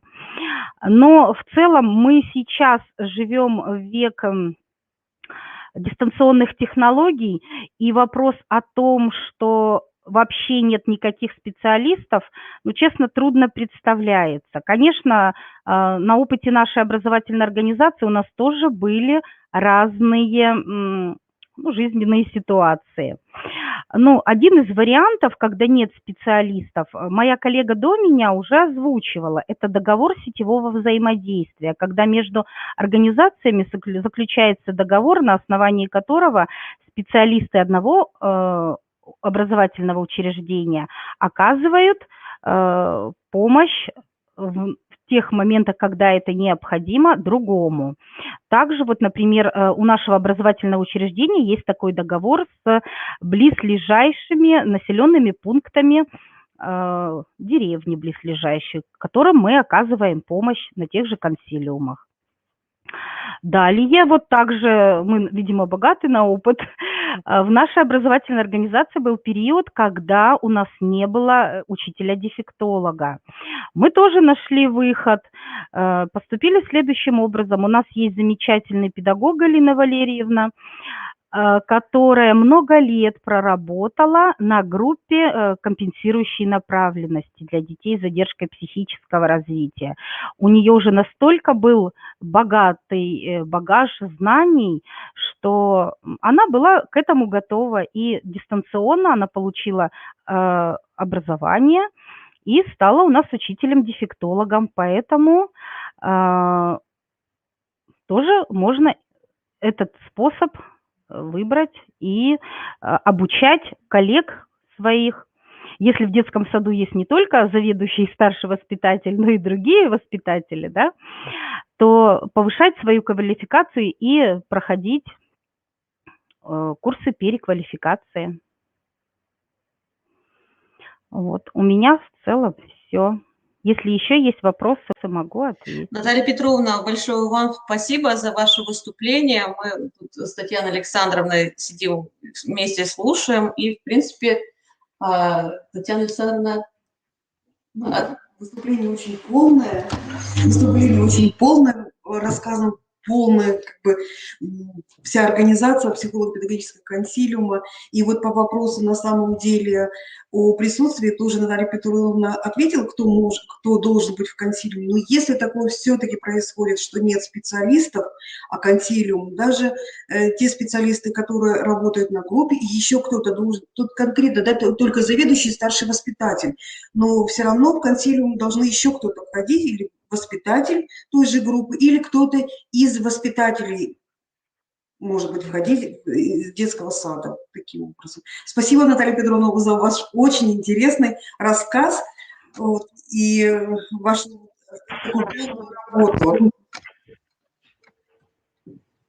Вам спасибо большое за внимание. И вам всего доброго. Сейчас я к нашему экрану приглашаю специалистов специальной коррекционной школы-интернат номер 4 города Сыктывкара Светлану Леонидовну и Валентину Ивановну, которые нам расскажут о работе в этой области своего учреждения. У нас небольшие перестановки в нашей программе, и мы ждем вашего подключения. Светлана Леонидовна, Валентина Ивановна, будьте добры, включитесь. Да, здравствуйте. Здравствуйте. Добрый день, уважаемые коллеги. Меня зовут Есева Валентина Ивановна, я учитель-дефектолог школы-интерната номер 4. Для тех, кто не знает, школа-интернат находится в пригороде Сыктывкара, недалеко от поселка Верхняя Максаковка. Обучаются здесь дети с нарушением слуха и с тяжелыми нарушениями речи. На сегодня у нас 94 человека. Из них подтвержден статус ребенок с ОВЗ у 100% детей и 65% детей – это дети-инвалиды. Всего у нас 16 классов комплектов. Из них для детей с нарушением слуха 11 классов и для детей с ТНР 5 классов. Наполняемость классов соответствует требованиям СанПин и требованиям федеральных государственных образовательных стандартов для детей с ОВЗ. В классах для глухих детей количество до 6 человек, в классах для слабослышащих до 10, в классах для детей с ТНР до 12 человек. То есть созданы специальные условия с учетом основного нарушения. Уроки в нашей школе проводятся с использованием специальных приемов и методов по специальным учебникам. В соответствии с учебными планами проводятся коррекционно-развивающие занятия. С обучающимися работают педагоги, имеющие дефектологическую подготовку. Педагоги-психологи сопровождают детей, медицинские работники контролируют состояние здоровья обучающихся, оказывают необходимую медицинскую помощь. Развитие современной коррекционной школы для детей с ОВЗ требует знаний, особенностей каждого обучающегося, путей профессионального сопровождения детей, умение определить индивидуальный маршрут обучающегося с учетом его психофизических и индивидуальных особенностей.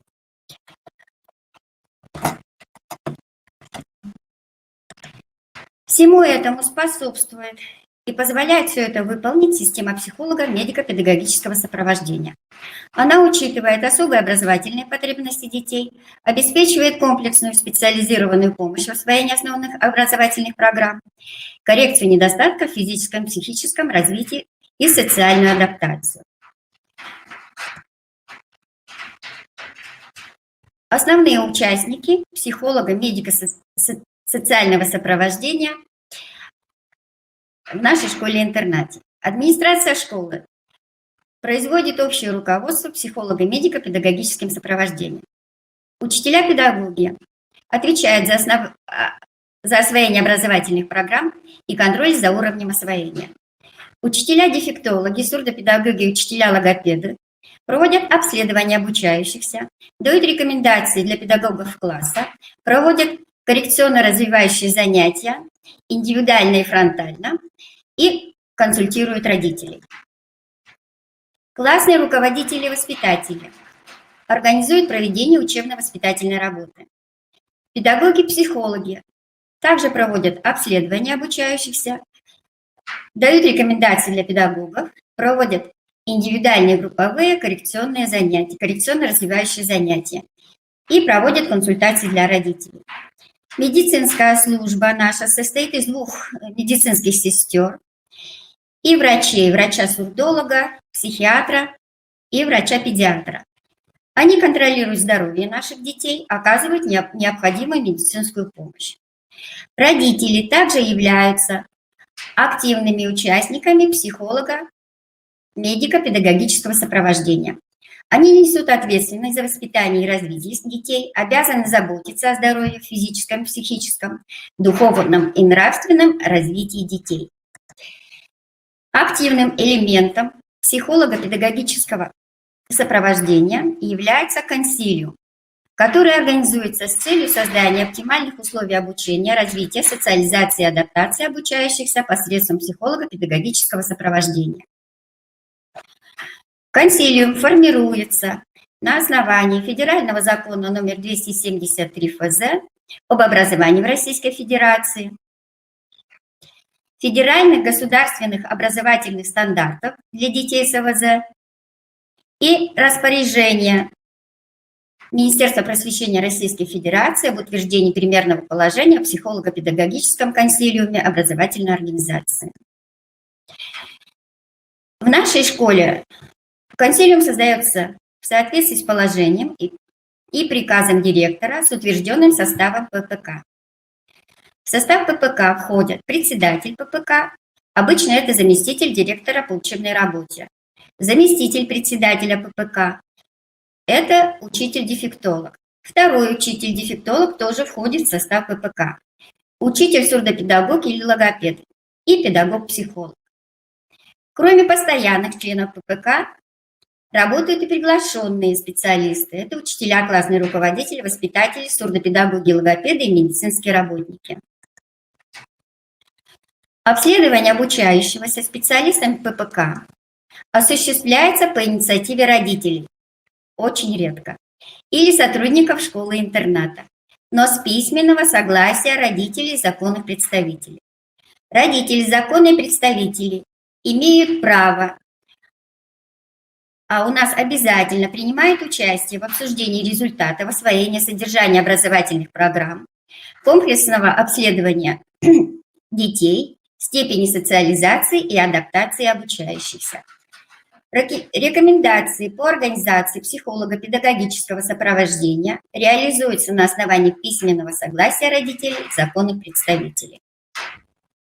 Процедура и продолжительность обследования специалистами ППК определяется исходя из задач обследования, а также возрастных, психофизических и иных индивидуальных особенностей обследуемого обучающегося.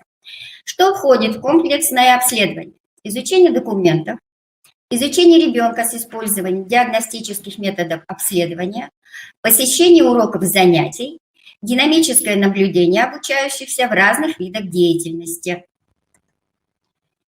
Изучение документов начинается с изучения заключения центральной или территориальной психолого-медико-педагогической комиссии.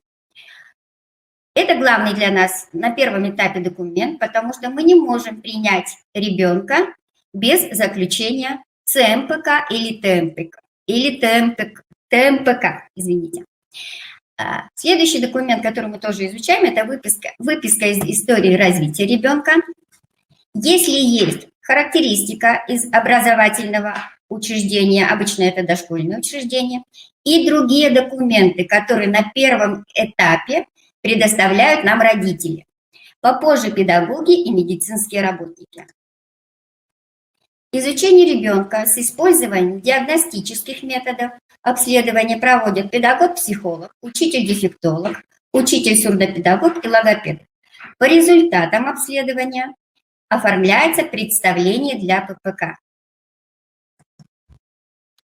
Посещение уроков и занятий, динамическое наблюдение обучающихся в разных видах деятельности членами ППК и педагогами класса, также оформляется представление для ППК. На заседании ППК обсуждаются результаты обследования ребенка, каждым специалистом составляется коллегиальное заключение.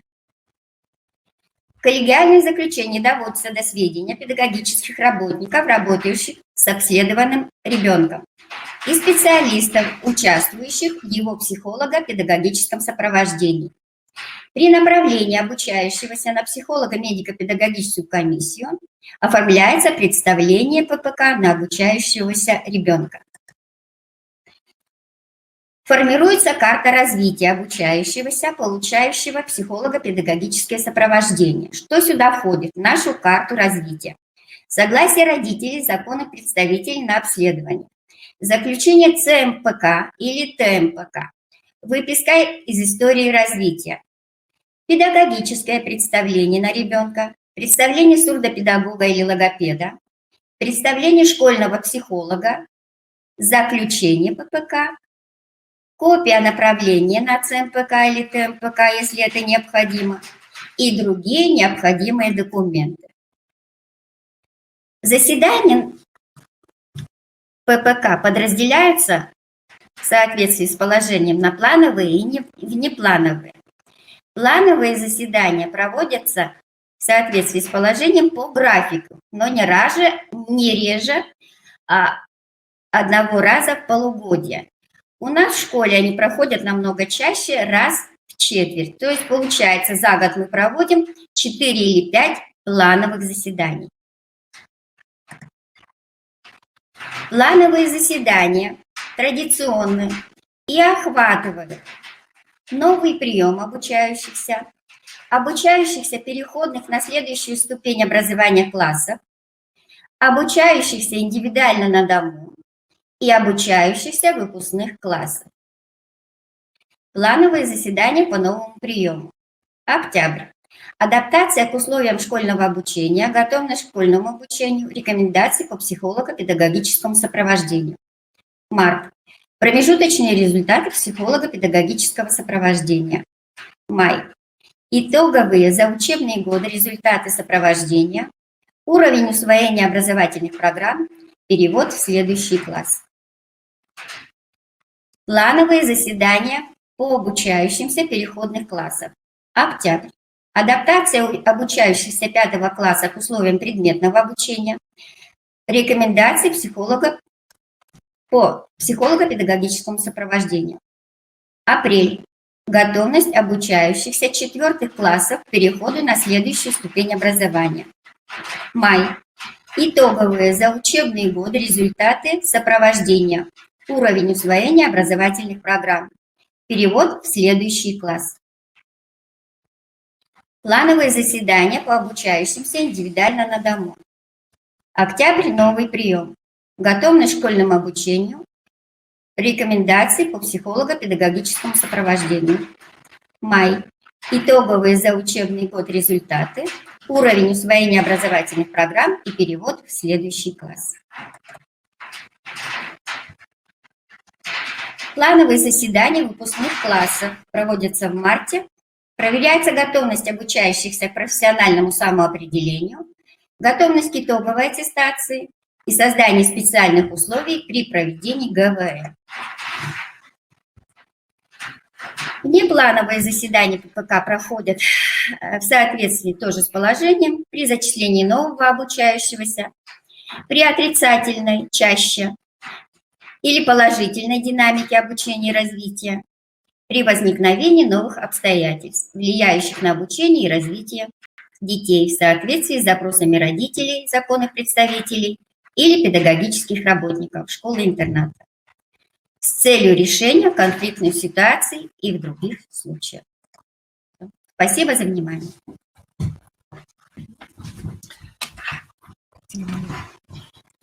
Здравствуйте, уважаемые коллеги.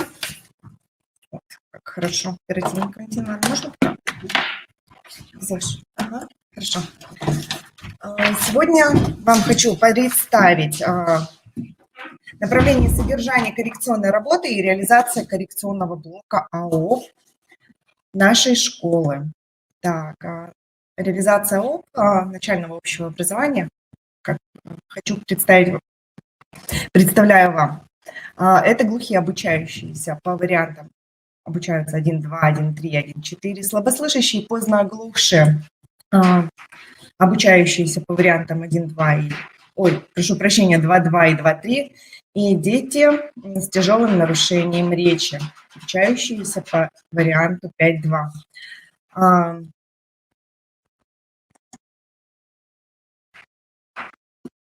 Так, секундочку.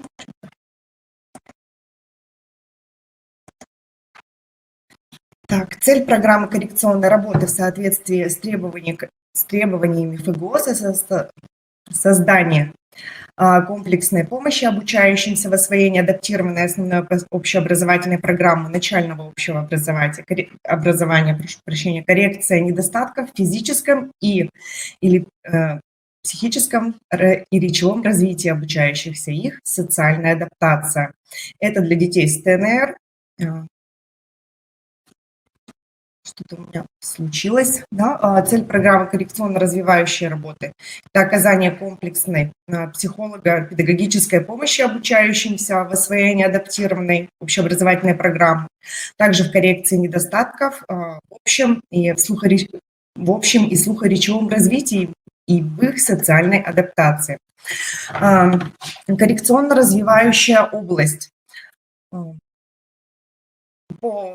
для глухих и слабослышащих обучающихся это формирование, состоит из следующих направлений, из следующих предметов: формирование речевого слуха, произносительной стороны речи, музыкально-ритмические занятия, развитие слухового восприятия, техника речи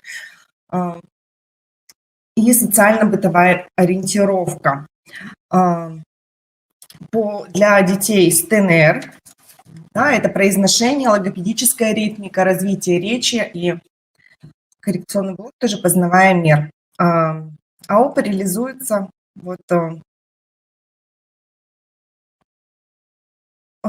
помимо своих основных задач коррекционно-развивающей области этих предметов, на занятиях, на уроках формируется развитие всей когнитивной сферы, на восприятие, внимание, памяти, представлений.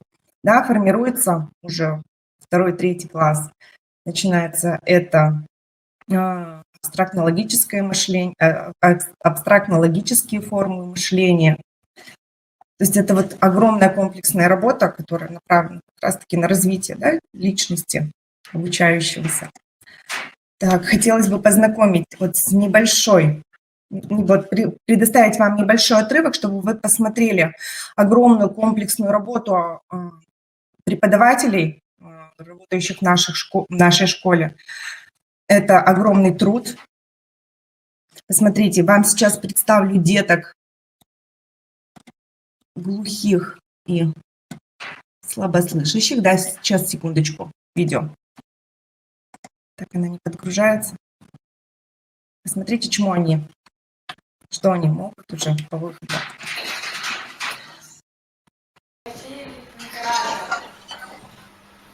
Сейчас на готов. Однажды, темную зимнюю пору, я издесь вышел, весенний народ.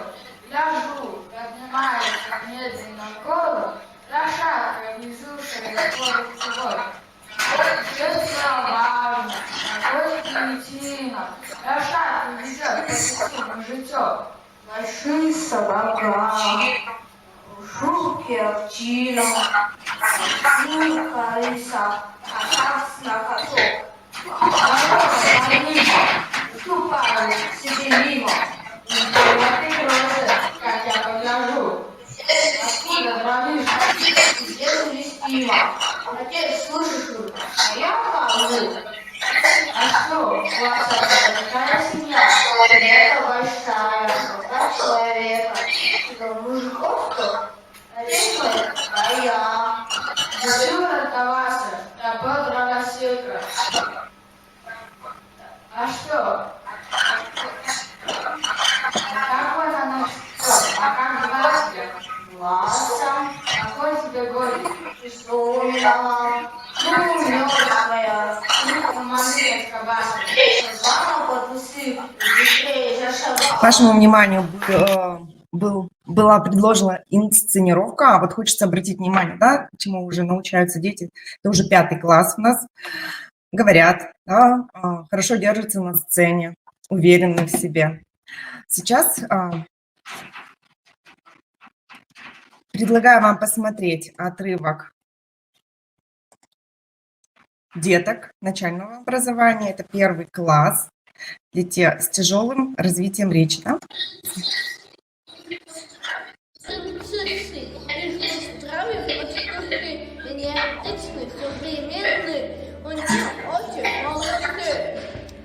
Да, это вот огромная работа, очень большая работа педагогов, и не только педагогов, работающих в коррекционной области, да, это, конечно же, и так я потеряла презентацию, прошу прощения, мне нужна помощь. Так. Вот отметить, да, что это комплексная работа, то есть здесь весь коррекционный блок, реализация коррекционного блока очень тесно связан с реализацией учебного материала. Программа строится вот таким образом, что все темы отрабатываются на коррекционных занятиях обязательно. То есть учебный, да, материал, коррекционный материал адаптируется тоже, да, повторяется, и в конце уже учебного дня повторяется еще раз воспитателями, да, в учебно-воспитательном процессе уже на занятиях. Это вот не могу не сказать, это огромная работа, огромная, тесно связанная вот работа всех педагогов. Выполняется. То есть вы видите результаты. Секундочку.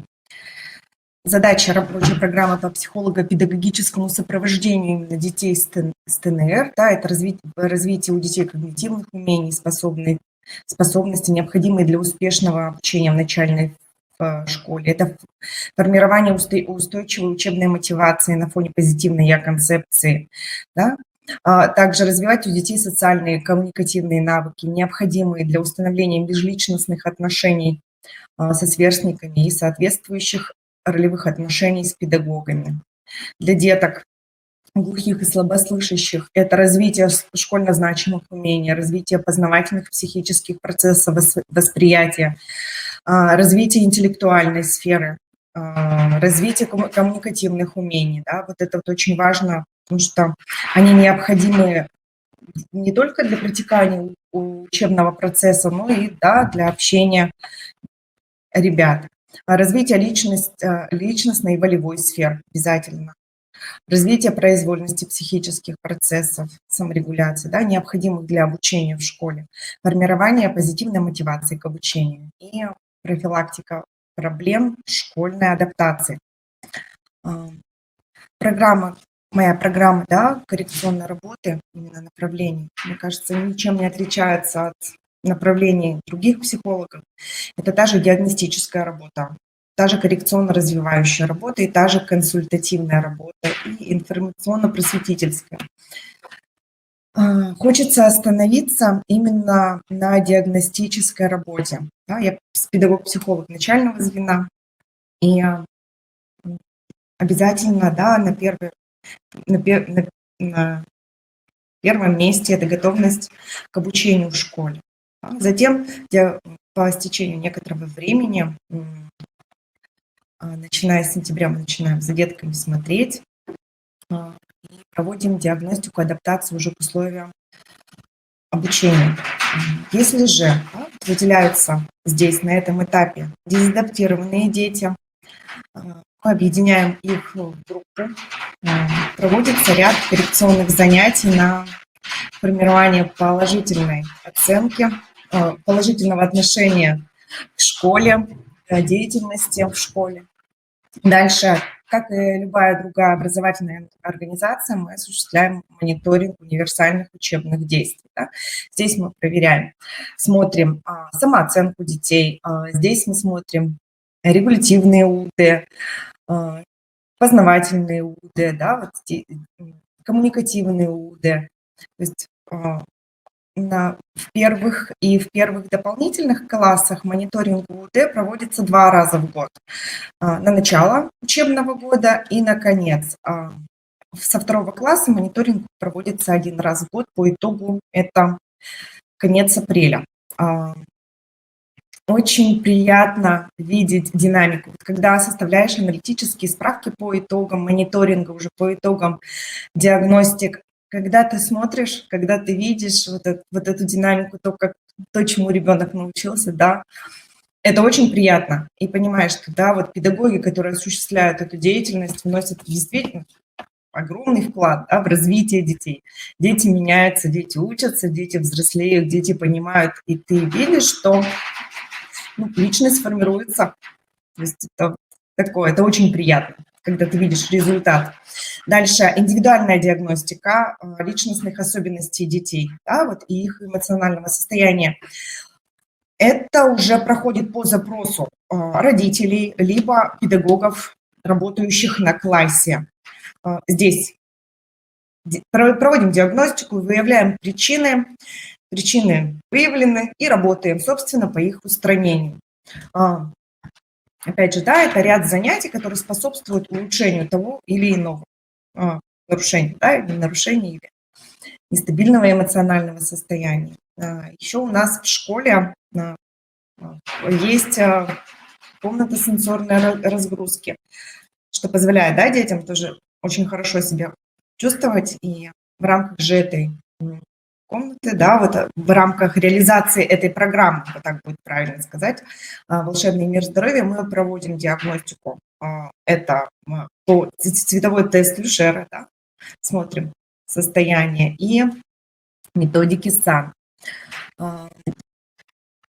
Коррекционно-развивающие занятия сенсорной комнаты.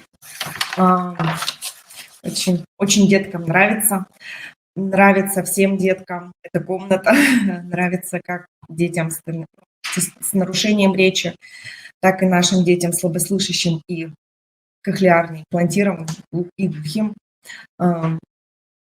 Релаксация для снятия психоэмоционального напряжения. Да, детки все равно отчасти бывают тревожные, отчасти бывают неуверенные в себе. Да. Вот мы приходим, начинаем работать. Сначала мы успокаиваемся, да, то есть как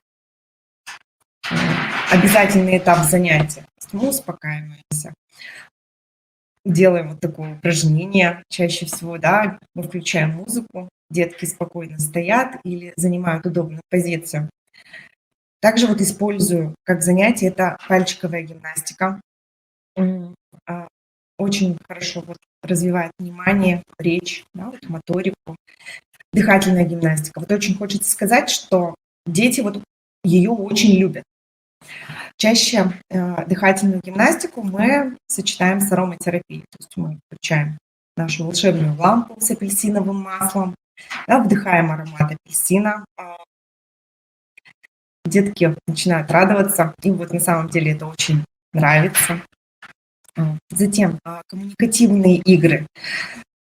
являются неотъемлемой частью тоже коррекционно-развивающей работы именно на занятиях, так как здесь развиваются навыки общения, формируется бесконфликтное поведение, также сплочение классного коллектива. Ну и, конечно же, развитие эмоциональной сферы. Да?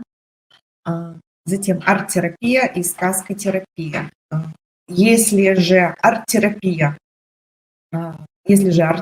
можно использовать как с детьми ТНР, да, так и с глухими и слабослышащими, то сказкотерапию чаще всего использую я в своей работе именно с детьми с ТНР, да, так как у них уже есть слуховое восприятие, то есть они слышат речь обращенных к себе, понимают, осознают.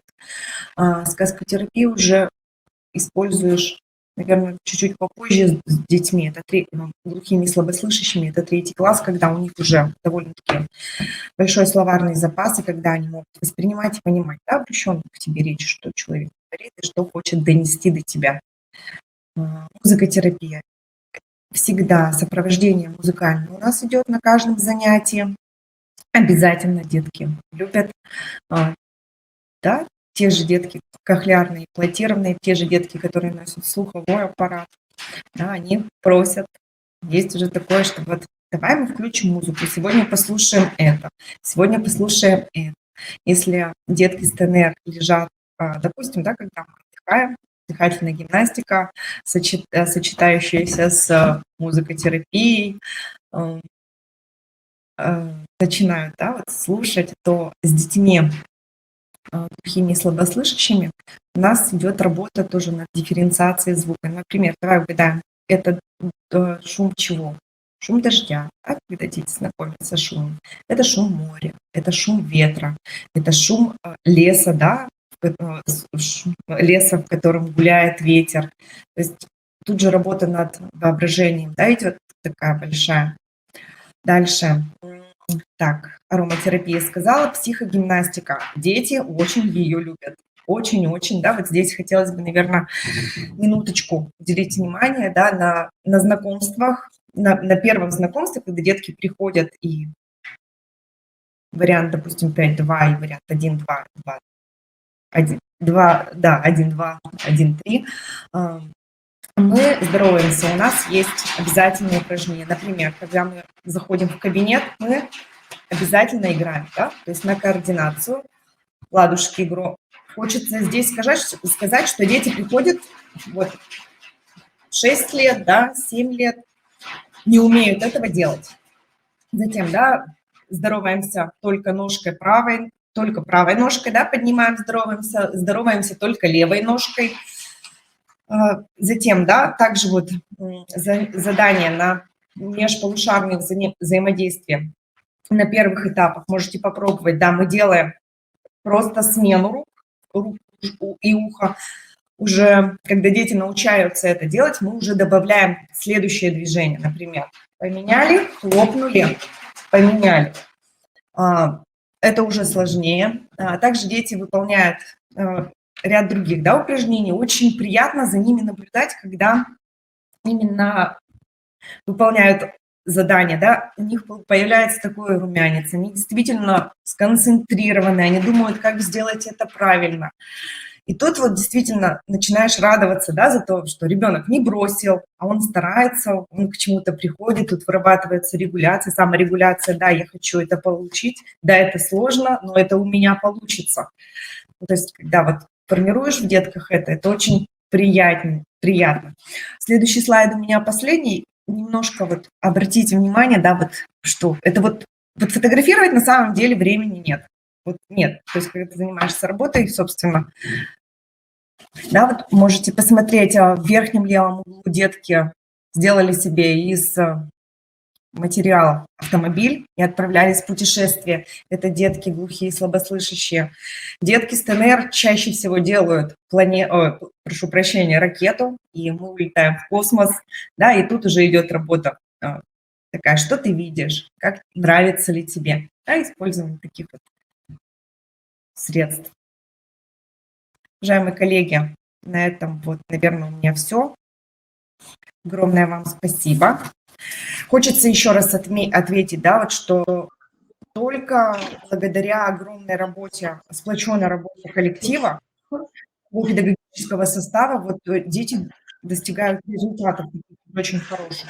Переключаются между собой деятельность, да, постоянно консультируются между друг другом, спрашивают, как лучше, как, давай эту форму попробуем, давай эту, а эту информацию отработаем там. То есть, когда я пришла вообще в эту школу, я была этому удивлена. Оказывается, это тут в системе все так логически выстроено, и без этого никак, поэтому детки вот все-таки результатов больших достигают.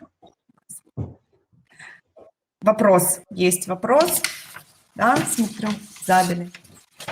Меня вообще слышно? Нет? Очень хорошо Ощущение, слышно. Да? Очень хорошо слышно. Такая тишина. Да, вот просим разъяснить вопрос по составлению индивидуального учебного плана. Так, по программе обучения вариант 2 ФГУС УУ. Обучение по СИПР возможно ли с учетом образовательных потребностей не включать в индивидуальный учебный план или в индивидуальную учебную программу? План. Да? Так, все предметы в соответствии с учебным планом, указанным в примерной АОП, да, и так далее.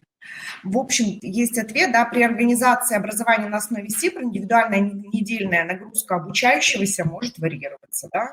Так, с учетом учебного плана организация, реализующая вариант 2 АОП, составляет УП, да, для обучающегося, в котором определен индивидуальный набор учебных предметов и коррекционных курсов с указанием объема учебной нагрузки. Различия в индивидуальных учебных планах разъясняются многообразием, да, образовательных особенностей. Уже много сегодня было сказано об этом. В индивидуальных учебных планах детей с наиболее тяжелыми нарушениями развития преобладают занятия коррекционной направленности. Да. У детей с менее выраженными нарушениями развития больше учебной недельной нагрузки распределяется на предметные области. Да, для детей особые образовательные потребности которых не позволяют осваивать предметы основной учебной части учебного плана, АОП, учебная нагрузка для СИПР формируется следующим образом. Увеличивается количество часов коррекционных курсов, добавляются часы коррекционно-развивающих занятий в пределах до максимально допустимой недельной нагрузки, установленных учебным планом. Да, эту информацию можно найти, ответ на этот вопрос можно найти в письме Минобрнауки от 11.03.2016 года о введении ФГОС ОВЗ. Очень хорошо. То есть возможно, да? Еще раз не возможно, учитывая особенности, возможно корректировать вот эти часы абсолютно, да? Единственное, что это в учебном плане должно быть все прописано. Обязательно, да, без этого никак. То есть мы не можем вырвать одно из другого, это все должно вместе идти обязательно.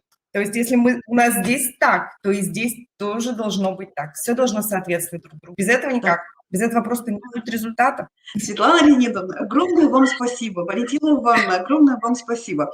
И мы бы хотели сказать, что вот ваш результат работы, вашего уникального учреждения, если раньше учреждение работало с обучающими глухими, слабослышащими, да, поздноглухими, сейчас у вас еще реализуете адаптированные программы, говорят, чтобы вы выключились. Я выключилась, да? Вообще выключились? Чтобы они выключились. А вот хотелось благодарность в глаза сказать. Да, у меня есть еще 2 минуты, я уже, уже все. Да. А сейчас вы работаете, 4 ведь года уже работаете, да, с тяжелыми нарушениями речи? Да, 1, 2, 3, 4 год где-то. Да, вот. И вот на ПМПК, на центральном ПМПК мы видим ваши результаты работы.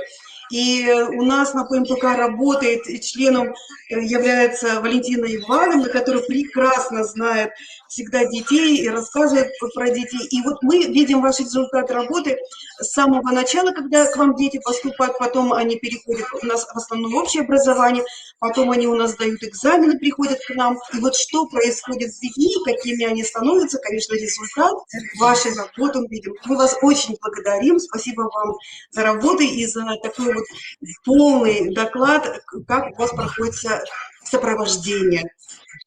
Да, вот еще раз, да, обобщу. Действительно, работа почему является продуктивной? Потому что все педагоги между собой взаимодействуют. Это постоянные изменения, да, допустим, как-то вариации при поднесении информации детям. Это всегда. Ну вот, я говорю, это вот очень сильно отличает от коррекционную школу, да, вот именно нашу вот, общеобразовательную, когда есть с чем сравнить. Да, мне тоже здесь очень нравится. Спасибо огромное. Хорошей вам работы, успехов и продолжайте дальше так же. Следующий, спасибо. Юлина, Хорошо. Я объявляю следующих докладчиков. Еще одно уникальное учреждение Республики Коми представит свой опыт по теме сопровождения детей с ограниченными возможностями здоровья и инвалидностью. Будет два докладчика. Это Надежда Владимировна Жигачева и Елена Игнатьевна Лобанова. Пожалуйста, мы приглашаем их в кадр и будем послушать. Секундочку, вот так вот сделаем. Ой, все,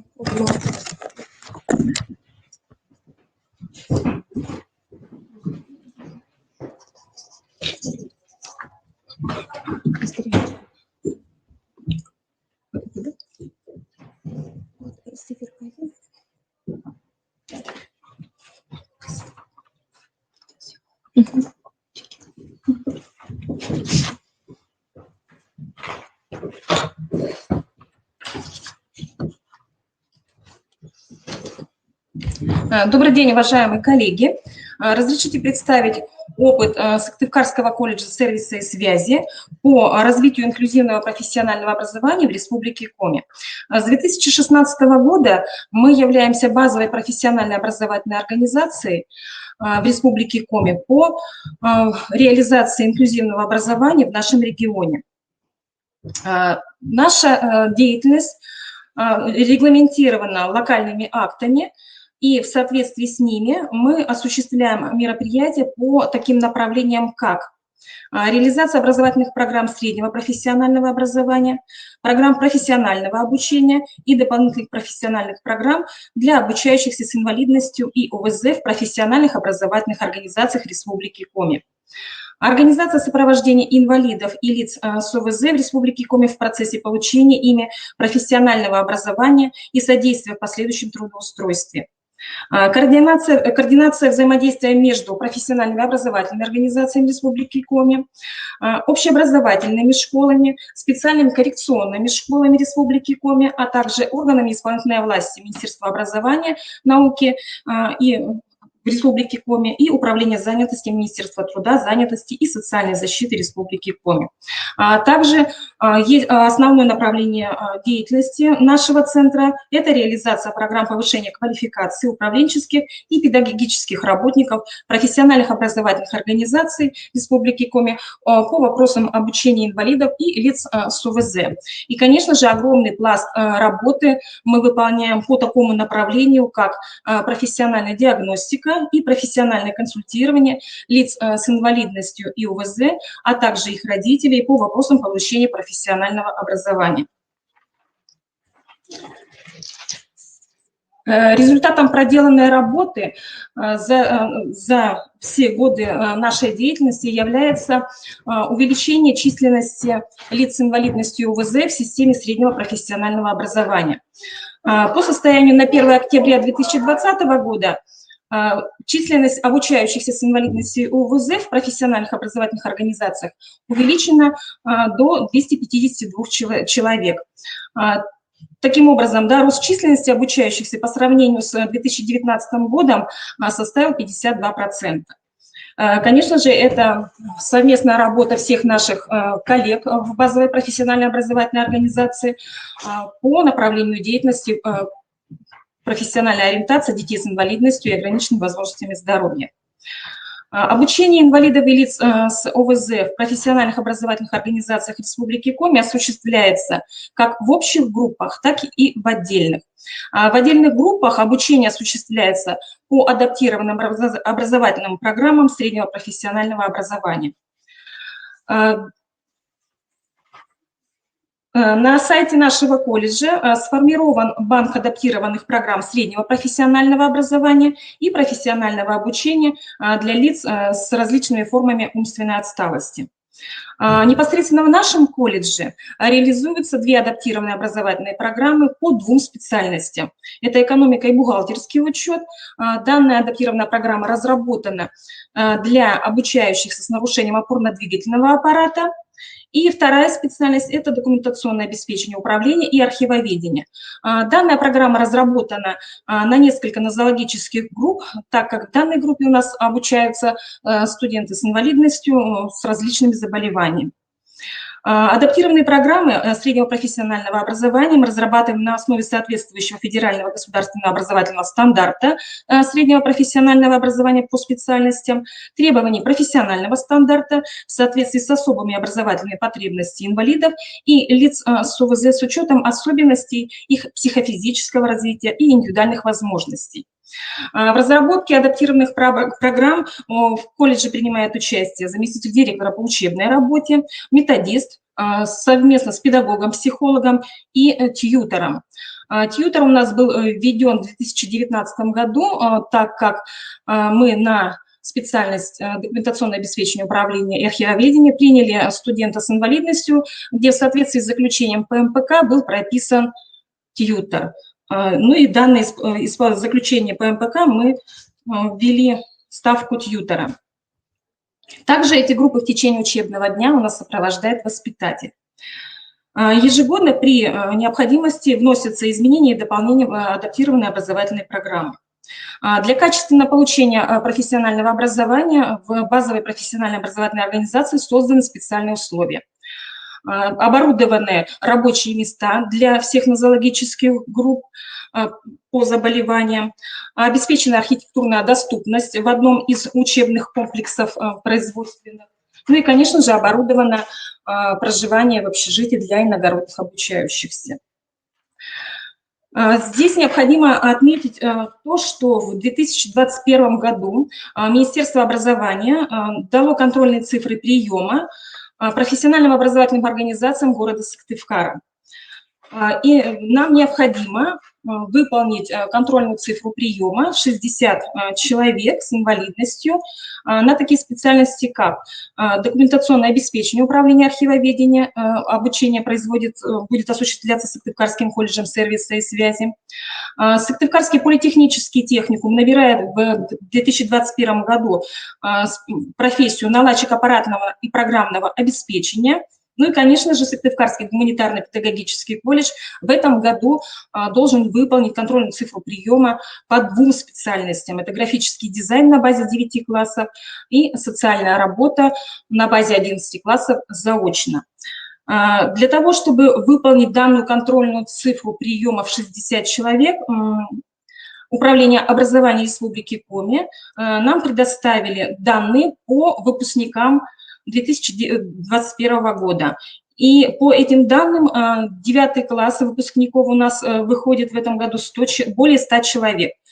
Ну и контрольная цифра, конечно же, 60 бюджетных мест в системе среднего профессионального образования предусмотрено для данной категории детей. Здесь необходимо сказать о том, что существуют проблемы профориентации для того, чтобы выполнить данную контрольную цифру приема. И необходимо сказать то, что отправленные запросы нами в общеобразовательные организации, да, охвачены не всеми школами, и на сегодняшний день нам ответ от общеобразовательных школ дали только 3 школы. Профориентации мы уже охватили школы города Ухты, Сосногорска и планируем выездную профориентационную бригаду в Воркуту и Инту. Ну и, конечно же, нашим большим коллективом базовой профессиональной образовательной организации сейчас будут разработан план мероприятий по организации профориентационных мероприятий для детей с инвалидностью и ограниченными возможностями здоровья. И, конечно же, уважаемые коллеги, без совместной работы, без вашей помощи нам выполнить данное направление нашей деятельности проблематично. И мы просим посильную помощь нам оказать в организации профориентации рекомендации, да, чтобы мы выполнили данную контрольную цифру и детей с инвалидностью и ограниченными возможностями здоровья привлекли в систему среднего профессионального образования и дали им достойную профессию и специальность для того, чтобы они смогли по окончанию нашего колледжа успешно трудоустроиться, да, в тесном взаимодействии с управлением занятости Республики Коми. Конечно же, надеемся на плодотворное сотрудничество. Спасибо за внимание. Ну и слово мы передаем нашему педагогу-психологу, который поделится своим опытом работы с детьми с инвалидностью и ОВЗ непосредственно в нашем Центре инклюзивного профессионального образования Республики Коми. Пожалуйста, Елена Игнатьевна.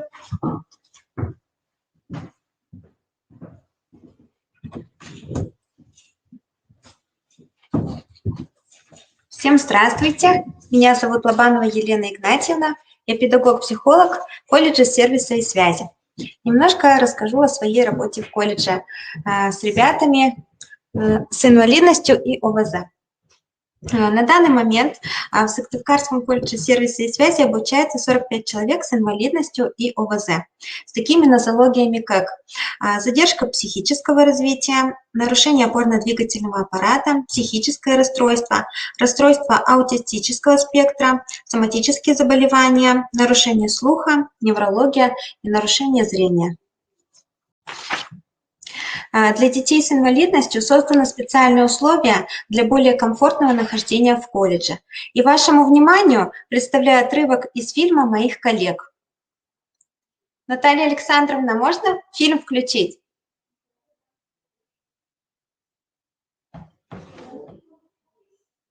Секундочку, подождем.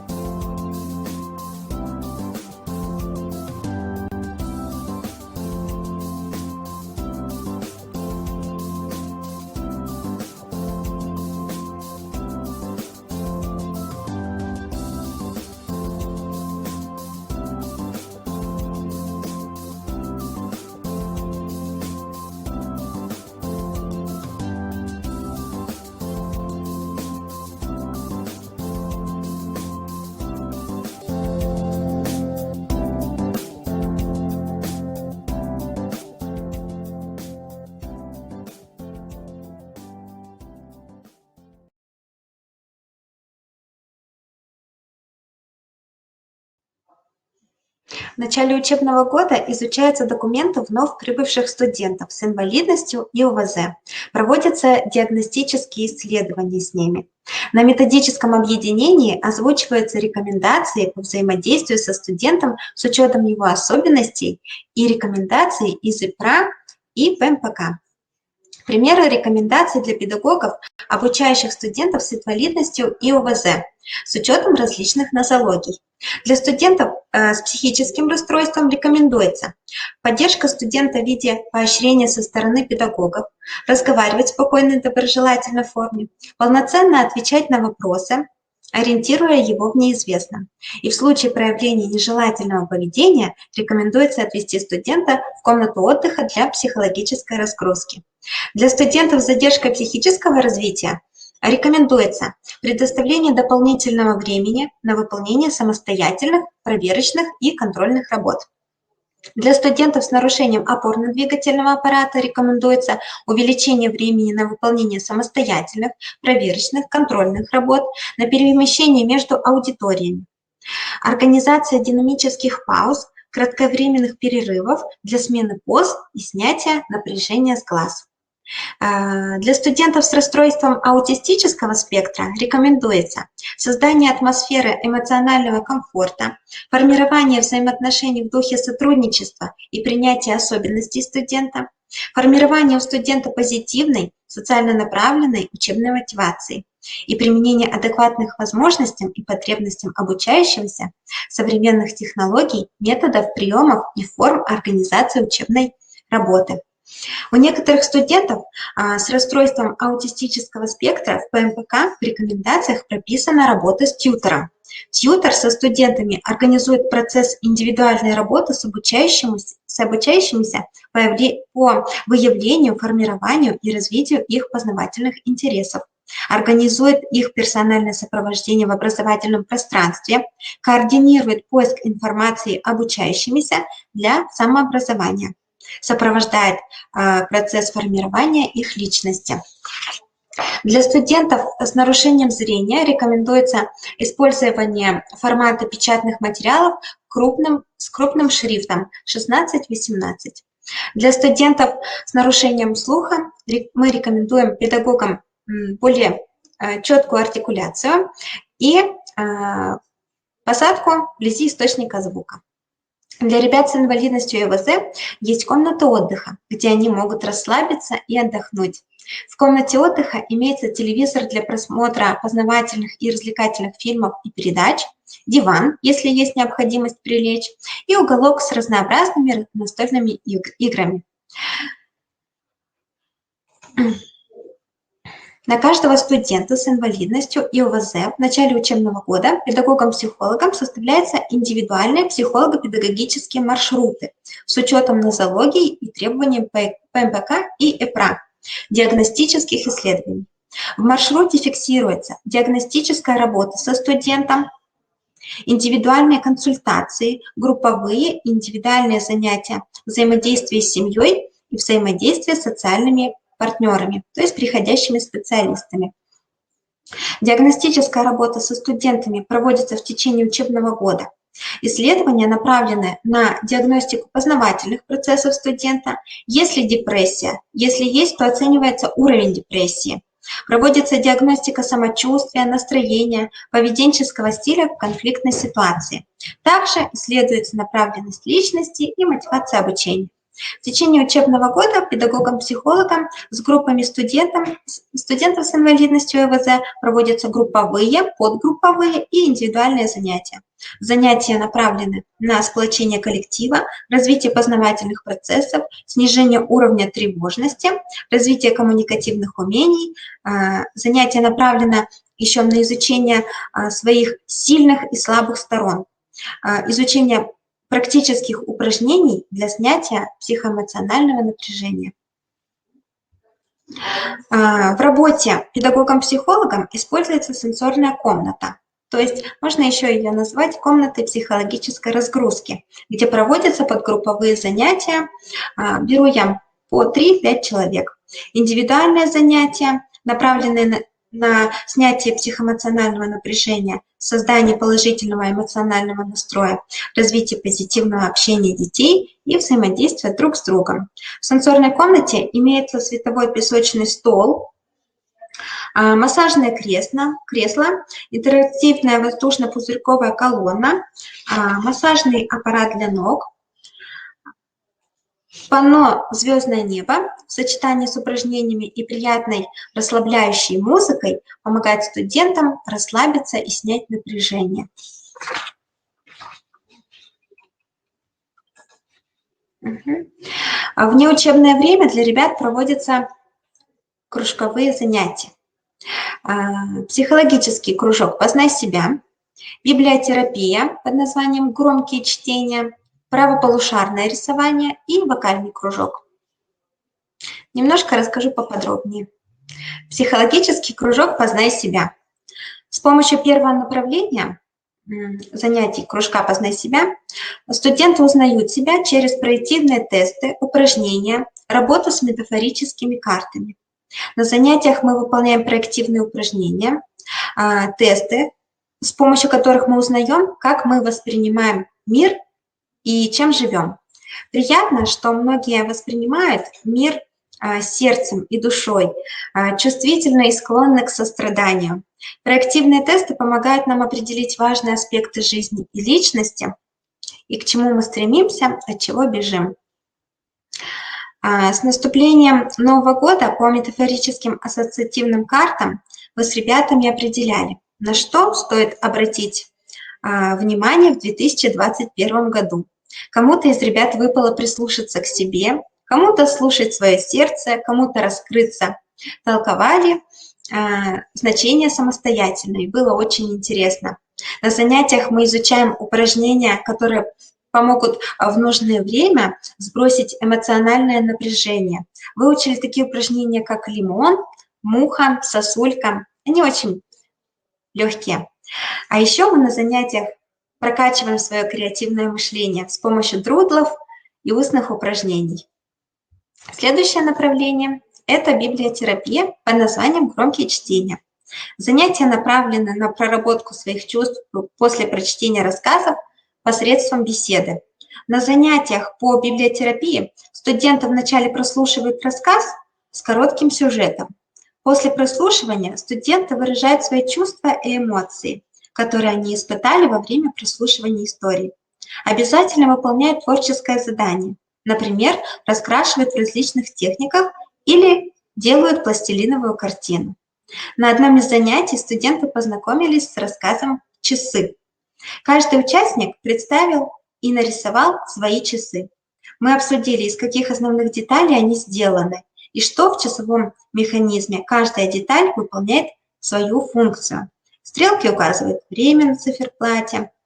На циферблате изображены цифры, шестеренки и пружинки приводят в движение стрелки. Каждый участник выбрал себе деталь, которая ему больше всего нравится, и с какой он себя ассоциирует. Затем, выполнив несколько упражнений, мы пришли к выводу, что если просто стрелка, то это не часы, а без шестеренки они не пойдут.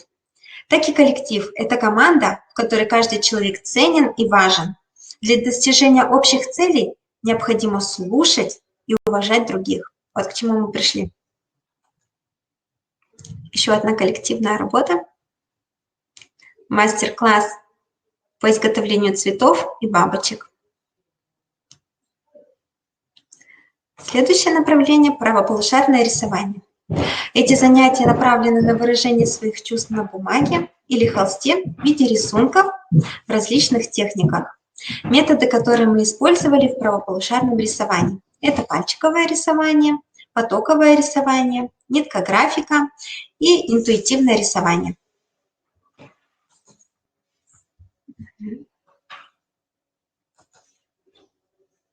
Мы увидели благоприятные результаты занятий, и они выражаются в том, что снизился уровень тревожности у студентов, повысилась самооценка студентов, появилась уверенность в себе, Студенты научились анализировать и обобщать информацию о себе, делать по ним выводы. Студенты теперь могут правильно выражать свои эмоции и чувства. На занятиях раскрылись их творческие способности и возможности. И занятия поспособствовали сплочению коллектива. Спасибо за внимание. У меня все.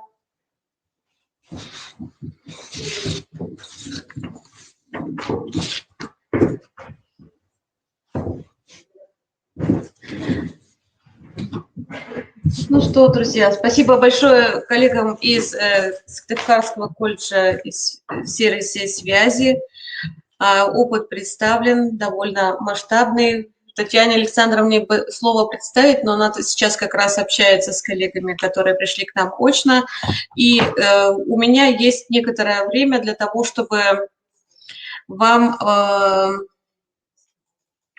скажем так, поведать, что же у нас творится с социально нашим психологическим тестированием.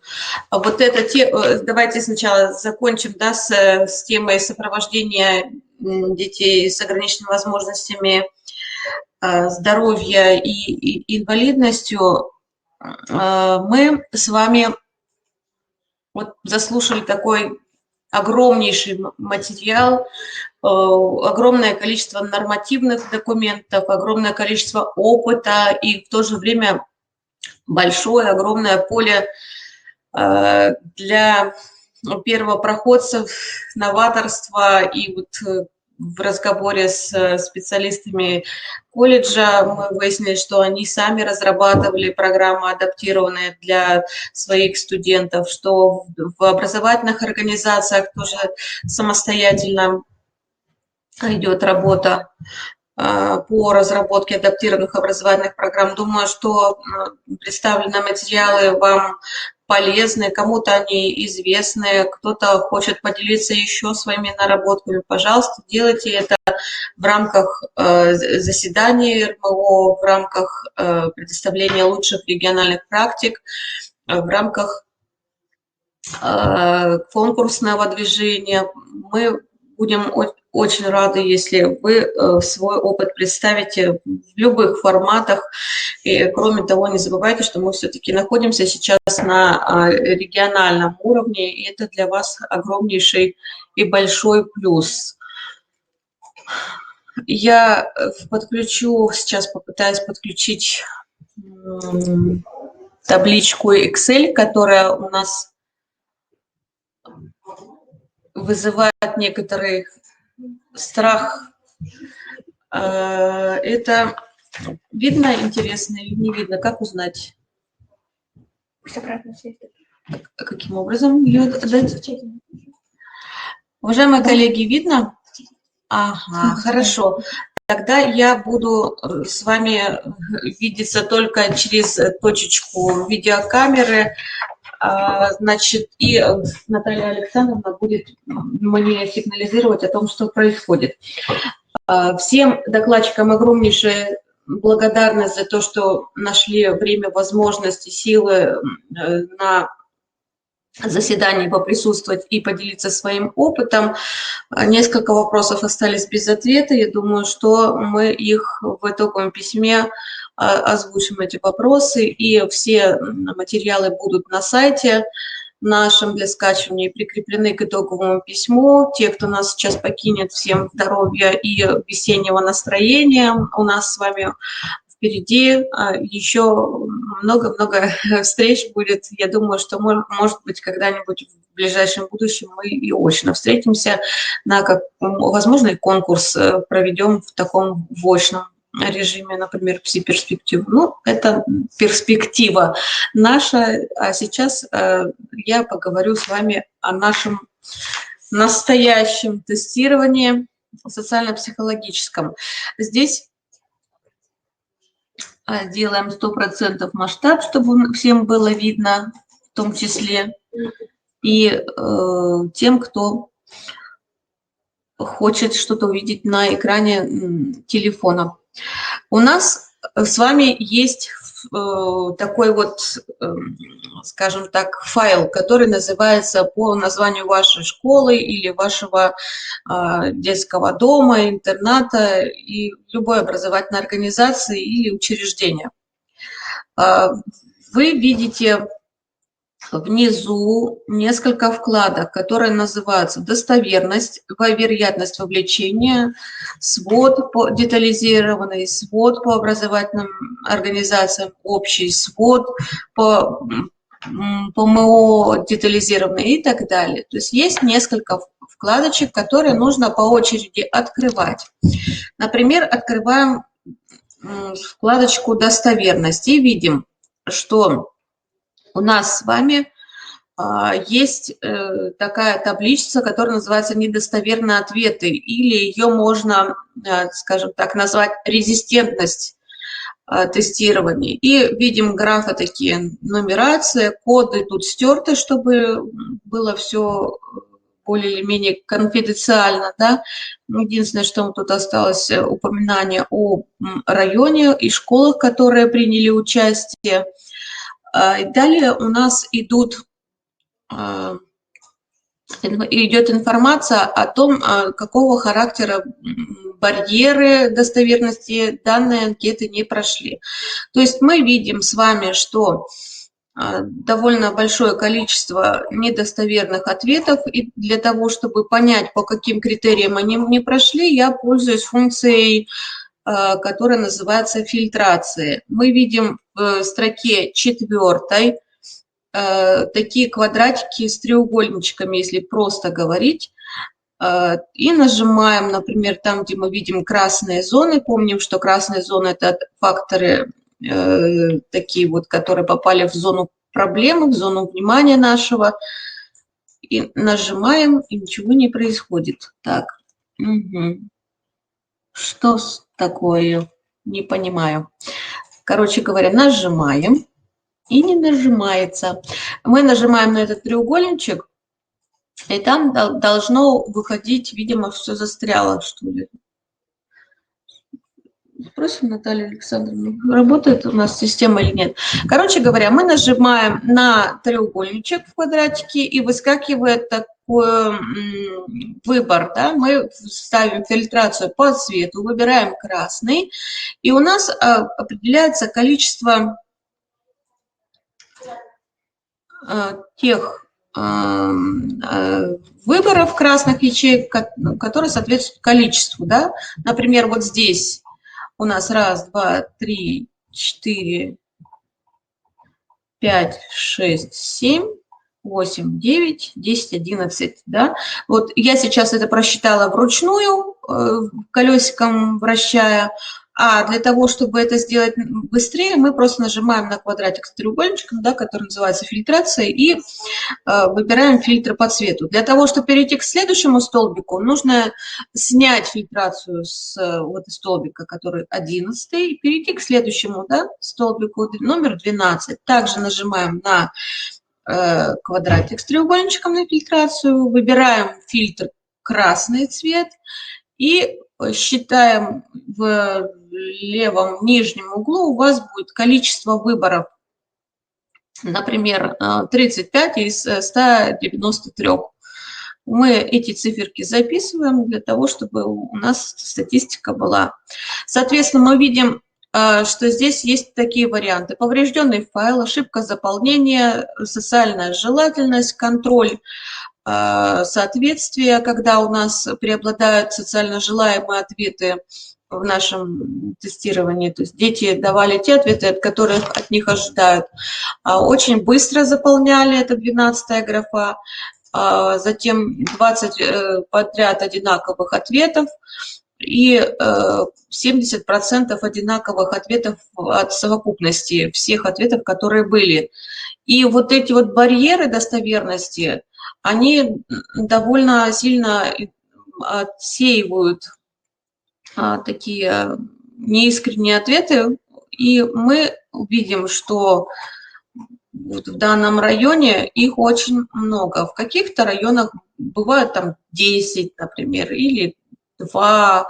То есть это говорит о том, что хорошо поработали в плане мотивации обучающихся на тестировании, дети отвечали искренне на ответы и, соответственно, подошли к своему делу. Но если же есть такие ситуации, когда бывает, что вроде бы и ребенок отвечал искренне, но давал, например, много социально желаемых ответов, и таким образом барьеры достоверности не прошел.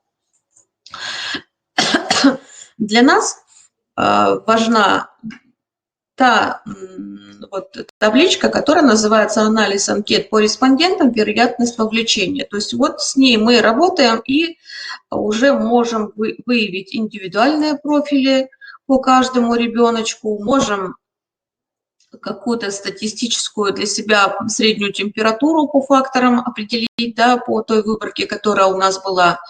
Но также мы видим здесь такие графы: нумерация, код, муниципальное образование, учреждение, класс, возраст, пол, и добираемся до факторов риска и защиты.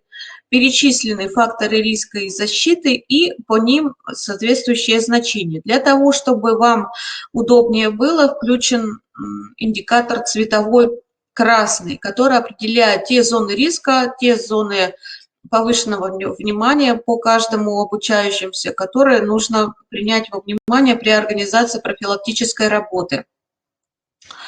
Для того, чтобы поработать с цифрами и процентами, которые там указаны, нужно заиметь приказ Министерства образования об итогах социально-психологического тестирования. Там коридоры норм указаны, и указаны для каждого типа учреждения в отдельности. Для муниципальных одни коридоры норм, для государственных учреждений другие, для государственных профессиональных учреждений еще другие нормы, поэтому факторы между собой сравнивать нельзя. Только внутри каждого фактора есть коридор нормы, на который нужно ориентироваться при интерпретации результатов.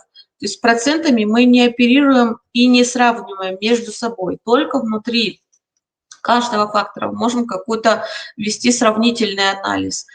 Для нас важны именно те красные зоны, которые будут определять направление профилактической работы как в целом, так и по каждому обучающемуся в отдельности. Двигаясь по полосе дальше, мы видим, что вообще полностью, да? У нас осталось совсем мало времени. У нас даже один докладчик не смог, скажем так, выступить, два докладчика из Усинска.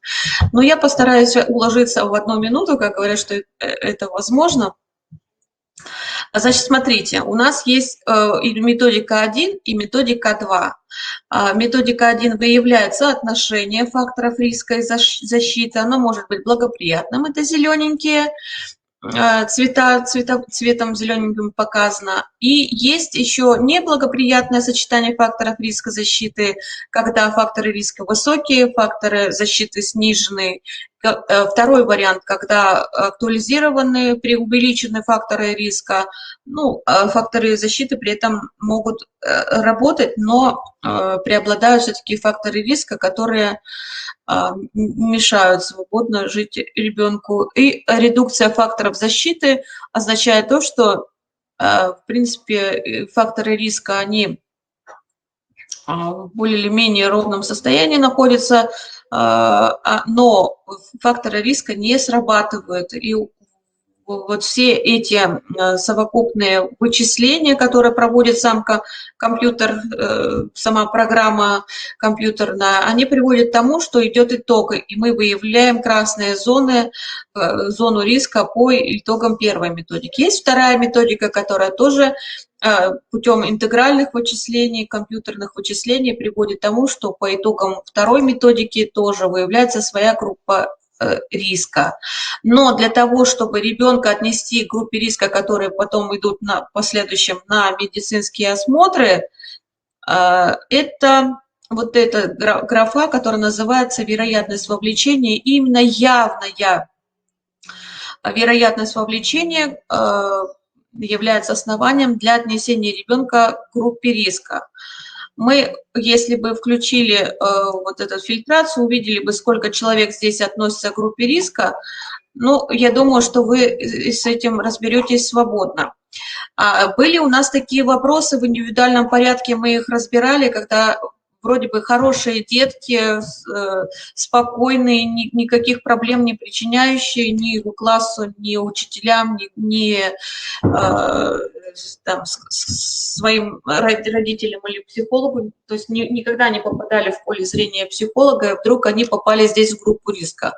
Мы с вами говорим о том, что, да, изначально эта методика была настроена на то, чтобы выявить такой вот риск вовлечения в наркотическое какое-то поведение, зависимое поведение.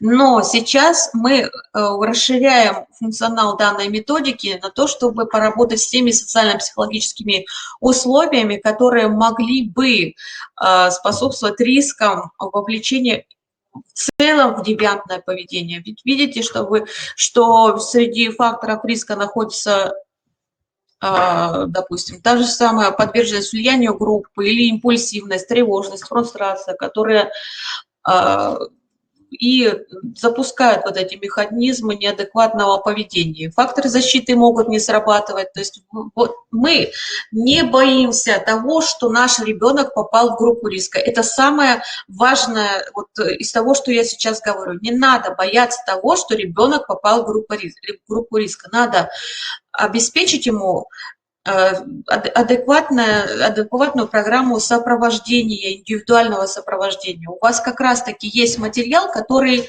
вы можете использовать при организации работы, да? Это очень много времени занимает, но это будет эффективно. И вот видите, я вам покажу те долги по индивидуальной профилактической работе, которые вот Ольга Валерьевна передала вам показать и рассказать. Вы видите много учреждений, которые еще не сдали индивидуальные профилактические планы.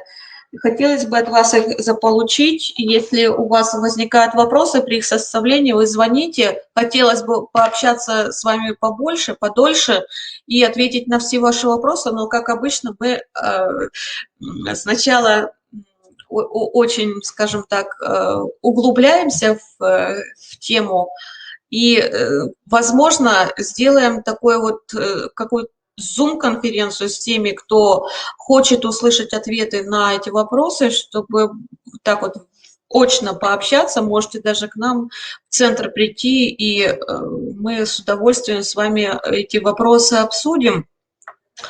Еще раз повторю, что у нас есть все материалы на сайте. В чате уже видно, что сами участники нашего заседания дают ссылочки на то, где можно это скачать на наш сайт. Очень приятно, что вы начинаете активно в чате себя проявлять. Участвуйте, пожалуйста, в конкурсном движении, в перспективе, в педагоге, психологе, в здоровом образе, как называется, мы за здоровый образ жизни. Все эти конкурсы федеральные, и мы региональные, мы являемся промежуточным звеном в цепочке.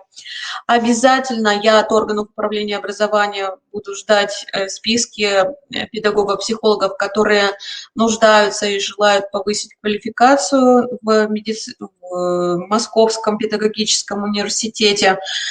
Лучшие практики от вас ждем. И очень хотелось бы с вами пообщаться очно, но, к сожалению, формат вот у нас такой виртуальный, и наша республика такая необъятная, но будем хотя бы в таком ключе с вами дружить, работать и узнавать что-то новое о нас с вами, о нашей жизни, о тем, чем живут учреждения. Ждем опыт работы других коллег, не только из таких вот головных наших городов Воркуты, Усинска, Ухты. Кстати, хотела поблагодарить, что Анну Ивановну Прижимову и Светлану Сергеевну Карпову, которые, к сожалению, из школы номер 5 Усинска, которые в видеоформате подготовили презентацию, тоже сейчас заняты очень сильно, и поэтому очно не смогли участвовать. И мы, к сожалению, сейчас не сможем показать эту презентацию, но она с видеообращением. То есть после того, как закончится наше заседание, можно на нашем сайте эту презентацию скачать и продолжить общение виртуальное по теме нашего заседания. Если есть вопросы, по каким критериям выбираются желающие? Конечно, Москва у нас запрашивает тех педагогов-психологов, которые давно уже не проходили повышение квалификации или их образовательные организации, скажем так, имеют обучающихся с низкими показателями.